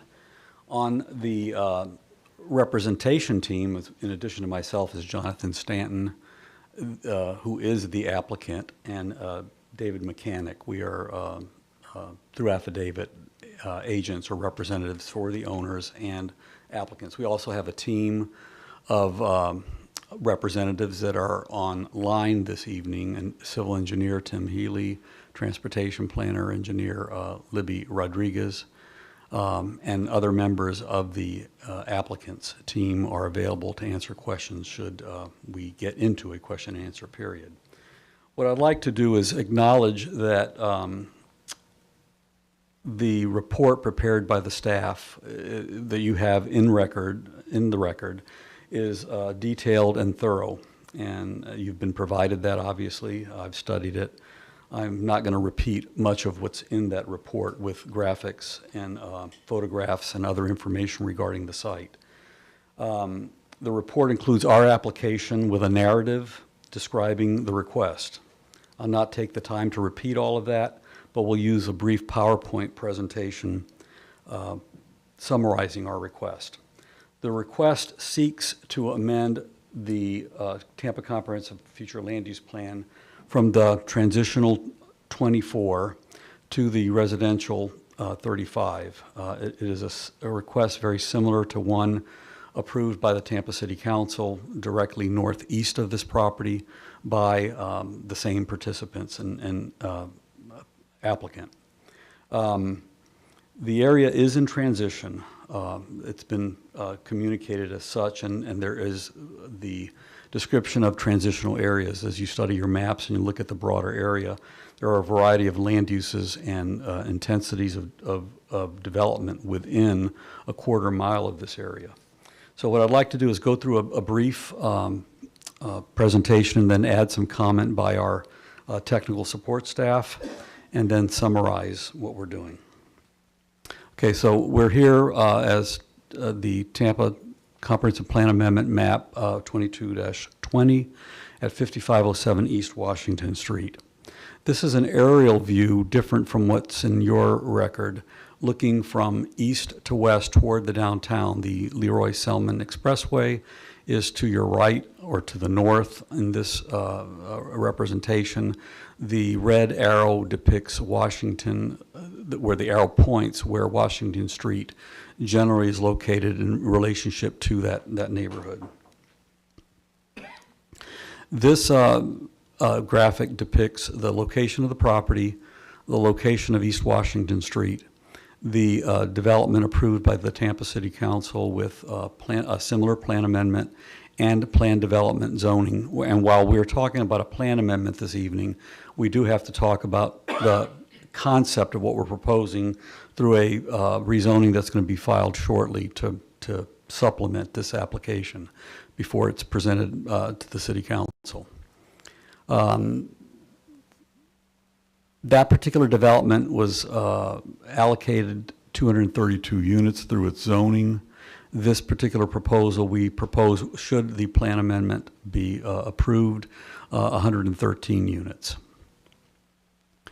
Again, to mention briefly, we would be requesting a rezoning from RM16 to planned development with a potential for 113 units. The density increased by 35 units over what the transitional category permits now is intended to accommodate an affordable housing component. That affordable housing component will include approximately 10% designated affordable housing. 14 of those units within that development are proposed to meet that goal. There will be, related to that zoning, a bonus agreement with the density committed to the affordable housing component. What's important to recognize here, especially in light of the coastal high hazard area location that this property sits within, is that the Florida legislature approved a $4 million accommodation for an improvement to the Washington Street right-of-way.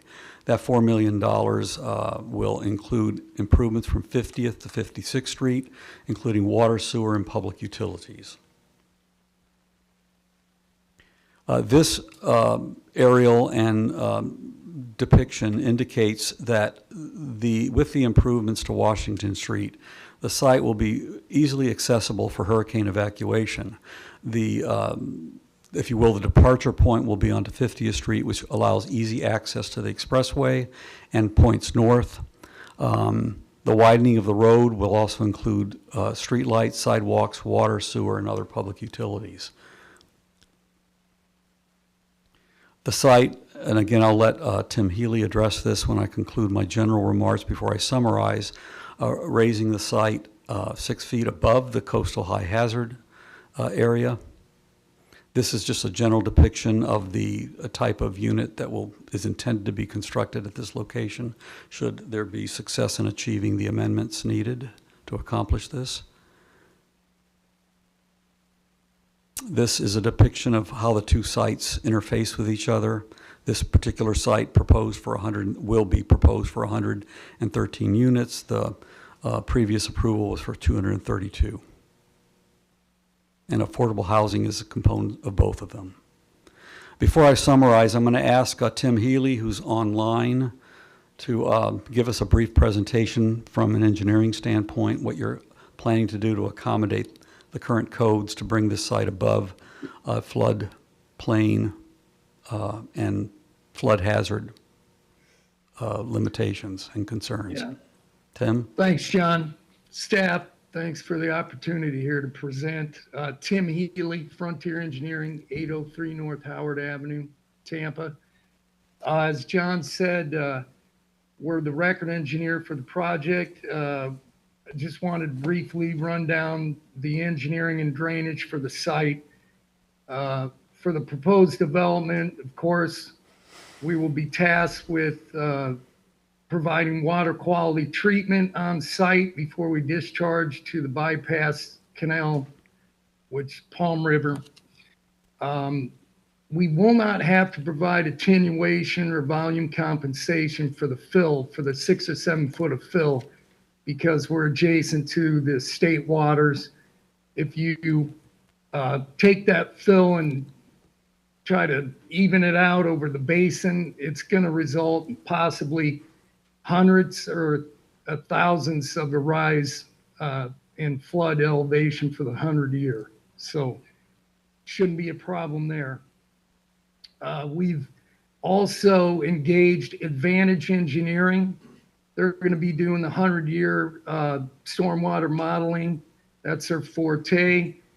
We're going to have to go through permitting, just to let you know, as you know, we're going to have to permit through probably a half dozen agencies: Swift Mud, City of Tampa, EPC, Army Corps, Florida Fish and Wildlife. So they're all going to be reviewing this to make sure we're on par with the design and proposed development.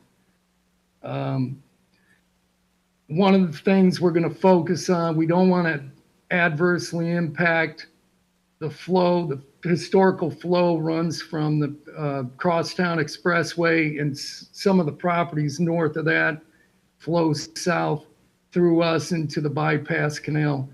We do have a canal located just approximately east of us directly. I don't think there's much development to the west, but we'll take all this in consideration, make sure there's no adverse impacts to the adjacent properties around us. So with that being said, I can take any technical questions on the drainage, and thanks for the opportunity.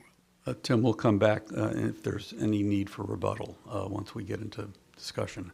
Libby Rodriguez with Elizabeth Rodriguez and Associates. Do you want to make a few comments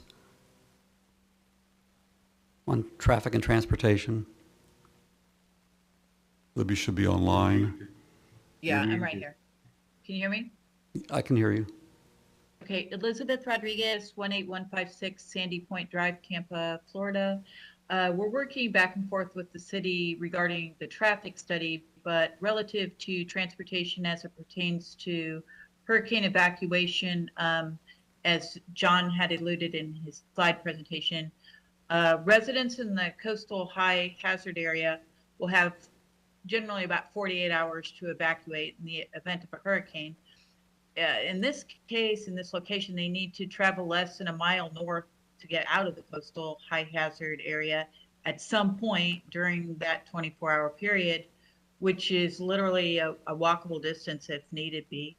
Thus, people will be able to evacuate from this area in the event of a hurricane.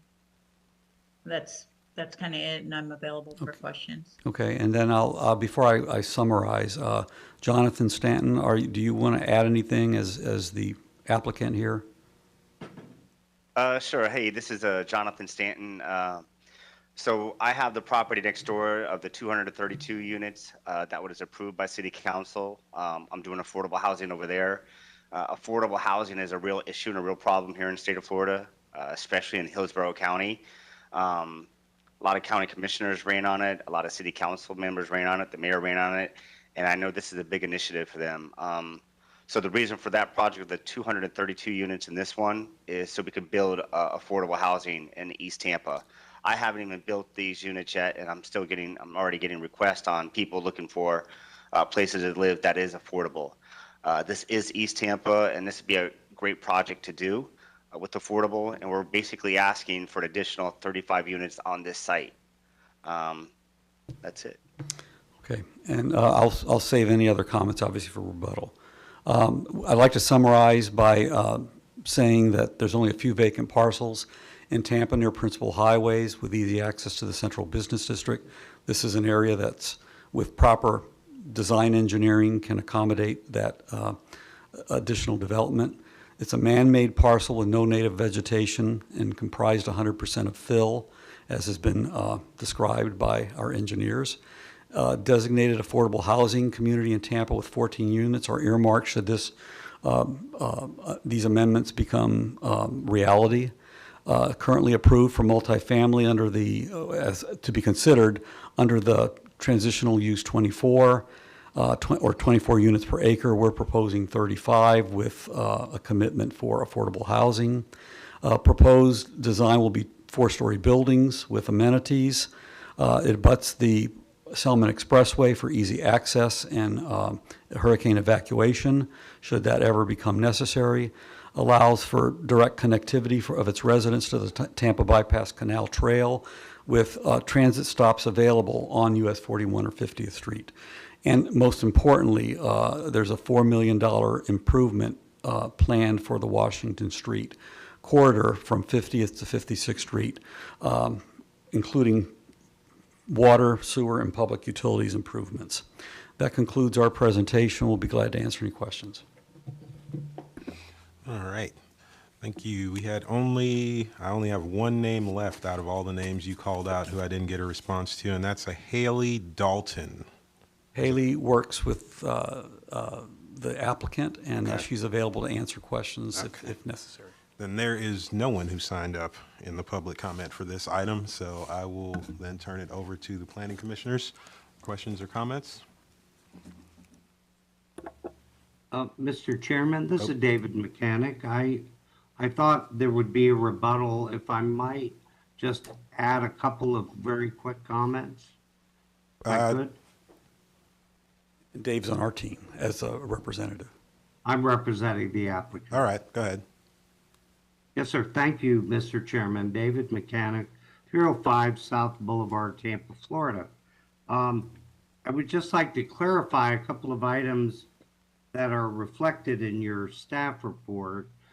John alluded to this, but the report indicates that there are no improvements slated for Washington Street, which is the only means of access to this property. However, the zoning approval for the property that Mr. Stanton is developing northeast of the subject property, which is approved under ordinance 2021-139, there is an obligation to improve the road, widen it, and to bring it up to city standards prior to any certificate of occupancy which would occur as a result of that development. And the city has told us that they would also require that for any development which would occur on this property. And I realize we're not here to offer conditions, but I think you need to be aware that there are assurances on the record that that road will be improved. And I would just also like to comment on one point in your staff report.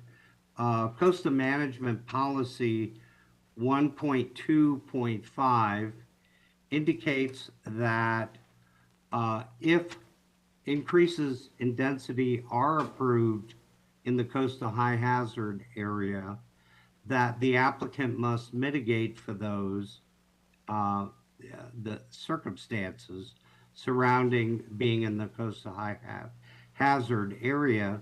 And I would just like to point out that the road improvement is one of those items of mitigation. The other is the fact that there will be ample opportunity for evacuation to the Selman Expressway, which is, I think, as Ms. Rodriguez indicated, less than a mile from the property, within walking distance, although people would certainly take their cars. The point being, it's one of the most accessible properties to the expressway of any in the city of Tampa. So we think those should be considered by the Planning Commission in making this recommendation this evening. Thank you. All right, thank you, sir. All right, we will open it up to our commissioners now for questions, comments, discussions on this item. Commissioner Kress. Can we keep the trend going of hearing from city staff? Sounds good. Good evening again, Frank Hall, Planning Department. We have heard a number of times that where we're concerned about access, that seems to be resolved, that's okay. But we still have to deal with the fact that we're adding additional density in the coastal high hazard area. So that was our main concern. We believe that we can have, the property can be developed under an R20 designation and still allow for, that property to be used in the best way possible without impacting too negatively the coastal high hazard existing requirements.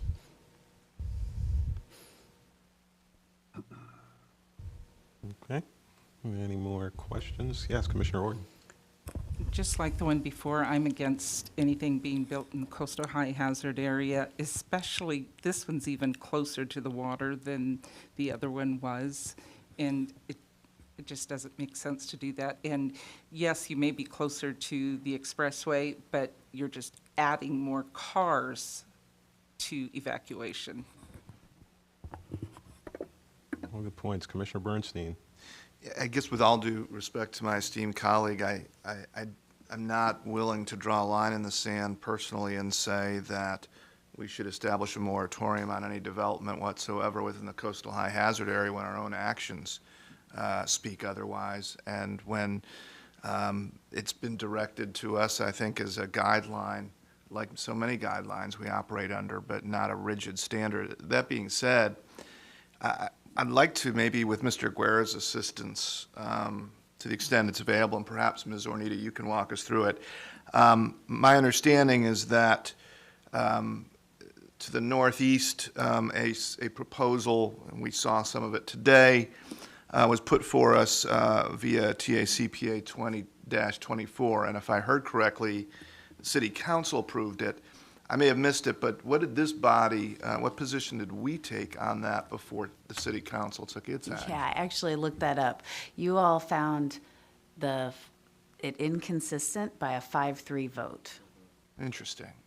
And but we can certainly go down history a little bit, and the commission is comprised of some different commissioners since then, and we've received a lot of additional information on the impact of coastal high hazard development since then. But my observation is that if we were to attempt to reconcile a distinction between the way the Tampa City Council went and what's before us today, you'd essentially have to draw a line in the sand at Washington Street, essentially, because the proposal City Council approved was north of that street.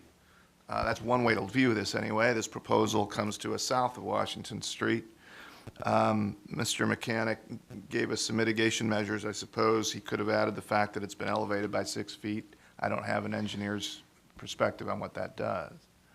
Yeah, I don't know that I can add much on the elevation issue, but I will point out, if you look at the map, the parcel to the northeast, it's partially in the coastal high hazard area. It's not entirely in the coastal high hazard area.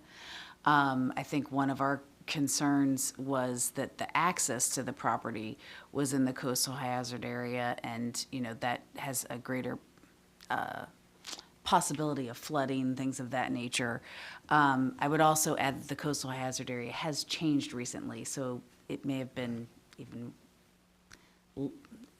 different in 2020 when this board considered it. That being said, I mean, you're clearly seeing a consistent refrain from staff and how we're interpreting the comprehensive plan policies related to the coastal high hazard area, but that is, as you said in one of the prior ones, the reason that you all are here. So. And in fairness, and at least on this issue, the City of Tampa seems aligned with your recommendation. I don't have any other questions. I'll open it up to others on the commission. Commissioner Cardenas? That other one that we voted down, I remember that one specifically. The reasoning, I think that we all felt that way, and was mainly because they're putting workforce housing in the coastal high hazard. If you want to build $700, $2 million condos in the coastal high hazard area and somebody wants to pay for it, sure, they have means. If you work at a grocery store and you don't have many means, and the storm comes around, well, that's a whole different situation. But if City Council wants to vote on it and pass it, well, that is what it is. I'm curious, did you work on that one, the other one? What was it, TCPA? Yeah, it was 20. It was in 2020. So it was CPA 2024. Yeah, I think that might have been I before do not you were remember here. working on that one in particular. Do we remember if the City of Tampa was for or against that? I remember correctly, we were against it. You for the were same against reasons. it for the same reasons. Okay. That's all. Commissioner Lapp? If it's the one I'm thinking about, I think I was in the losing side of that vote. As usual. I find it interesting that city staff, that you all would be okay with an R20 designation with this transition neighborhood, but not an R35. So can you talk to that a little bit? R35, 74 units, right, is what's allowed in R35. R20 escapes me at the moment, so what's allowed under R20? Well, I don't remember what the exact number is that's allowed, but. There was? Sorry. This was, I believe it was TR 24, the original density. So this is just aligning, coming more in alignment with, an existing residential classification. Right, they're allowed up to 24 units per acre today under their existing land use category. Okay. So an R20 would allow for how many dwellings? 20 units per, well, yeah. You're going to 35 ask me to do units. math on the spot. 35 units. No, we're okay. So my point is the density increases. If it's a coastal high hazard area, that's the cause for concern from staff. Should we be putting any density at all in that area? So it seems counterintuitive to me that we would be okay with some high density, but only to a certain point, and particularly when you have very quick and easy access to the Selman Expressway and then a Washington Street expansion that City Council's already approved, or it's gone through approval. Yeah, I would just say that, while the comprehensive plan discourages increases in density, it doesn't take away what people already have on the map. So they're approved under the TU 24 category for the allowance of 24 units per acre. We try to not take that away necessarily, because people have, established property rights. I think it's an interesting vision by the developer, one that the Tampa City Council has bought into, and this is effectively a phase 2 of that initial development. I'm for it, and I'll conclude my comments with that. All right, Commissioner Fernandez. I was just curious, do we know, are they going to raise the road too? If they're going to be raising the property for that same issue with the coastal high hazard area? Usually I like to look at the site instead, but if we're going to put, I don't know the exact number, 30-something affordable homes here and then not having any kind of exit out of the area, that would concern me a little bit. Well, I can't speak to what amount's going to be raised and how that's going to be handled. But, if it is indeed raised above and beyond or outside of the coastal high hazard area, then that's a different approach. That's a different concern. Thank you.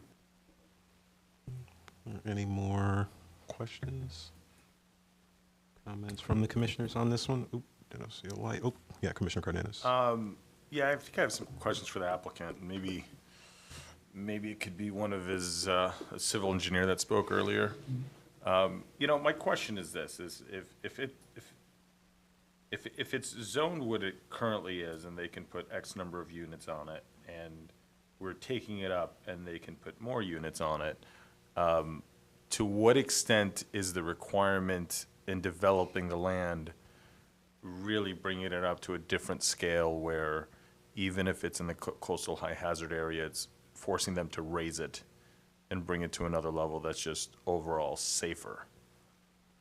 I'm just trying to find a reasoning to say, okay, well, if we're gonna vote and advocate for this, well, are we putting people at risk?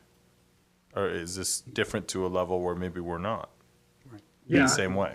I have to defer to Tim Healy on that. Guys, Question, yeah, I'd like so to try we're and gonna set answer. that finished floor a 1.5 foot above 100-year flood. So that development will be safe during the 100-year storm. So we're gonna be okay on that. Now, as far as the roadway goes, the roadway will be with the support of City of Tampa. They're supporting us to improve the roadway at the same elevation it is now.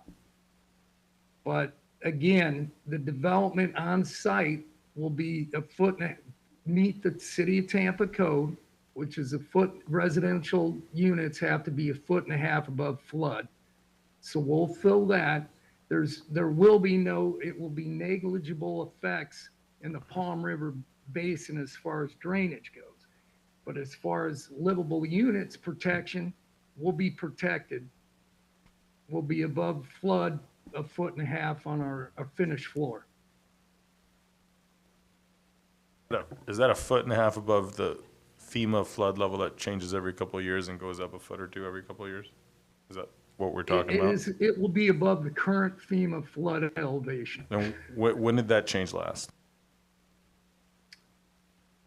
I don't know for sure. I think maybe 2 years ago, 3 years ago.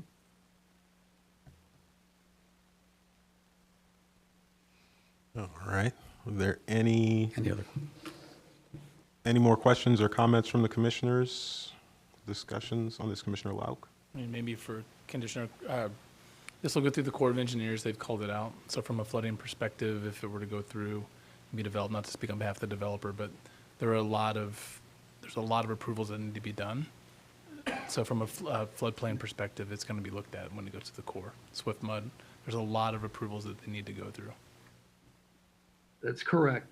And I'll just throw a monkey wrench in there that it doesn't really matter anyway, because in hurricanes, we're talking about storm surge, which is different than base flood, but I'm not going to get technical on people. I'll just wait for this to evolve and for us to talk to the state evacuation modelers later this year. We'll get to the bottom of it. Any more comments from anyone else? Any more questions? Seeing none at this time, then I will go ahead and close the public comment on this item and open the floor up to motions from the commissioners on this item. Don't everybody jump at once.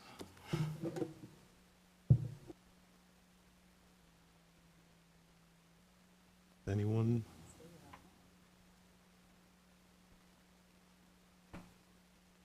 No?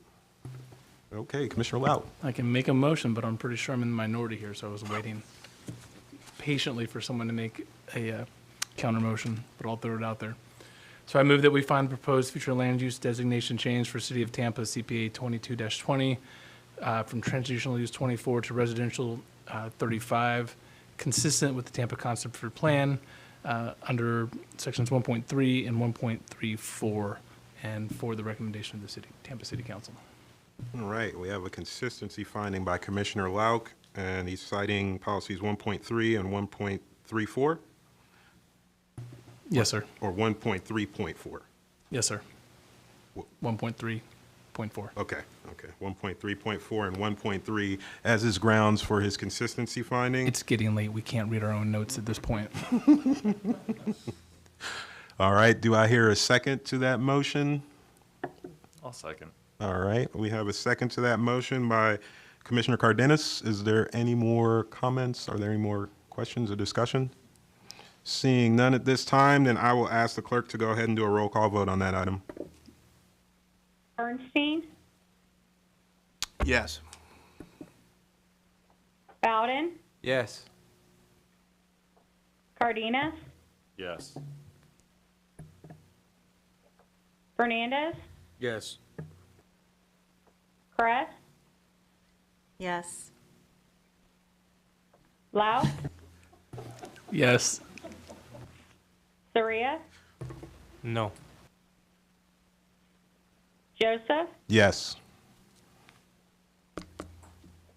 Motion carried 7-1. Commissioner Soria voted no. All righty. Thank you very much for the information. And before we move on to our next item, we have come to the witching hour here. It's 10 o'clock. And by our bylaws, in order for us to continue forward, we have to make a motion and add some more time to this meeting. If not, we end the meeting now and we all have to come back another time this month to finish it. So those are our options. And I will put it out to the commissioners here. Open it. Commissioner Lauk seems like he's on the roll. I want to know if that was an option or a threat. It's an option. I serve, I serve you all. So, What's the objection?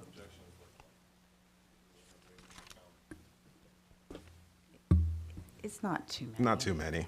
No. No. And we only have 3 more items left. Yeah. So Are any of them in the coastal high hazard area? that's going to be the kicker, right? That's The- always the the last- kicker. The last one is, yes. All right. Well, if we're going to add time, I do need a motion. So Make a motion. I'll Okay, second. Commissioner Cardenas. All right. We have a motion for. Does it have to be specific to time or do? No. Okay. A motion to keep going. All right. Second by Commissioner Kress. Do we have to? Yeah, we have to take a vote. I'll ask the clerk to do a roll call vote on this item. I think I only got 3 left in me. Bernstein, Yes. Bowden, Yes. Cardenas, Yes. Fernandez, Yes. Kress, Yes. Lauk, Yes. Soria, Yes. Joseph, Yes.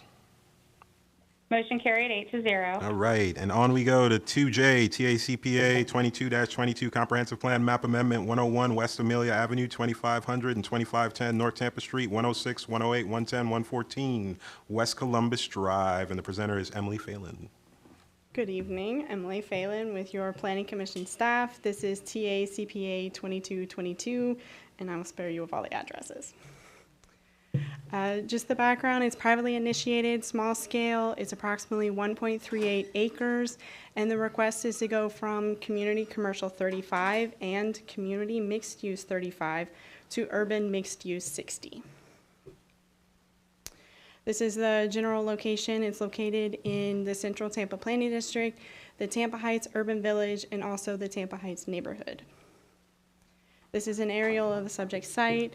It is outlined here in red. Columbus Avenue is to the north, and Tampa Street is to the east, and North Highland Avenue is to the west. And just the surrounding area, there's commercial uses here as well as residential uses. This is the subject site. This is facing south on North Tampa Street looking at the subject site. This is facing north on North Tampa Street, and the subject site is on the left. This is facing west on Columbus Drive, and the subject site is on the left. This is facing east on West Columbus Drive, and the subject site is right there on the right as well. Facing east on West Columbus Drive, and the subject site is on the right. And the last one, I believe, is facing north on Highland Avenue. The subject site is to the right. This is the adopted future land use map.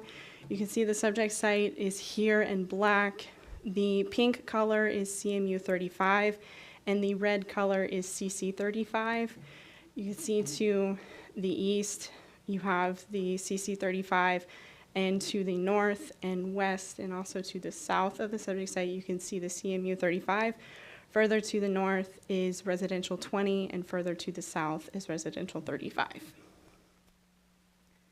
This is the proposed future land use map. Again, the site's here in black, and it's represented by the urban mixed use 60. The potential impacts of the site would allow for an increase in the number of allowed dwelling units and the maximum square footage. Currently, the subject site can be considered for 47 dwelling units and slightly over 120,000 square feet of residential and/or non-residential uses. In the CC 35 and the CMU 35, that's both of the categories combined. Under the proposed UMU 60, the site can be considered for a maximum of 82 dwelling units on the site, or slightly over 195,000 square feet of residential and/or non-residential uses. The proposed UMU 60 would expand the commercial intensive uses over the entire site. The City of Tampa had objections, and they are here. And the Planning Commission staff has reviewed the request and found it consistent with multiple aspects of the comprehensive plan. The comprehensive plan has policy direction that identifies the need to designate enough land for housing options to meet the needs of Tampa's growing population.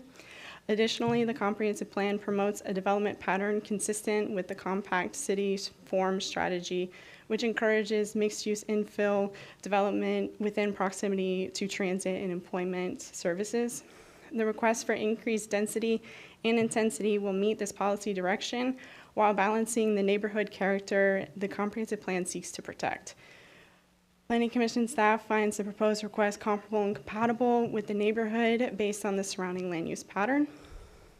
And Planning Commission staff recommends that the proposed map amendment be found consistent with the goals, objectives, and policies of the Tampa Comprehensive Plan. This concludes my presentation. If you have any questions, and the applicant should be online. Does the applicant have a presentation? Yes, good evening, Commissioners. Tyler Hudson, 400 North Ashley Drive. With me here is my colleague, Alex Shaler. If we could share our screen, we're going to go through a very brief presentation.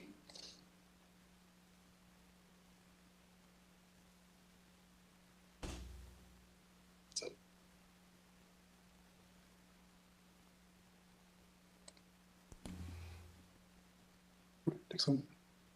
All right, can you guys see our screen? Yes. Okay, great. Just to reiterate, just like jump 2-3 to the comparison. I think we're pretty aware where the site is. Again, I appreciate you guys extending the time. I want to be very efficient with that. This is an incremental increase in density from CC 35, CMU 35 up to UMU 60. And it's an incremental increase. It's not leapfrogging or anything like that. It's going to allow for what we think is a more dense and compatible land use pattern, given that this is the intersection of two arterial roads and within a kind of an emerging density category. So with that, I'm going to hand it over to Alex, who's going to talk a little bit more. Yeah, but Tyler mentioned, so this site, the plan amendment requested parcels are located along West Columbus Drive. West Columbus Drive is a transit emphasis corridor, and according to the comp plan, these are suitable for redevelopment and intensification. A key factor in the comp plan, the review criteria for plan amendments, those requested parcels, includes actually a location along a transit emphasis corridor in terms of parcels that qualify for densification. As mentioned, this is just an ideal opportunity to create new housing and jobs. And as Tyler had referenced a couple seconds ago, this is actually fronting both two arterial roads, West Columbus Drive and North Tampa Street. The site is also located within the Tampa Heights Urban Village, and there's a host of policies in the comprehensive plan that is geared towards tending densification to the urban villages. Those are listed on the screen there. Continue to emphasize the compact and mixed-use nature of those villages and direct the greatest share of growth to the urban centers and the villages. And staff has recommended this for, or is consistent with the Tampa Comprehensive Plan. And with that, we welcome any questions, and we thank you for your time. And in closing, I will note we're very happy to have the support of the Tampa Heights Civic Association for this amendment. Thanks. Can you please state your name for the record? Sure. I'm Tyler Hudson, and the other person speaking was Alex Shaler. Thank you. Okay, I only have one person sign up in person and one person online. So we will start with the in-person name that I have here. I have a Dean C. Marolf. Not here anymore? Nope, all right. On to the online person, I have a Sean Franklin. Is Sean Franklin on the line? Yes, I'm here, and in sake of time, I'll definitely try to be brief. I've had the pleasure of speaking with a couple of folks involved with this development. First off, I'd say I'm glad as a Tampa native to see some really cool stuff come into my neighborhood. My biggest concern, meaning that I own the one of the largest parcels on that block that's residential, that we have several units there, that we utilize the alley.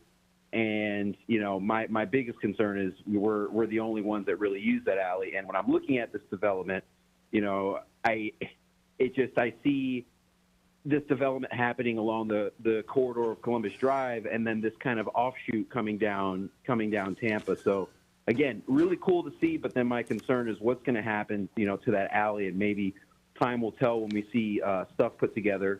And then my secondary concern is when I'm reading, what the usage of the land use codes and what it allows for the that density we're trying to change it to. It's one of the densest that I find, and just the amount of people that are gonna be there, as anybody would be in the neighborhood, right? I mean, we've been on the call all night where people are talking about trash and ingress and egress points and all of that. I mean, this is one block that's mostly residential, considering that lot's been vacant for a while. And here we have this huge development, compared to the size of the block. And I think about, the Pearl, which, that takes, obviously huge development, but it takes up, they take up the entire block. So, just curious to see, some renderings as they roll out. Again, excited to see what's coming, and I hope to support it, I guess, depending on what it looks like. All right, thank you for those comments.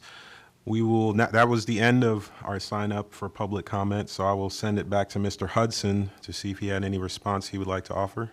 3 minutes. Sure, thanks, Chairman. So a couple items for Mr. Franklin. First, the developer is having a get to know the developer happy hour on Thursday at 4 p.m. At Woven Water around the corner, which all of you are invited to as well. This change in land use is going to get implemented in zoning. We're going to be filing a PD shortly. I can tell you that there's no intent to close the alley at all. That's not going to happen. And in terms of ingress, egress, trash, just the the consequences of Tampa growing up into a denser city. Those are things that we're going to show and demonstrate to the neighborhood through the PD zoning, why we comply with the codes as needed. So I think to Mr. Franklin, there's, and I think I know some folks in common, I'll be reaching out to make sure he gets plugged in with the developer to get the comfort that, that he needs and the support that we hope to get. Happy to answer any other questions. Thank you, Mr. Hudson.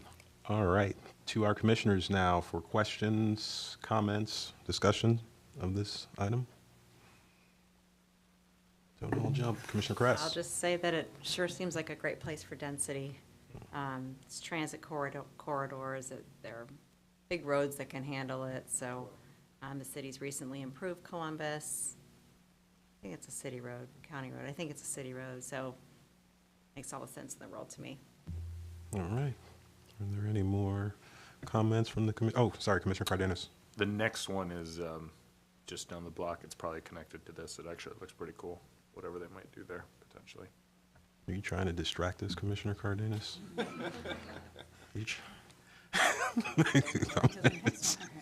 All right. Are there any more comments or questions on this item from the commissioners? All right, not seeing any at this time. I will go on ahead and close the public comment and open it up for motions from the commissioners on this item. Commissioner Bernstein. Thank you, Mr. Chair. At this time, I would move that we find TACPA 22-22 consistent with the goals, policies, and objectives of the Tampa Comprehensive Plan, that we pass that recommendation on to the City Council. Second. All right, we have a motion of consistency finding by Commissioner Bernstein, a second to that motion by Commissioner Cardenas. Any more comments, questions, clarifications? Not seeing any at this time. I will ask the clerk to go ahead and do a roll call vote. Bernstein, Yes. Bowden, Yes. Cardenas, Yes. Fernandez, Yes. Kress, Yes. Lau, Yes. Saria, Yes. Joseph. Yes. Motion carried 8-0. All right, on to our next item of business, 2K TACPA 22-23 Comprehensive Plan Map Amendment. Parcels generally located within a portion of the block east of North Florida Avenue, southeast of Columbus Drive, and northeast of Amelia Avenue. And the presenter is Jennifer Malone. Good evening, Planning Commissioners. Jennifer Malone with your Planning Commission staff. I'm here to present on 2223. Before I start, I just have some housekeeping. We received one letter of opposition to this request that was received by the deadline, so that should have been printed out and placed on your chairs. After the deadline to get things to you, I received 20 letters of support. The applicant was kind enough to print them since it was past the deadline, and I said we cannot ensure that they would get to the commissioners, so I do have printed of these letters. There's only one copy each, so I would just probably pass them to Mr. Our attorney. Sorry, it's late. And Mr. Robin. I almost said Mr. Tracy, and I know that's not it. So and ask and have you pass them out. Thank you. Okay, so with that, and also I was trying to upload everything that I received to the Planning Commission website, so you can go there as well to read any of those comments that came in after that deadline. So I'll just begin by stating this is privately initiated. It's a small-scale amendment. It's about 1.97 acres, and the request before you is from Community Commercial 35 and Residential 35 to Urban Mixed Use 60 and Community Mixed Use 35. It's in the Central Tampa Planning District, within the Tampa Heights Urban Village and the Tampa Heights neighborhood, also in the Tampa Heights local and national historic districts. So here we have an aerial of the subject site. Like Commissioner Cardenas pointed out earlier, this is just a little bit to the east of the last site. It's south of East Columbus Drive, east side of North Florida Avenue, and it's north of East Amelia. So to the east of the site, we have the Tampa Heights Elementary School. We also have some single-family detached uses along North Morgan Street, and then primarily commercial uses along East Columbus and North Florida Avenue. The subject site is currently operating as some commercial uses and then a car tow lot. So here's some of the subject site pictures. This is the subject site. We're facing north from East Amelia Avenue. And this one, again, it's kind of the same perspective, but I'm just along North Florida Avenue in this picture.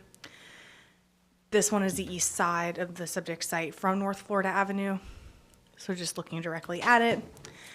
These are some of the single-family detached homes in the area that are to the east of the site along North Morgan Avenue. And here's the adopted future land use map. So we see that community commercial 35, which is the red, bordering North Florida Avenue and East Columbus Drive. And then to the south in the dark brown, we have the residential 35 to the south along East Amelia Avenue. There's also residential 10 in the surrounding area to the north. There's residential 20 to the northwest, and a little bit of community mixed use 35 along East Columbus Drive to the further northwest. And so this request, I know it's kind of hard to see because the colors are very close, but the urban mixed use 60, the more intensive future land use category, would be along North Florida Avenue and East Columbus Drive. That's like the lighter purple, almost white color on your screen probably. Then the less intensive category, the community mixed use 35, would be along East Amelia Avenue, providing that transition in density since we do have, since East Amelia Avenue is a local roadway. So higher density on our corridors, a little bit of a step down as we move into the neighborhood. So combined, right now the site can be considered for 46 dwelling units, but the potential is up to 228 with this, if this request is approved. But in reality, it's probably even more because the applicant utilized floor area ratio across the entire site in both of those land use categories to achieve a development that's maybe up to 186,000 square feet. So essentially just a higher residential density and greater commercial intensity. There were objections from City of Tampa staff, and they are here to answer any questions on those. And Planning Commission staff did find it consistent with the comprehensive plan. The plan supports mixed-use development development of mixed-use areas in all districts to accommodate that local serving commercial, employment, entertainment uses, as well as increased density to support walking and transit. This is along 2 transit corridors. It's close to the employment opportunities, and we found that would really further the compact city form strategy that the plan seeks to achieve in our city. Again, this plan seeks to direct the greatest share of growth to the urban villages. This is in the Tampa Heights Urban Village. And I would just also like to point out that any future development will be required to meet the Land Development Code and associated comprehensive plan policies at the time of review. There's going to be an additional level of scrutiny for this site since it is in the Tampa Heights Local Historic District. Any proposed development would go before the Architectural Review Board for recommendation. So with that, we found this consistent, and I'm available for any questions. And I know that the applicant is here as well. Does the applicant have a presentation? They do, yep.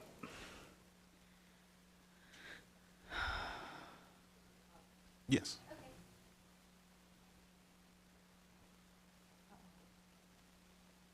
Adobe's not open. Oh, I got it. Okay. Hi, I'm Camilla Altunian. So I am representing the owners, and just my presentation is very short and sweet. Okay, so the general location is on the southeast corner of Columbus and Florida Ave. Oh, whoopsie.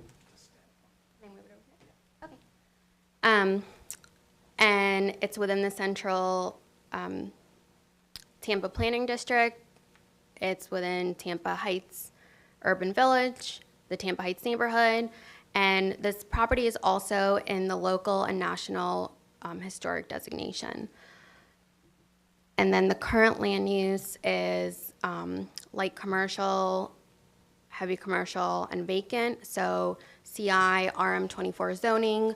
The adopted future land use of the property is CC 35, community commercial 35, and R35, residential 35. And the property owner is proposing to amend the future land use of this property to urban mixed use 60 and commercial mixed use 35. And then the vision for this site is, as Tampa Heights continues to go through the revitalization, it's a very clear site. They want to increase the density, help activate Florida Ave, which is not so activated right now. It's not very walkable as it is right now. So activate it with retail and residential. It'll provide more walkability for the neighborhood. As of right now, the only retail and, shops and things for people to do is really more south where Armature Works is. This will help provide walkability for the people who live a little bit north of Columbus and then the surrounding area. It'll help incorporate live, work, play aspects and provide a sense of community to those people so they don't feel so far away from all the retail and things that Armature Works has. It'll also attract new businesses and new people to the area, and it'll provide convenient access and amenities such as shopping, various services and businesses to the neighborhood, and make it attractive to a wide range of people with different incomes. The property is in the historic overlay, so it will be compatible with whatever is proposed or whatever the ARC allows. I know World War II era, one of the biggest things was people walked, biked, took public transportation to go to various destinations, and this will help provide that, and the retail and residential components will be there, all while keeping the design characteristics and compatibility components of the neighborhood. Thanks. That's it. All right. We have a couple names signed up for the public comment on this one, but yours was one of them, so I'm kind of suspicious about these. For public comments? Yeah. Oh, I have Asia Borman. okay. Mine might be because I was signing up to speak or present. Well, you're okay. Okay. So can I sit? Yes. Okay. All right, you have 3 minutes. Okay, I'll be a lot shorter than that, but my name is Asia Borman, and I'm a resident at 804 West Alfred. My fiance and I just bought our house there, and we love the Tampa community, but especially the Tampa Heights. The reason we chose it was because of the urban density and activation over at Armature Works. It was a highlight of us. Despite moving in the city and many people saying like maybe we should choose South Tampa, we chose the Heights because we believe in the community. We love the local restaurants and shops, Women Water, Grand Cathedral. It's directly next to the lot that they're trying to improve. So we definitely agree with this and hope we can bring more activation and density to the Tampa Heights community. Thank you. All right, next up we have, pardon me if I butcher this, but Pawar Ratan, or Rata? Pawar Rata? Oh, okay. All right. And I have Vina Rata. I'm assuming that's your wife. Okay. All right. Those two are gone. And that is all we had signed up in the public comment for this item. So I will turn it back over to the applicant. We did have someone provide public comment if you wanted to respond. Yeah. You don't have to. Okay. All right. All right. Then we will turn it over to our commissioners for questions, comments, discussion of this item. Oh, Commissioner Cardenas? Oh, no. Oh, false alarm. Commissioner Bernstein? I guess in keeping with what we've been doing, the city does have an objection stated, so we should, I think, hear from them in terms of their rationale. Hi, Stephen Benson, City of Tampa. I'm going to step up here and preempt any additional beating up on my staff's comments, but I just want to clarify, our role is to consult with 12 different departments at the city and provide you with a summary of the comments that we received. So that hopefully that helps to clarify why we have provided objections to certain things. For this particular item, an objection was received from Land Development Coordination, which is responsible for administering the zoning code. That recommendation, that objection was due to the introduction of the CI along the local street to the south. When planning looked at it, we felt specifically because a study has been completed for the arterial bus rapid transit related to TOD on the adjacent areas, that the recommendations from that study were consistent with what the applicant is requesting. So we thought that was important information to clarify and add to that objection that we received from one of our departments. Well, thank you, and I promise not to beat you or your staff up. Appreciate you. Thanks. Yeah, Commissioner Press. Just editorial. Stephen, thanks for bringing up BRT, and I was appreciative that you emphasized that this is on a transit corridor and you want people walking and biking in the neighborhood. So I hope that your parking ratios reflect that and you don't overbuild parking, kind of forcing everybody back into those same bad habits. Looks like a great project otherwise. Comments, all right. Any other questions or comments from the commissioners? Not seeing any at this time. I will go on ahead and close public comment on this item and open the floor up to motions from the commissioners on this item. Commissioner Cardenas. Make a motion that we find TA CPA 22-24 consistent with the Hillsborough County future land use plan. All right, a motion, Commissioner Soria? I will second. All right, we have a motion of consistency finding by Commissioner Cardenas. Second to that motion by Commissioner Soria. Are there any more comments, clarifications? Seeing none, then I'll ask the clerk to go ahead and do a roll call vote on this item. Bernstein, Yes. Bowden, Yes. Cardenas, Yes. Fernandez, Yes. Press, Yes. Lauk, Yes. Soria, Yes. Joseph. Yes. Motion carried 8-0. All right. Thank you for your time and bearing with us, and we will move on to our last item of business, 2L TACPA 22-4, Comprehensive Plan Map Amendment 6112 South West Shore Boulevard and 4733 West Bay Avenue. The presenter is Danny Collins. All right.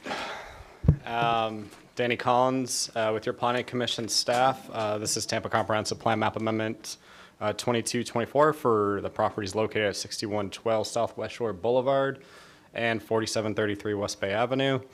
The subject site is located within the South Tampa Planning District. It's within the Gandy Sun Bay South neighborhood. The site is within the Colsi Hazard area, and it is shown here on our locational map. Just a quick background, this is a privately initiated amendment. It's small scale in size. The subject site is just under a half acre. The request is to change the future land use from residential 10 to the community mixed use 35 future land use designation. Here's an aerial map of the subject site and surrounding properties. You'll see the subject site outlined in black color, shown in blue. It's at the northeast corner of Southwest Shore Boulevard and West Bay Avenue. The surrounding area is predominantly residential. There are detached single-family residential uses to the east and south of the subject site. There is a commercial use to the north.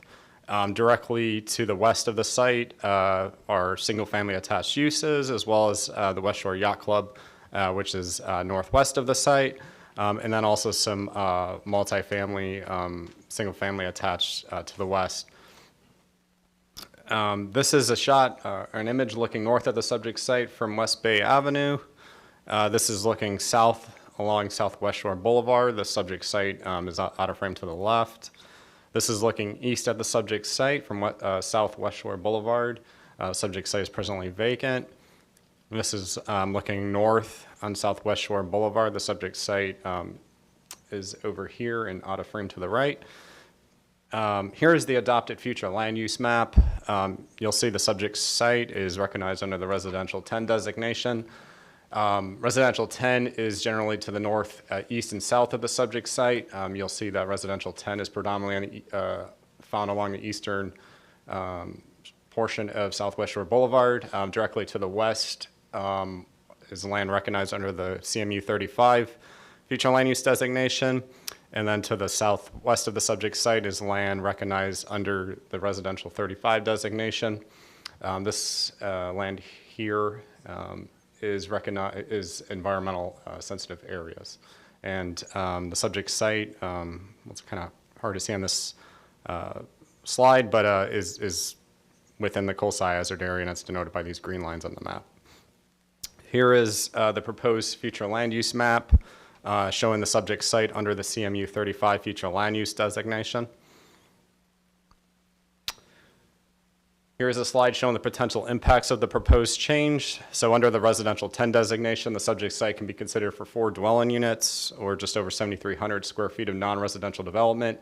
Any non-residential development under the residential 10 designation would need to meet locational criteria. As proposed under the CMU 35 designation, the subject site can be considered for 16 dwelling units or just over 41,800 square feet of residential or non-residential uses. Due to the site being within the South Tampa Planning District, FAR cannot be considered for single-use residential development, only mixed-use development. The request has the potential to introduce multifamily residential as well as commercial general uses on the subject site. We sent the request off to our reviewing agencies and received an objection from the City of Tampa staff. The Planning Commission staff reviewed the request and found it inconsistent with several policies of the comprehensive plan. The request is inconsistent with policies that promote compatible development and redevelopment to sustain stable neighborhoods. The Planning Commission staff reviewed a 1 mile north and south of the subject site along West Shore Boulevard. The request would introduce the CMU 35 would be the only CMU 35 designated parcel along this segment. Additionally, the existing block density of this portion of West Bay Street is 5.63 acres. The potential for 35 dwelling units per acre or up to a 2.0 FAR far exceeds the existing density of the block. This comprehensive plan seeks to maintain the character of single-family residential areas and limit the number and types of non-residential uses permitted in single-family areas. As mentioned previously, this request would introduce, or potentially could introduce, commercial general uses on the subject site. The Planning Commission, the Planning Commission found the request inconsistent with policies related to development in the coastal high hazard area.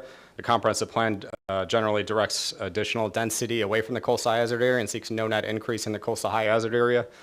The request has the potential to introduce 12 dwelling units or just over 30,000 square feet of residential uses within the coastal high hazard area. Again, if they're utilizing FAR, they would have to be a mixed-use development, single-family use, or single-family residential development in the South Tampa Planning District cannot utilize FAR. And finally, plan amendments that would increase densities within the coastal planning area shall demonstrate no negative impacts on hurricane evacuation times, routes, and shelter space. Maintaining and improving evacuation times is critical, in that the county is currently not meeting the evacuation level of service.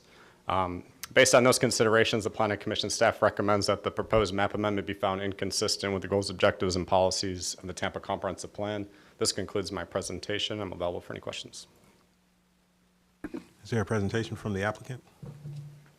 Yes, indeed. Good evening again, Commissioners. My name is Tyler Hudson. My address is 400 North Ashley Drive, and I'm here with my colleague, Alex Shaler. We're going to go ahead and run through a presentation.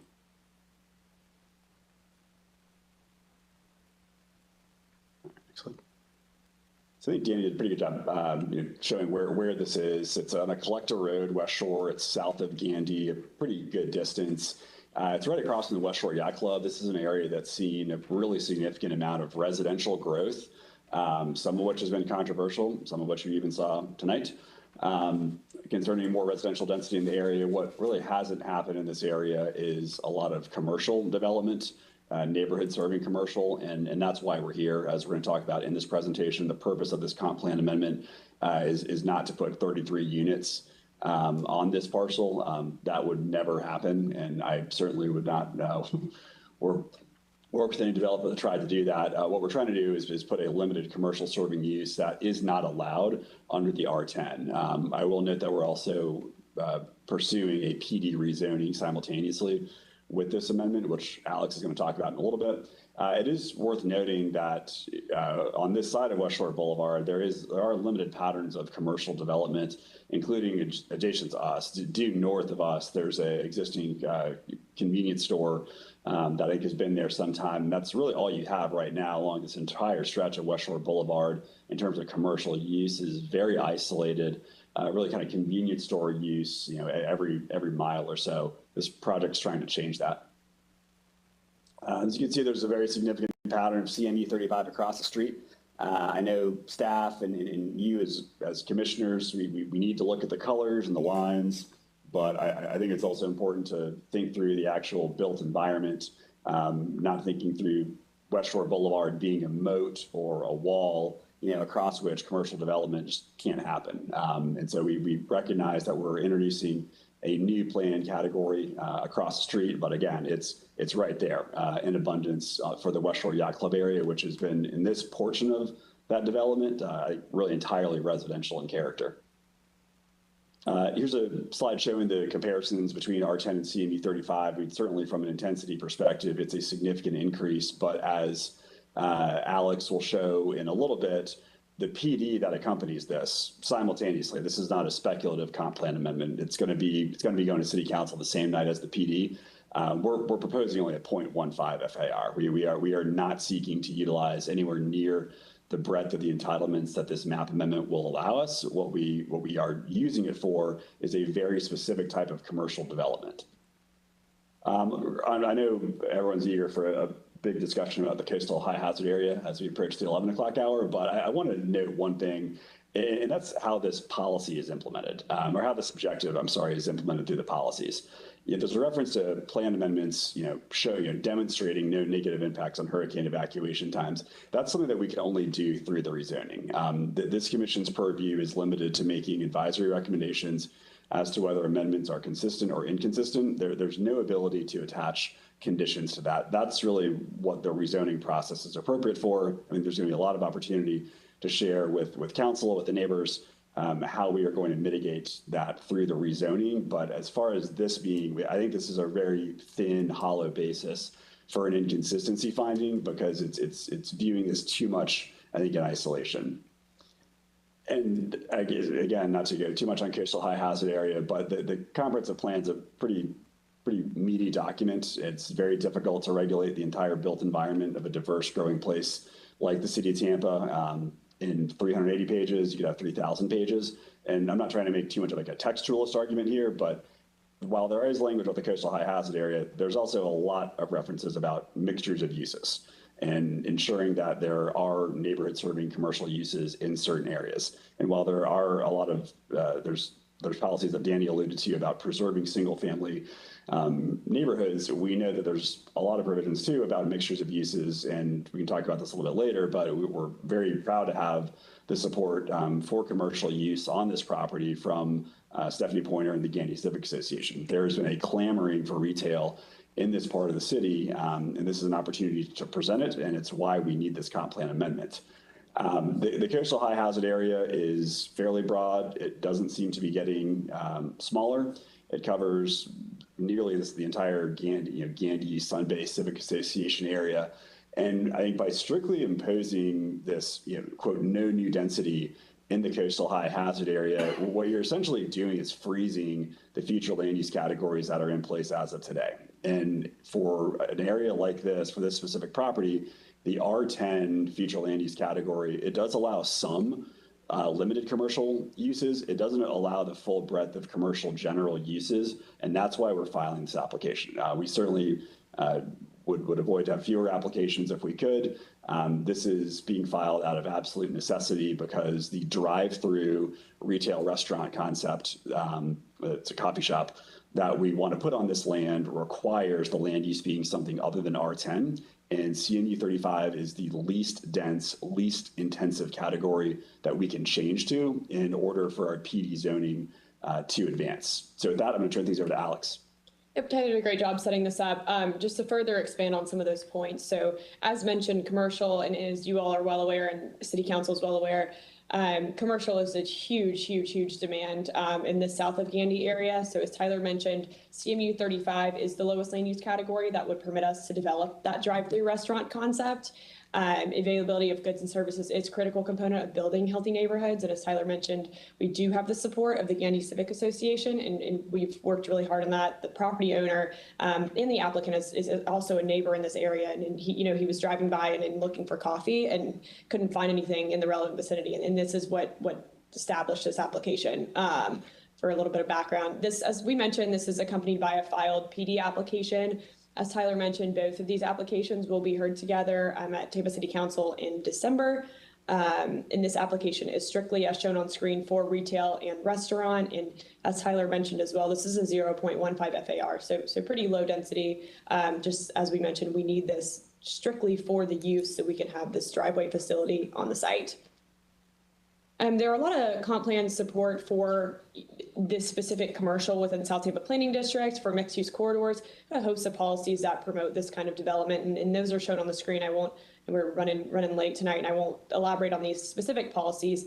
We just wanted to note a couple different things in terms of infill redevelopment, stable, livable neighborhoods, obviously are also, enhanced by providing that commercial in the neighborhoods, creating livable streets, a couple different policies about the economic health of the city, mixed-use corridor policies promoting redevelopment of existing auto-oriented corridors, the upgrading of commercial development, creating these vibrant mixed-use boulevards.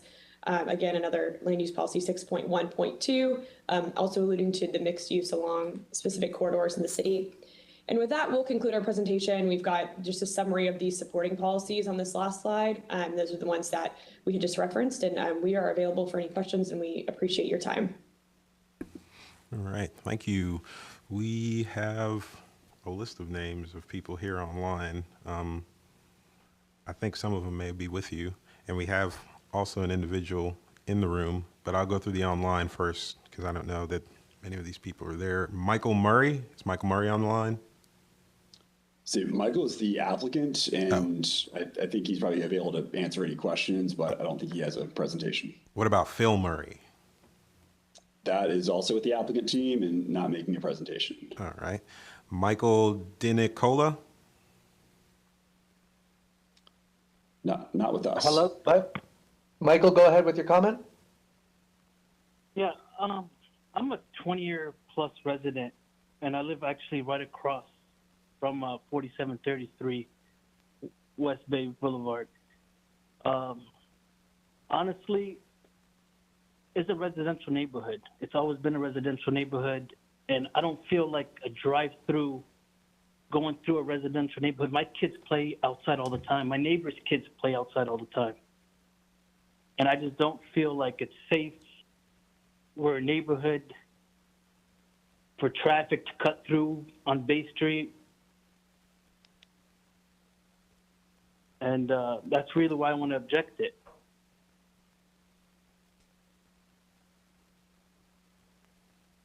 All right, thank you for your comments. Okay, our next person we have signed up is Stephanie Pointer. Is she on the line? I believe Ms. Pointer was in chambers, but had to leave, so I don't believe she's available. Stephanie is not on the WebEx. Okay, that's what I was checking. All right, one more, Mohammed Rifai. Is Mohammed Rifai on the line? Mohammed is not on WebEx. Okay, we have one individual in our now dark room. We'll have to ask you to identify yourself, ma'am, because I don't have your name on my list over here. Oh, it's okay, it's in the back. Yeah, I'm Cheryl Stoker. I live at 6045 Yates Manor Drive in West Shore Yacht Club. I live directly across from that property that's being built. My backyard backs up to it, to the wall. My concern was, actually, I got a couple different pages from city and county, and there's a little confusion on my end as to what it was really going to be building on this property. I don't like the word residential. We have plenty of residential in South Tampa to the point, south of Gandy, to the point where if we have to evacuate, it's going to be ugly, and death will occur, okay? All those apartments down there, I don't want to see any more condos. I don't want to see any more townhouses. Only residential individual homes is all I would want to see down there. So that was my concern of what was being built, because it does say residential in the terminology of it. So, yeah, they may start out as a coffee shop and then tend up, 5-10 years from now, turn around and build townhouses or condos on it. So that's my concern. More cars down in that area, once again. It's ridiculous trying to even get out on West Shore anymore. It's a 2-lane highway. Manhattan's a 2-lane highway. That's a peninsula. There's only one way out for an evacuation, and that's north. So all those apartments down in that area, I mean, Marina District, you all know about it. You've been voting on all those projects all along. All those apartments that are being built, and we don't need any more residential. So I'm just, don't know if there's any other way they can call that other than residential in the terminology is my concern. Is there any other terminology that they can call that other than an R35 mixed-use residential? Well, we're not doing question and answer right now, Oh, so you can okay. give your statement, and then Okay, we well, might maybe- discuss it later. Yeah, but- maybe he can answer it then, the applicant. Thank you. All right, thank you for your comments. And that was our last individual we had signed up for the public comment, so I will turn it back over to the applicant if you would like to respond to our applicant. Sure. I mean, sorry, Thanks, to our Chairman. public comment, sorry. Yeah, thanks, Chairman. To respond to both of those comments, I think the one-word response is zoning, and let me kind of elaborate on that. I think to Ms. Stoker's concern about this being used for residential, or it's like a bait and switch. I know she didn't say that, but it starts as coffee, it can change. The zoning really ties our hands here, and that is what we've spent. Mr. Murray has spent a lot of money, a lot of time honing in on a site plan that works, that mitigates impacts to the neighborhood, and it's not residential at all. And I think, as you've seen with the passion of this neighborhood when it comes to opposing residential density increases, I think we would have to go back to city council. We might not have to come back to you, but we would have to go to city council. And I think that's extremely unlikely as someone who does a fair amount of land use in this area. So Mr. DiNicola's concerns, Mr. Murray, the property owner here, is a father of three.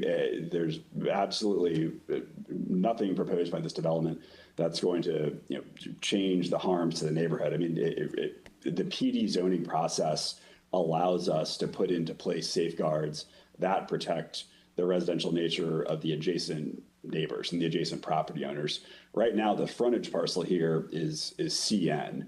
So that does allow some commercial neighborhood uses, not the precise ones that we want, but someone could go pull permits today for a business that could generate enormous amounts of traffic, and that would really be totally unregulated. The fact that we're going through this public hearing process, that there's going to be notices going out probably tomorrow for the city council hearing, there's going to be plenty of opportunity to make sure that those concerns are addressed in the zoning. Respectfully, I don't think that's necessarily the right place here, because again, what we're seeking is just a very broad incremental change in land use that we're nonetheless limiting through the PD zoning that we're simultaneously pursuing. All right, thank you very much. Okay, now to our commissioners for comments, questions, discussions on this item. Commissioner Bernstein. Yeah, I've been struggling now that we're toward the end of the day. I'll try to keep it brief, but I guess I would start by saying we've grappled even today with the impact of the coastal high hazard factor relative to other factors, even after that workshop we had. But what stands out in my mind is the visual of what this would do relative to the characteristic of the surrounding community. We heard it from one person who called in, granted not from many others, but I think in my own personal view, this is an ideal way to apply the coastal high hazard factor against other factors such as the compatibility with the surrounding neighborhood. And this is, to me, one of the first examples that have been put before us where the contrast is rather stark. Granted, it's just a dividing line of West Shore, and in fairness to the applicant, you do have the yacht club directly on the other side of that street. But there's no mistaking the fact that they're looking to plant a flag in a residential neighborhood. And I'm just going to go ahead and say, for me personally, it feels like a bridge too far against the backdrop of the coastal high hazard area that I'm not quite ready to write off yet. That's just my personal view. Rarely do I tell folks how I'm voting ahead of time, but that's the impression I have going into this. All right, any other comments or questions? Commissioner Cardenas. I actually live around the corner from this. And that street does get a lot of backup traffic. It gets a decent amount of traffic ever since they changed. West Shore gets a decent amount of traffic, but ever since they changed the intersection over at Gandy, the area flows really well since then. I don't think that increased density there would necessarily be bad, especially if it's commercial, because there is a need for something different around there. There is a need. You've got a big group of people that, you know, either they're driving down to the base or they're driving up north and they're, you know, crossing over to St. Pete. You know, it's helping those people not have to go to the right to go to, you know, whatever they're looking for on that side if there is something there. You know, for some reason for me, the coastal high hazard, my main concern with that is when it has to do with residential, when it has to do with commercial. I mean, it's a business application, and you make choices that you want with your business. Points, Commissioner Fernandez. Thank you, Mr. Chairman. You know, it's, right now, I think there's most of the area is a dirt parking lot next to a convenience store. I would think that a nice coffee shop right there would keep residents in the area instead of going up to Gandy to go to a different coffee shop. It seems like it would be a compatible neighborhood use, especially with an existing convenience store there. Zornita. I would just remind the commissioners that they can do anything within the broad range of uses allowed in the community mixed use 35 once they get the land use category. And that's why staff was concerned about the protection of the neighborhood character because, you know, a coffee shop drive-through is even different than a Chick-fil-A drive-through, as we've talked about tonight. And both of those uses would be allowed, and they might have very different impacts. And so that is why the staff report discusses the introduction of not only the higher density, but the non-residential uses at a greater intensity into the neighborhood. Good comments, good points. Are there any more questions, comments, discussions from the commissioners? Words of wisdom? Nope. All right, going once, going twice, then I will close public comment on this item and open the floor up to motions on this item from the commissioners. Commissioner Fernandez.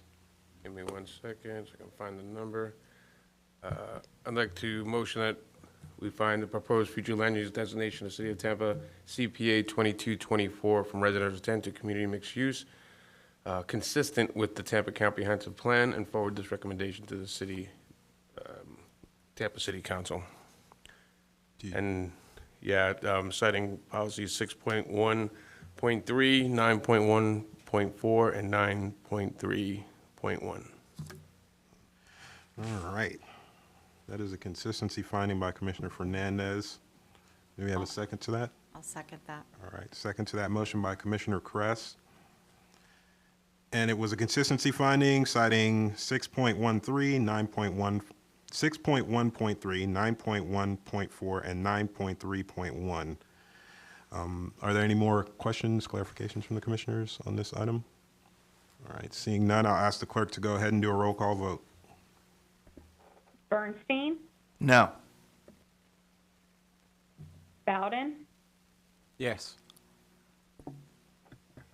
Cardenas, Yes. Fernandez, Yes. Kress, Yes? Lauk, No. Soria, No. Joseph. No. Motion failed 4-4. Chair Joseph, Commissioner Bernstein, Commissioner Lauk, and Commissioner Sierra voted no. All right, we will open it back up to motions again from the commissioners. That was the perfect way to end the evening. So a question on the R35, I have concerns with the ability to expand what can be built on that parcel later. Is there a motion that can be made that can limit that? I don't think that's in our purview, right? Unfortunately not. That's through the zoning. Okay. I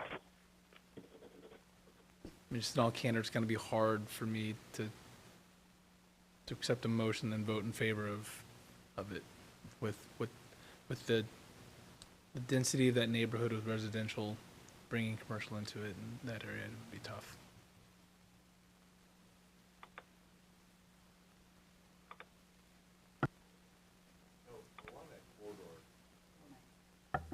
along that corridor, as you go farther south, I mean, the apartments that have been built down there is consistent. And even farther down in what is Port Tampa, there's a small little commercial corner there also that could potentially turn to stores. But other than that, there's not really much anywhere else where anybody could build much more. I will say, in the neighborhood with West Shore Marina District and what is happening over there, we're already seeing golf carts driving around the community, which is not super safe because sometimes they don't have the lighting that they require. They're not street legal. So you see, communication and stuff on that. But, the area is developing in a, I don't know, I would say in a mixed way. And I would think that another little bit of commercial for the majority of residents would be of benefit because, most people have to drive all the way north to go to Gandy to get to buy anything. So. I will say for my own part, the reason why I'm not for it, again, is because when it's spoken of, we keep speaking about this small commercial thing, but Ms. Zornita keeps reminding us that there's other potentialities tied there to it. So I think perhaps we're getting a little too caught up with the fantasy of what we believe is going to be there or what we think we want to see there. And I think that leaves the community, the residential community that's right adjacent to it, open to some potential, and it might not happen, but it leaves an opportunity there in the future for some pretty intense impacts right adjacent to the residential. So that's really my reason for kind of not supporting it, just in case anyone was interested. I know I kind of make these votes without saying stuff sometimes, and Commissioner Kress gives me the stink eye, like, what was that? That was my reason for saying no. And I'll open it back up to Commissioner Bernstein. Yeah, and I think I was already opposed to it, but then hearing Ms. Zornita make the point she did, and then just now looking at a satellite image of this parcel, which is a sand lot from what I can tell, but it's adjacent to it. On the east side is a home. Across the street from it is another home. Kitty corner to that is a home. I have no idea who lives in these homes, but it's fair to assume that perhaps children are in that neighborhood, and I just think, frankly, whether it's a fair consideration or not, if that were my kid and they were walking across the street, no matter how benevolent that coffee shop was or how convenient it would be for me as I was driving along it, there's an externality involved in the impact, the serious impact this has on a residential neighborhood that I'm just not prepared to disregard. All right, Commissioner Fernandez. There's a sign on the property that says that this used to be a bar and grill. So it has already been a commercial use before, most likely. I don't have the licenses in front of me or anything like that. So I don't think it's much of a change if we're adding a different commercial use here. So it was once serving alcohol. All right. Do you have a comment, Commissioner Locke, or has your light just been on the whole time? I don't want to disregard you. Yeah. Thought I was jumping over you for a second. Commissioner Cardenas, sorry. I will say, as a realtor, when I'm helping people buy homes, people are very conscious of main streets. I mean, this is right on the corner of West Shore. West Shore is a very large commercial street, lots of activity. Mm-hmm. When I'm helping my clients buy, I am telling them, hey, this is going to be a hard house to sell because you're right here. Over the years, have people been there for a long, long time? Yes. But at the same time, I mean, West Shore Yacht Club came up in, I think it was like 2006, 2008, somewhere along that time frame. So there has been a decent amount of activity in that area. With that said, as you mentioned, your children, if you were, had your kids out there playing, well, at the same time, you might not buy something that close to a main street so that your kids wouldn't be out there playing. All good points, all good points. Any more discussions? It's still opened up to motions. I mean, we still need a motion on this thing.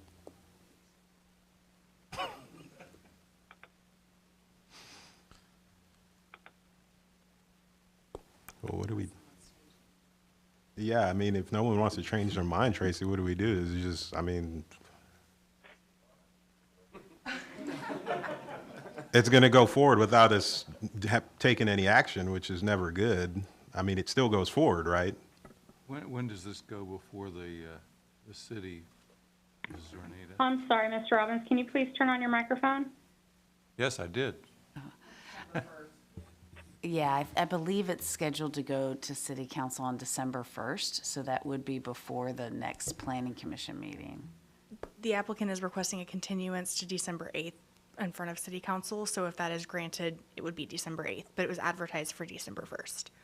And either way, that would be before our meeting, which is, I think, the 12th. So. I was looking to see if. I know, what the yeah, options were for yeah, so continuance really isn't an option unless the applicant wants that. We might be open to a revote. I may defer to the person who lives in the neighborhood if there were a second one offered. You know, I would say real quick that if you think about it, every time something comes up that is south of Gandy, we have a slew of people here before us talking to us about not letting it go by. I think this is one of the ones that we've had that we haven't had a slew of people. So silence is also a form of communication, and we've only had one form of communication against it. So, Good point. and two from the community.